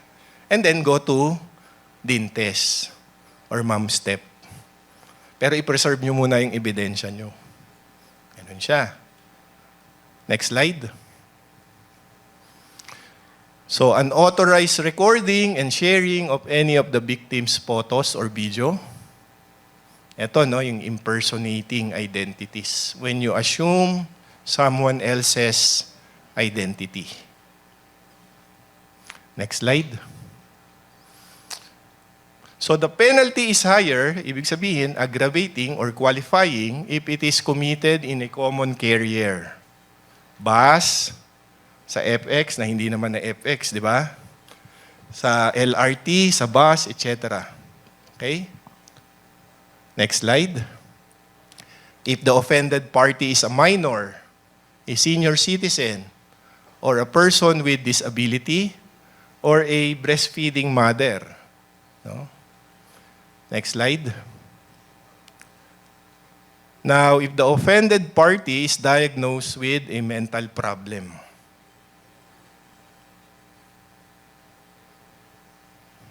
Next slide. If the perpetrator is a member of the uniformed services, PNP siya o kaya AFP. Kasi ang motto nila, di ba, to serve and to protect. So, hindi sila dapat yung mag-a-abuse. Next slide. Kapag nangyari sa government agency, ito, government building to, ha? Okay, so, aggravating yan. Pagka nangyari sa isang government building. Next slide. So, meron din tayong sexual harassment in workplace. Okay? So, siguro sa mga teachers to, workplace. So, lahat. So, basically, what we have discussed earlier also is included here sa workplace. Next slide. So, dignity of a person which is unwelcome, unreasonable, and offensive. Okay? Next slide. So, yung intimidating, hostile, or humiliating environment, sa recipient yun. Tandaan natin, no, yung focus natin dito, yung complainant, hindi yung offender. Kasi parang ikaw feeling mo, hindi naman offensive yun. Wala naman yun. Di ba? Maarte ka lang. Remember, siya, perspective niya yun. So, you have to respect that. Tandaan nyo, no? While you have rights, you also have to respect the rights of others. Your rights stop when the rights of others begin. Diba? Hindi absolute yung rights nyo. Okay? Next slide. So, pag sinabi nating ICS or ICT, basta may kinalaman sa online or paggamit ng cellphone or emails or laptop. Next slide. Ano ba yung duties ng employers? Dintes. Disseminate or pause in a conspicuous place. Ano yung pinaka lugar na laging may tao? Sa elevator. Dapat meron doon pause, di ba? May nakita ko kanina doon sa cubicle, Dintes, di ba? Yung parang violence against women, no? So, dapat meron din kayong counterpart nito. To be compliant. Next slide po. Provide measures to prevent gender-based sexual harassment. O, ito na yon, anti-sexual harassment seminars. Next slide. So, meron dapat kayong committee, tas properly represented daw. From the management down to the rank and file. Tapos kung may union. Next slide. Designate a woman. So, specific yan, ha? Hindi pwedeng lalaki ang head. Dapat woman. Tapos, majority members nun, babae din. Okay? And then yung impartiality, and then dapat wala siyang connection dun sa perpetrator. Next slide. And you have to decide that within 10 days. And then observe due process. Pag sinabi natin due process, a law that hears before it condemns, which proceeds only upon inquiry and render judgment only after trial. Diba? Yun yung due process. You have to ask for the other, yung side. Huwag kayo maingay, may natutulog. Ay, nagising na tuloy siya. Next slide. Protect the complainant from retaliation. So, it's important na meron kayong hotline. Kasi nga, para maging confidential, anonymous yung inyong complainant. Next slide. So, meron talaga dapat daw na code of conduct. Next slide po. So, merong procedure and then administrative penalties. Next slide. So, refrain from committing acts of gender-based sexual harassment. Next slide. Discourage the conduct of gender-based sexual harassment. Okay, sige. Next po. And then meron pa tayong emotional or social support. And then it requires everyone na if you know something or someone being harassed, o ito yung nakukumit, you have to report the same. Tandaan nyo, omission is also a sin. Kaya nga tawag sa kanya, sin of omission. When you have the duty to do and you fail to do it, that is a sin of omission. Next slide. Liability. So, meron siyang criminal liability, dintes. Okay, next slide. So, not taking action on reported acts of gender-based sexual harassment. So, hindi kasi siya pwedeng itago, no? Dapat i-disclose siya. Next slide. Okay, so ito sa schools na tayo. So basically, what we have discussed so far also applies doon sa eskwelahan. So importante kasi sa pag-aaral, no, yung free, yung environment nyo sa harassment. Iba yung harassment during recitation. Normal yun. Diba? Normal yun. Ako laging ang nirereklamo ng mga estudyante kasi nagpapauwi talaga ako ng estudyante pag hindi makasagot. Uwi ka na lang. Tas sabi dati nung sekretary sa MLQU, Piskal, wag ka na magpauwi. Naubos na yung estudyante. Ang ginagawa ko ngayon, face the wall na lang. Face the wall ka. So, pero outside the classroom. Tsaka yung harassment na yon, tungkol lang naman sa recitation yun. It has nothing to do with sexuality. Okay? Next slide. So, dapat meron daw grievance procedure kung paano i-handle yung complaints nyo. Okay? Next slide. Kahit ayaw daw magreklamo ng complainant, kailangan gawan nyo ng action yun. Dintes. Si Dintes talaga lagi. So, pag may nalaman si Dintes, dapat aksyonan niya yun. Pero, medyo mahirap kasi yan. Paano kung uncooperative naman yung complainant?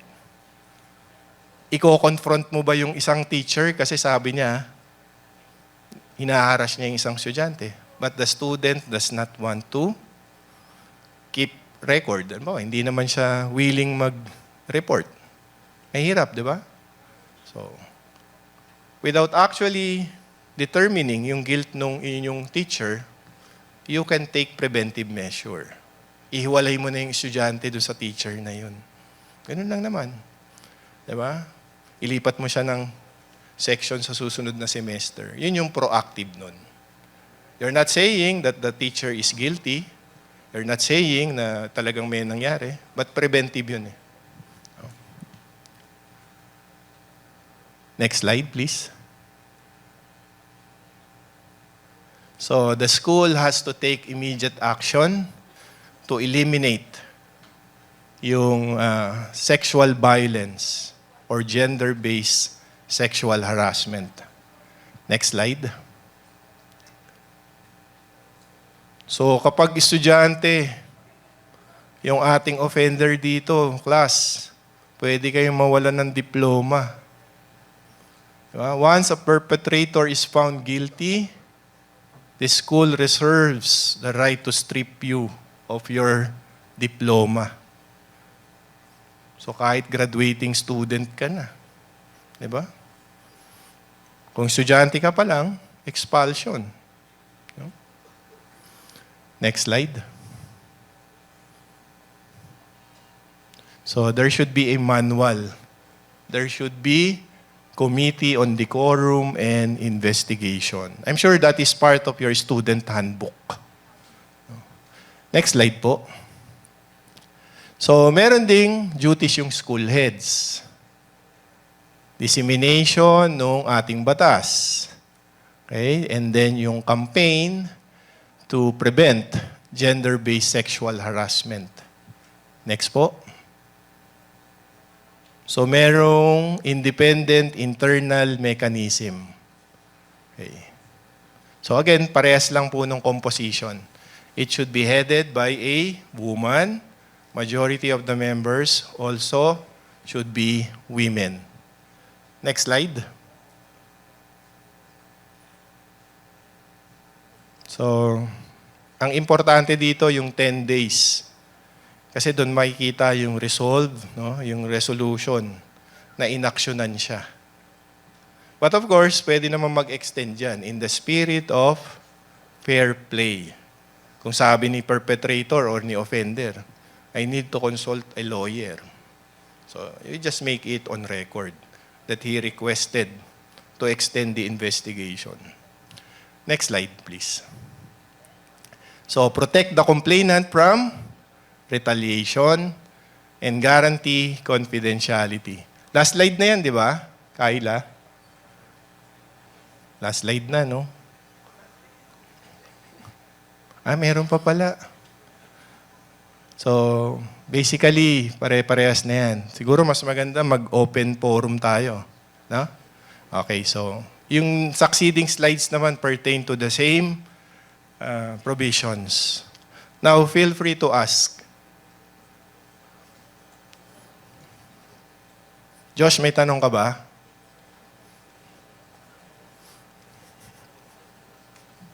So, wala.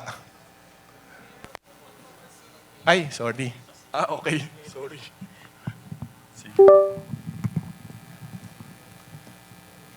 Thank you so much po for that comprehensive discussion. Now, as we proceed to the question and answer, may I request our faculty from Social Sciences, Philosophy, and Humanities, Professor Sofia de Terala, to facilitate our Q&A so that we can accommodate some questions and address some concerns that you may have regarding the topics discussed.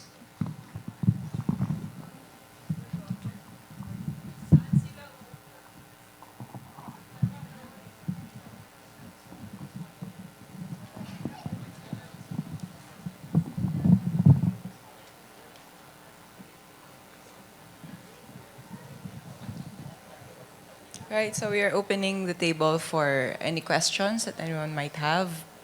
So we are limiting the questions to 3 per speaker. Kindly come up here if you want to ask a question. All right, so go ahead.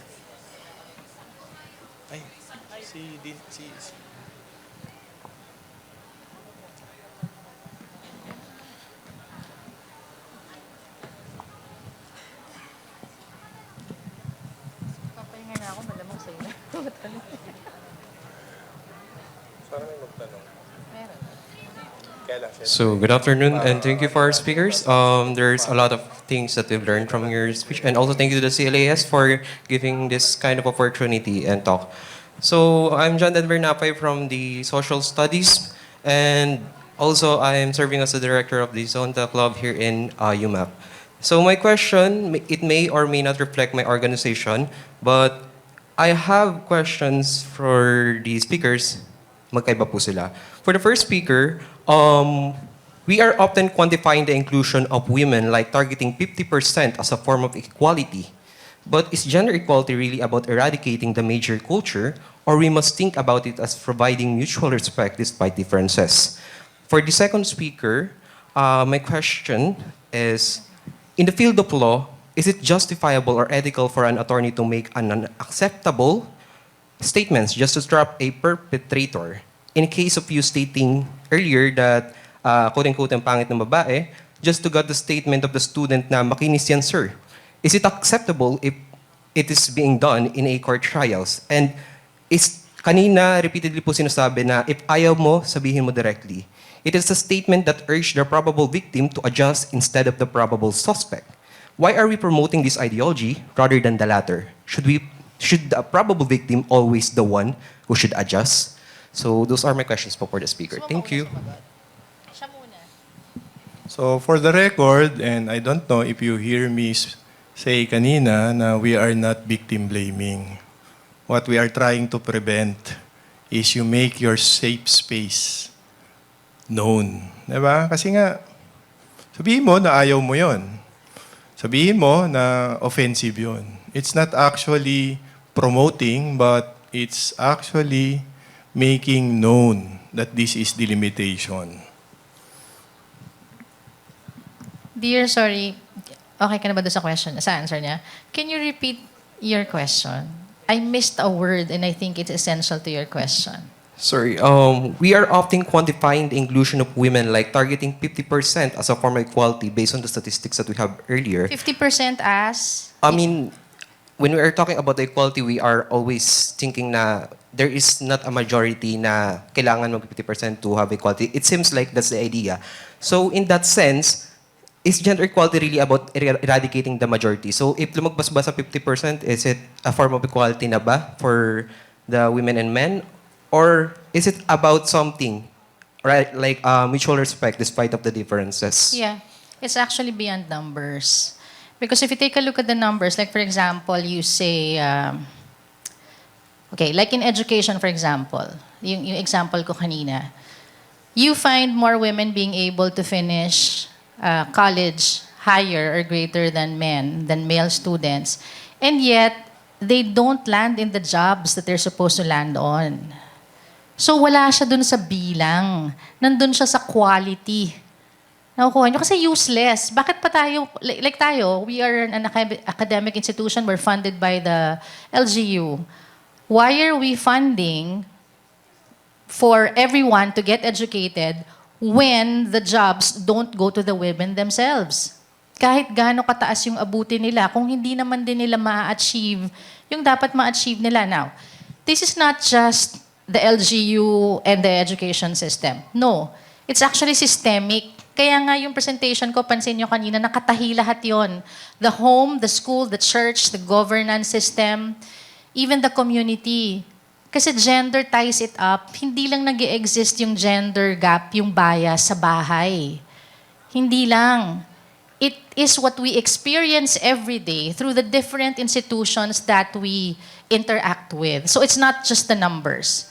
That's why when you look at things, kailangan hindi nyo lang tatanggapin, dito medyo kampante yung iba, ay, madami ng babae, okay na yan. Hindi. Hindi lang siya sa bilang. Paano niya na-achieve yung dapat ma-achieve? Quality of life. Not just women, even other genders. Thank you. Good day po. I am Daniel Josh Azul from 1B English po. I would like to ask a question to the second speaker. We have discussed a while ago sa part po ng PUV. My family owns a vehicle that is registered by the LTFRB in Grab. If there is a scenario po na our driver was accused by sexual harassment or he did something na dun sa Sorry, I'm too nervous. Sorry, I'll just So compose meron myself. kayong, ang tanong mo kung may liability yung family mo. Apo, if my family has a liability, if the driver didn't do anything and it was not proven, what will our family do? And if was proven guilty, what will our family do to the victims po? Thank you very much. So first, thank you. First, yung criminal liability kasi is personal. So kung sino lang yung gumawa nun, siya lang ang magiging liable. Like for example, your driver. Ano ngayon yung liability? Let's say for example, your father who is the registered owner. Magkakaroon siya ng liability because your driver is his employer. For his failure to, yung sinasabi nating diligence of a good father of the family. Kasi nga, contract of carriage involves safely bringing the passenger from point A to point B. Hindi lang to safely na hindi ka mai-injure. Ibig sabihin, pati yung sexual harassment. So, paano nyo siya mape-prevent? Dapat mag-exercise ka ng due diligence sa pagpili, selection, and hiring. No? Dapat alam mo na etong taon to, walang tendencies na gawin yon. Pangalawa, maglagay ka dun sa PUB nyo na kung halimbawa yung driver misbehaves or anything, call the operator. Ibig sabihin, proactive kayo. And the liability will only attach if the driver is found guilty. Ang liability pati nito, pera, no? Damage. Kaya nga solidary liable. Kasi every person criminally liable is also civilly liable. So if your driver is convicted of this offense, pwedeng habulin nung complainant yung tatay mo. Kasi nga, dahil sabi ko sa'yo, dun sa breach of contract of carriage, civil case yun. But if you can prove na very particular kayo in the hiring, selection, tapos meron pa kayong nakalagay dun sa mismong PUB nyo na report any misbehavior of the driver to the operator, that will prevent liability from attaching. You're welcome. Hello po, I'm Myren Pestaño po from 2B English. I would like to ask lang po if my friend po kasi had been sexually harassed years ago and wala pong evidence since it happened in person po. And parang nung nag-chat po sila, her account got deleted po. Meron po kayang magagawa regarding that person? And ma'am, kayo po sa part niyo po. She is still emotionally distressed po kasi and traumatized seeing that person here po in UMak. Meron po kayong magagawa regarding that person po, yung school and kayo pa in legal processes. Thank you po. Number one, ganito kasi, no? It's not important what you know. What is important is what you can prove. No? Harsh reality yan. Diba? So tandaan nyo to. It's not important what you know. What is important is what you can prove. Sa court to. Kasi nga, ang basis natin is constitutional presumption of innocence. Lahat tayo presumed innocent. And rightfully so. Baka sabihin nyo kasi, bakit ba yung batas natin pinapaboran yung mga akusado? Gusto nyo bang sagutin natin yung tanong na yon? Kasi yun yung batas. Imagine yung accused, anong title ng criminal case? People of the Philippines versus Juan de la Cruz. Imagine the whole state, the whole republic against you. So, ang bala mo, presumption of innocence. Picture this. Yung weighing scale na nakikita nyo, na hawak ni Lady Justice, in a criminal case, it's already tilted in favor of the accused. Nakaganon siya kagad. Wala pa siyang ginagawa because of the presumption of the innocence. And who has the burden to overcome this presumption? The prosecution. So, kailangan mag-present natin ng ebidensya. So, how can we prove kung wala tayong ebidensya? Naniniwala ako sa'yo. Kaya lang, anong ebidensya? Diba? Etong mga kasong to, karamihan dito done in secrecy. Yung rape, acts of lasciviousness, especially rape, committed yan between two persons lang. Wala talagang witness dyan. Kaya nga ang prinsipyo natin, rape is hard to prove, but it is harder to disprove. So along the way, meron tayong mga decided cases na magagamit. Ano yan? Ordinarily, a woman will not say that she was violated kung hindi totoo yun. So isa na yun. Diba? And then pag kinross-examine ka ng abogado, lalabas talaga pag nagsisinungaling. Alam niyo yung cross-examination, isang method kasi yun na mako-corner ka kapag nagsisinungaling ka.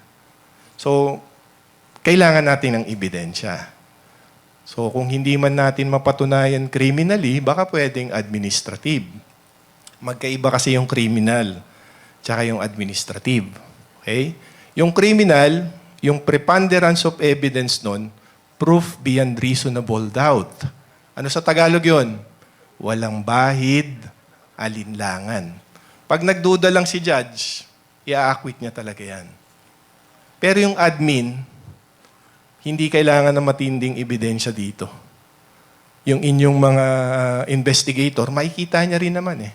Siyempre, malalaman niya, impression, record, and the testimony or the demeanor of the supposed to be complainant will be evaluated. Hindi mo man siya makasuhan criminally, you can expel him or her. So, ganun yun. Kaya nga lagi natin sinasabi, huwag nyo siyang sarilinin. Hindi kayo expert pa dito, mga bata. Diba? Yung nararamdaman nyo, totoo yung nararamdaman nyo. We do not discount your feelings. Pero feelings is not evidence.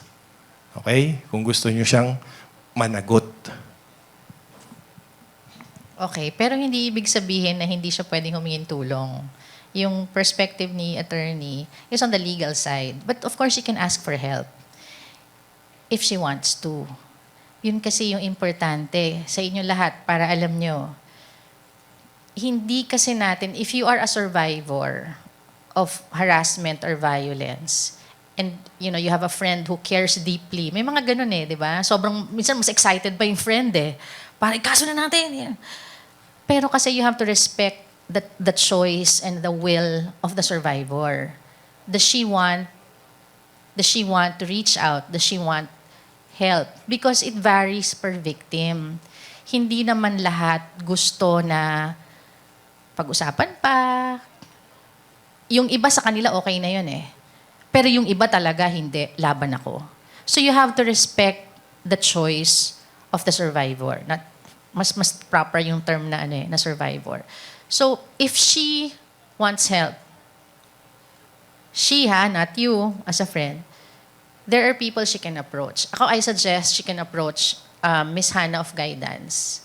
We can help you if you feel na samahan, kailangan ng kasama, endorsement, we will do that for your friend, if she wants to. So tatandaan nyo yun lahat we can be well-meaning as friends. Pero of course, we have to respect also yung choice ng tao. Diba? Okay ka lang? Para ikaw yung natulala, friend. Okay. Ay, sige. Actually, si friend, if you can provide details without disclosing yung personality niya, di ba? Pwede pa din yun kasi nakablagay naman dun sa Safe Spaces Act. Na choice talaga ni complainant if she wants to pursue the case. Pero if you have personal knowledge, pwede mo siyang i-disclose, pwede mong sabihin yung offender, pwede mong itago yung pangalan ni complainant, sasabihin mo doon sa mga pangalan na sinabi ni Step or kung ano yung nakalagay sa mechanism nyo. At least the school or yung mag-i-investigate, pwede na siyang maging proactive. Kung yun ang inaalala mo, let's ensure na hindi na ulit itong magiging estudyante niya, hindi na sila magiging kaklase. But you have to provide details. Good afternoon po. I'm Trisha Kawili from Institute of Psychology po. First po, before I ask my question, I want to thank lang po the speakers for giving us a very insightful talk. And for the first question po, this is mainly for Attorney Renido. Since you mentioned po earlier that you had a case regarding with yung lalaki po na hinawakan yung breast ng babae which turns out po na lesbian po pala siya. Wouldn't this kind of reasoning create a loophole po where perpetrators could target certain individuals like yung mga lesbians or non-conforming gender people po and use it as an scapegoat to avoid accountability by claiming lack of sexual intent and it is mainly just for fun? And for the second speaker naman po, Prof. Sofia, is it fair po, Prof. Step po, I'm sorry po. Is it fair po, since nabanggit po natin kanina regarding with the LGBTQ community po, that dapat po meron din po silang same na protection katulad po ng protection na kukuha po ng mga kababaihan and men po. Ayun po. Thank you, Tricia, for the appreciation. Number one, hindi naman siya nakawala doon sa kaso. Iba lang yung kasong final. So, hindi kasi natin siya ma-file sa Safe Spaces Act kasi wala yung sexual gratification. Ang i-final nating kaso, unjust vexation. Ganun kasi yung criminal law. Technical siya. Dapat alam mo yung elements, alam mo yung intent so that you can file the correct case.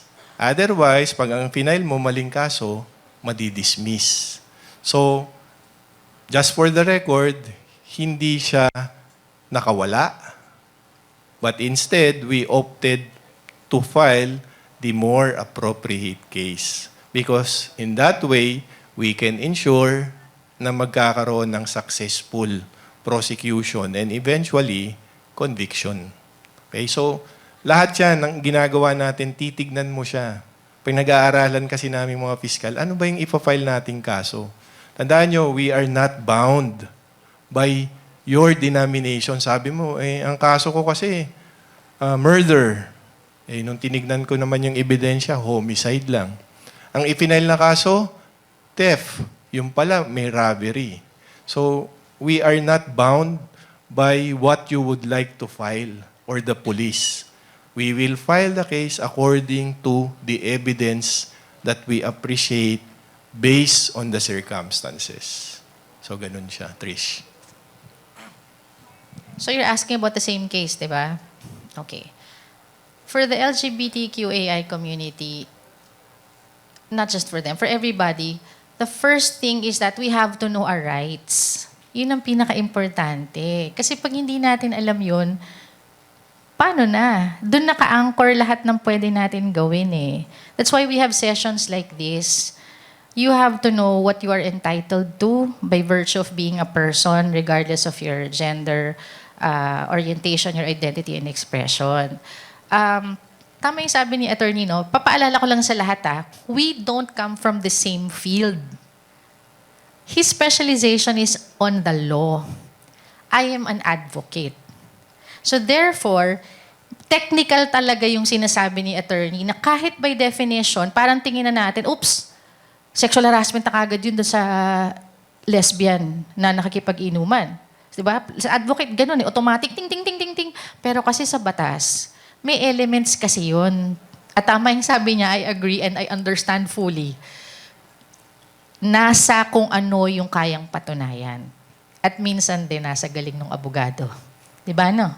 So, alam mo yun, it's very difficult and very different between looking at a case legally and from an advocate and a counselor's perspective. Kaya nga sabi ko kanina dun sa unang nagtanong, hindi porket hindi nila ma-file kasi wala siyang mapakitang ebidensya, kasi hindi rin niya nakita. Hindi ibig sabihin walang tulong na pwedeng ibigay dun sa bata. Meron.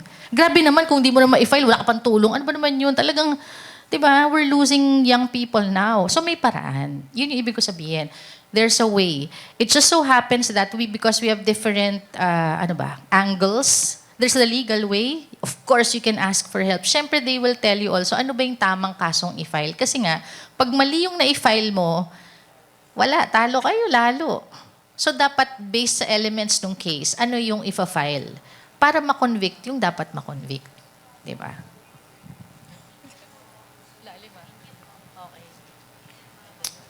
So good day to our respectful speakers and to my fellow students po. I am Jeric Itering from 1B English and this is my question po. what should we do or follow if, for example, we or someone experienced being harassed or bullied online, then we are discussing whether to report it directly to the Philippine National Police or at the barangay official first? Because there's a possibility that the PNP would told us to report it on our barangay official first to make a blotter about the issue. And what should we follow, the proper due process or our decision to report it directly at the PNP? Actually, Jerry ba? Jerry? Oo. So Jerry, hindi mo naman kailangan mamili, no, na due process o yung ire-report mo. Number one, nandito yun sa mechanism natin. If that bullying, although it happens outside the premises of UMak, pero it involves students here, so jurisdiction pa rin yan ng school. So number one, you report it to the proper authority. Dito. Now, yung sabi ko na pupunta ka sa PNP for the preservation of the evidence.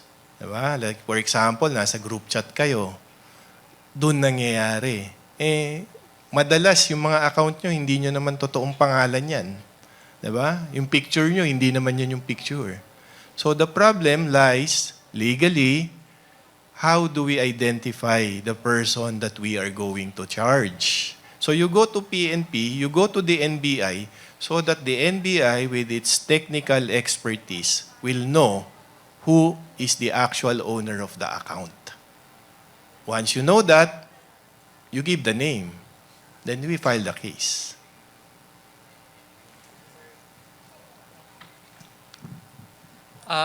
Good afternoon po to our esteemed speakers, Professor Stephanie and Attorney Rennie. I am Tabitha James Imbao from... good afternoon po.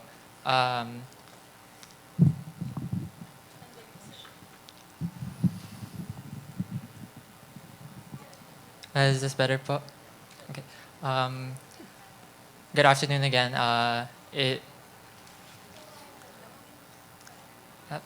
Hold on.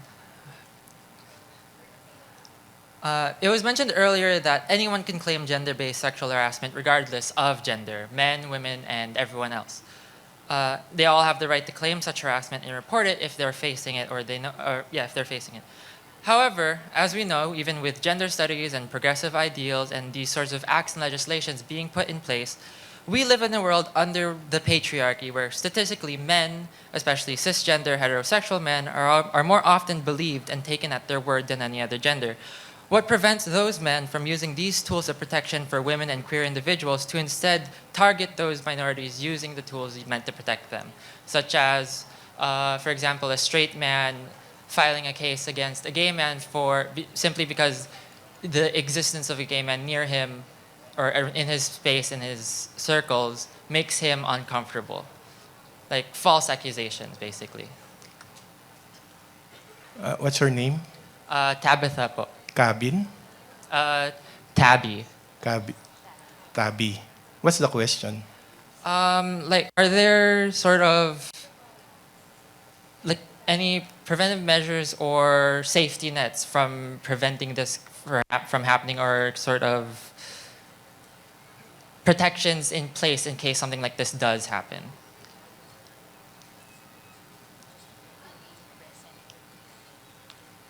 Specifically, you mentioned about a man, straight man, filing a case against a... My example given earlier was wherein a straight man filed a claim against a gay man simply because of his being gay made him uncomfortable. Or for example, or another example, So, may case na final? O may yes. claim lang? Claim or case filed. Wala kasing kasong ganun eh. Yung irereklamo kita kasi bakla ka. Walang ganung kaso. You have to do something criminal. Regardless of your gender. Bakla ka, tomboy ka, babae, lalaki ka, I do not look at your gender. What was the crime committed? Ano yung ginawang masama? So wala kasing kaso na pinailan niya ako ng kaso kasi bakla ako. There is no such a case or crime. Tanda mo, there is no crime when there is no law providing for it. So walang batas na ganun.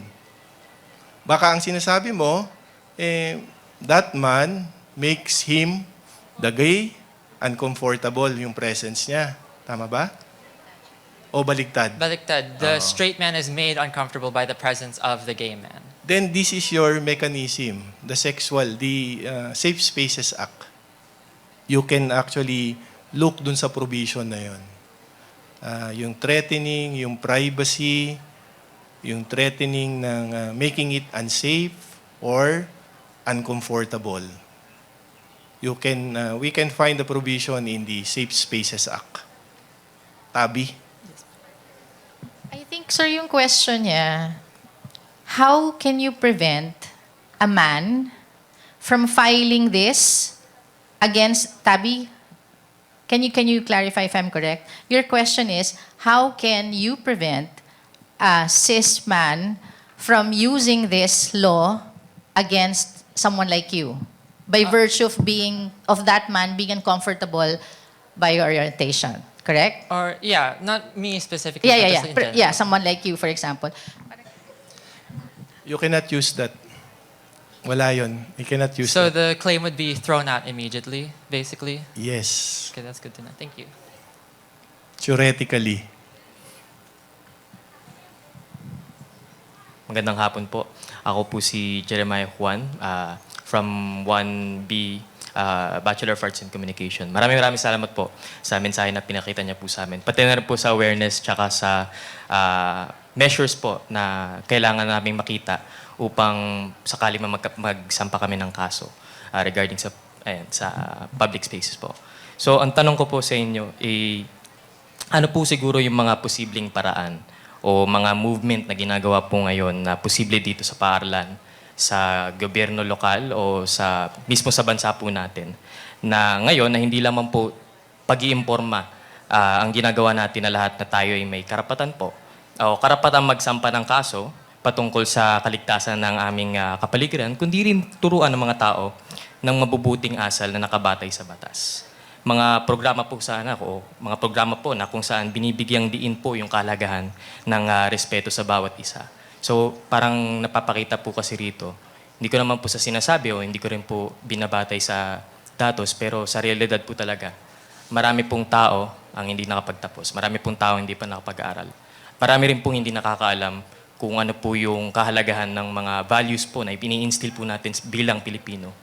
Kaya ang tanong ko po, ano po kaya yung kilos na meron po tayo ngayon na pwede niyo pong ipahiwatig sa amin mga mag-aaral po na ginagawa po ngayon para ipakita po sa lahat na ito po yung hindi lang siya batas, kundi pinapakita po sa atin na dapat po meron tayo na ito bilang tao.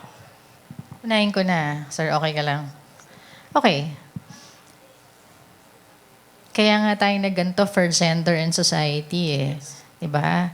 Tama ka. Hindi lahat ng tao naririnig to. Hindi lahat ng tao alam to. Kahit nagbago na yung mga batas. Nagbago, pinakita ni attorney kanina, nag-evolve na yung batas kasi nga may mga lugar or mga espasyong hindi covered. Pero ito ngayon yung trabaho nyo. Completed gender and society, now what? That's your obligation. Lalo kayong nandito pa hanggang matapos to. Ngayon na alam nyo na, anong gagawin nyo pagkatapos? Sapat na ba na naupo kayo dyan ng 4 na oras? Sapat na bang kasama nyo yung mga barkada nyo? Hindi. Ngayon na mulat na yung mata. Tumingin. Tignan. Alamin. Tapos pag-usapan. Alam nyo, maraming bagay nangyayari kasi hindi pinag-uusapan. Kaya kumakalat eh. Kaya gumugulo. Parang lalong halimbawa, pinarape or may nahipuan. Sa kultura natin, nakakatakot yun eh. Ang nagbe-bear ng shame, yung babae o yung LGBT na nasaktan, siya yung nagbe-bear ng shame. Tapos hindi natin pag-uusapan kasi nakakahiya. Pero anong klaseng lipunan yung ganon? Na puro tayo takot. Diba? May systems in place eh. May batas. At nagbabago yung batas para lahat tayo maprotektahan. So ipalaganap nyo yung natutunan nyo. Palaganap nyo. College na kayo. You are young adults. You are in a locally funded university. It is your responsibility to give it back to the people. It is not just your teachers. Kaya kami nag-teacher dahil sa multiplier effect. Pero nung naibigay na namin sa inyo, it is your responsibility to disperse the information, to share it. Huwag niyong ilimit dito lang. Ang dami niyong nakuhang importante. Dito pa lang. Sa legal pa lang, ang dami. Ipalaganap niyo yan. Because one life saved is always worth it. Diba? So ipalaganap niyo yan. Huwag kayong makontentong kabataan lang kayong tumitiktok. Huwag.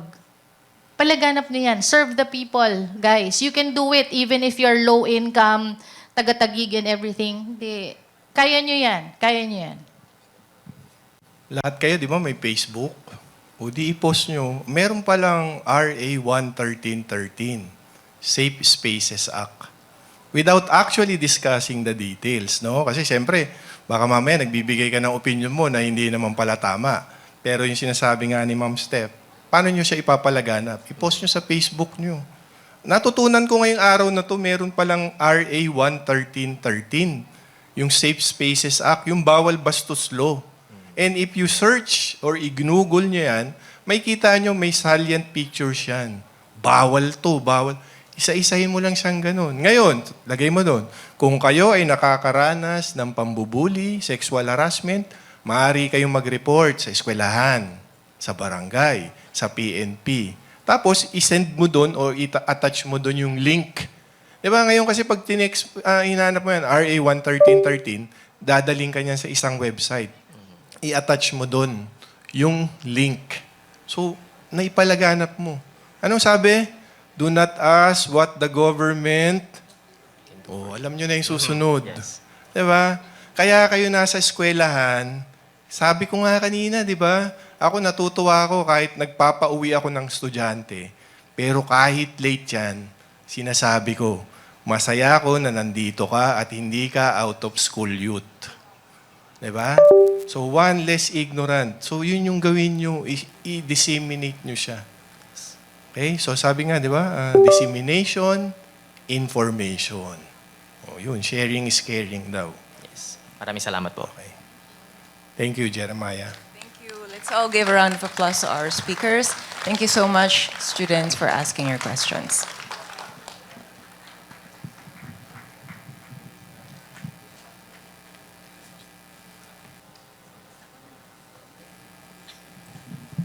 Thank you so much to our dear speakers and to our students who actively participated in our Q&A. Now, as we proceed with the next part of the program, may we just request our speakers to please stay at the middle and allow me to read the citation.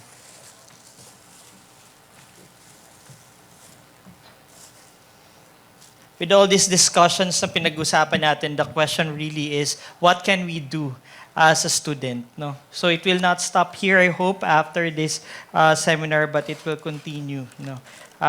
Yung usapin natin patungkol dito. Now, allow me to read the citation on our plaque of recognition.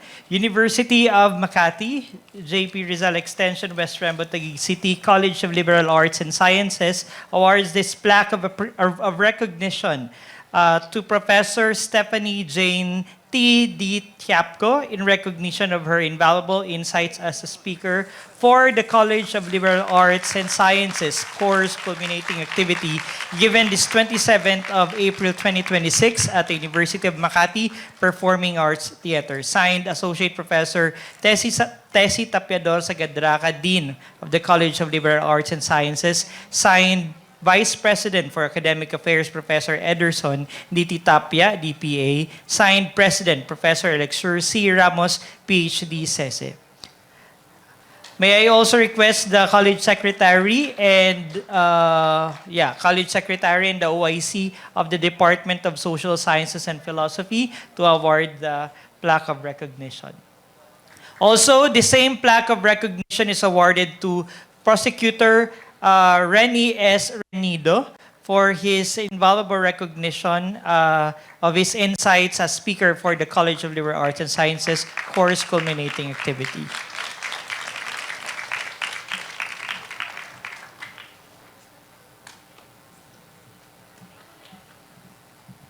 Ladies and gentlemen, there you go. Our two speakers for this afternoon, Professor Stephanie Jane D. Tiapco and Senior Prosecutor Renny S. Renido.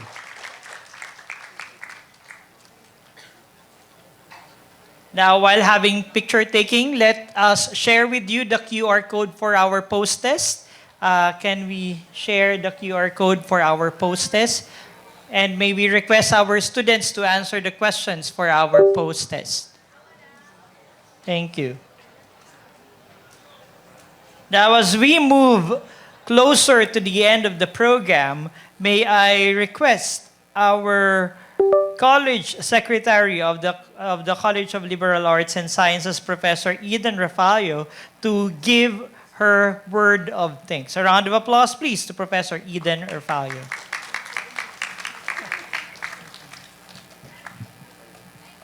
Magandang hapon po sa kanilang lahat. Una po sa lahat, siyempre yung mga estudyante na hanggang ngayon nandito pa po kayo. So palakpakan natin ang bawat isa. Siyempre po, ang ating mga speakers, sigurado you will agree with me, punong-puno tayo ng natutunan. Tama po ba? Okay, si Professor Steph D. Tiapco at saka si Attorney Renny Renido. Maraming salamat po sa inyong dalawa. Siyempre po ang ating Dean Tessie Sagadraca, ang ating pong OIC for Department of Social Sciences, Philosophy and Humanities, ang atin pong mga faculty members, lalo na po ng DSSPH. At siyempre, yung mga faculty po ng ibang departments natin, languages, math and physics department, at yung mga natural sciences. No, magandang hapon po. At yung mga guests, no, sigurado meron pong marami tayong natutunan. Okay. Actually, medyo nag-prepare po ako ng konting sasabihin, kaya lang sobrang na-overwhelm po ako. So, iiwanan ko po, umpisa ko doon sa challenge sa question kaninang huli. Ano daw po ang mga programa na pwedeng ibigay sa atin o i-share sa atin. So, napakalaki po ng challenge. Actually, hindi lang po para sa mga faculty, kundi kayo pong mga nakinig. Di po ba? Kayo pong mga nakapakinig, ang galing po ng sagot ni attorney na i-post sa Facebook. Di po ba? At yung mga sabi ni Ma'am Steph naman ay i-share sa mga iba pang kaibigan, lalo na po yung siguro yung hindi nakatapos na makinig sa programa ngayon. Di ba? Kasi parang bitin. At siyempre po ay kayo yung multiplier nitong mga natututunan na ito. So, sigurado magpapasalamat kayo sa department or sa college as a whole dahil po may ganitong activity. No? So, I hope this is not the end of activity. Titingnan po natin sa mga susunod na araw dahil yung mga in-explain po, lalo na yung mga example, ay hindi lang po posibleng mangyari dito sa school, kundi practically sa lahat po ng lugar na pinupuntahan natin. Mula sa bahay, hanggang sa daan, hanggang sa school, at even sa mga kaibigan natin, all the while we thought best friends natin sila, pero meron din po palang pwede or posibleng magawa, no? Na hindi ka nais-nais. So, ang sa akin pong gustong iwanan din sa inyo ay, kung hindi po clear ang batas, ay meron po tayong pwedeng malapitan. No? Wag lang po sanang mahihiya at wag kontrolin yung sarili kasi may karapatan po tayong lahat. So this exercise is not purely academic, no? Very practical po. Siyempre may mga legal basis. No? So, at higit sa lahat po din, no? Sabi nga, word of thanks. So, nagpapasalamat po ako dahil itong buong maghapon, syempre po, hindi mangyayari sa tulong ng mga tao, starting from, of course, yung mga admin people, yung Office of the Vice President for Academic Affairs, yung inyong mga deans na nagbigay ng excuse po sa inyo, lalo na yung mga teachers, di po ba? Syempre, yung mga guards na masipag na tumitingin sa mga bag nyo kung may tubig or pinaiiwan po sa labas. Yung housekeeping natin after this event ay siyempre sila po yung dulo. At higit sa lahat po, sa ating lahat, at nasabi ko nga, siguradong meron pong natutunan. Actually po, kanina sana tatayo ako, attorney, para sa tanong. Iwanan ko po, pwede naman mamaya yung sagot. No? Maaring hindi siya doon sa content talaga nung talk, kundi base po, ako po hindi na ako bata. No? Ang experience po, minsan, hindered tayo na mag-file ng case dahil po yung duration ng hearing, kukuha ng abogado, yung hassle na pipeding harapin, lalo na kung nasa piskalya na po, siguro, gaano po katagal yung kaso bago matapos? Yun po yung aking katanungan. So with that, magandang hapon po at maraming salamat sa lahat. Thank you very much.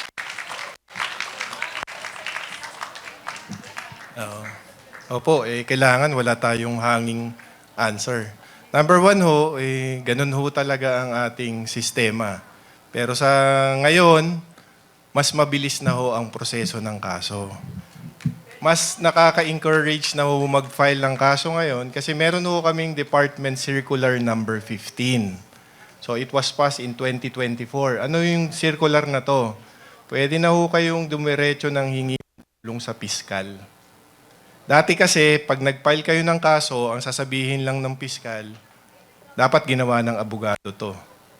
So hindi niya sasabihin sa'yo kung tama o mali yung ginawa mo. Tatanggapin niya lang yon.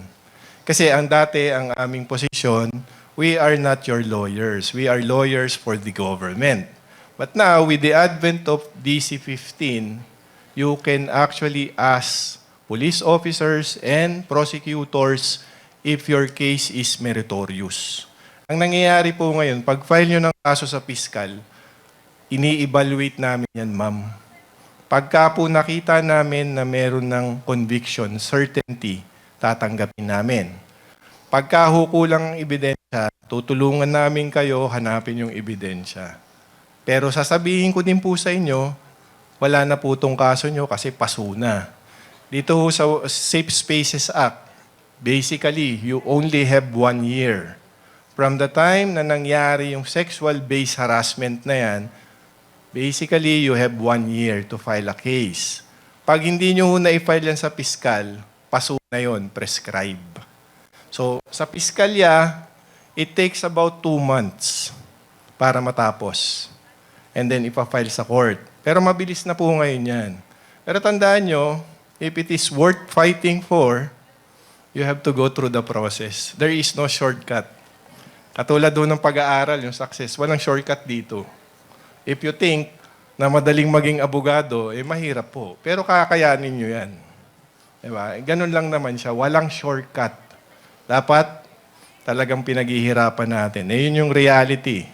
Mahirap siya, pero if you take action, magiging satisfactory naman ho yung kalalabasan.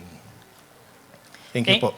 Thank you so much po sa speakers natin na walang pinalampas. Alright. Okay, if you want to reimagine a society with gender equity, be part of the discussion. Be the voice. And let's create a safe space and be part of the collective action. My name is Mark Filipaderan and I'm your host for this afternoon. Ladies and gentlemen, just mabalo sa Indogabos.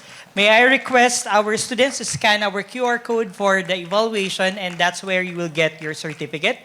Also, may I request our speakers and our faculty members to be part of the photo opportunity so that we can enjoy the moment with our speakers. Thank you so much for joining our session. Have a safe trip going back home and thank you for actively participating in our discussion. Again, may I request our dear faculty members, please join us on stage as we have our photo opportunity. For our dear students, please scan the QR code for our evaluation and your certificate. Picture tayo. Here po upstairs, may we request our speakers, faculty members to join us here upstairs, up on our stage. Thank you.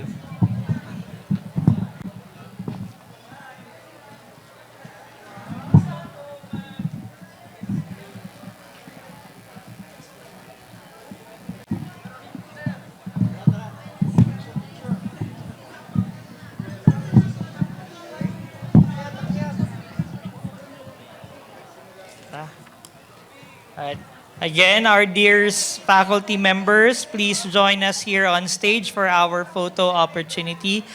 To our students, please scan the QR code for the evaluation.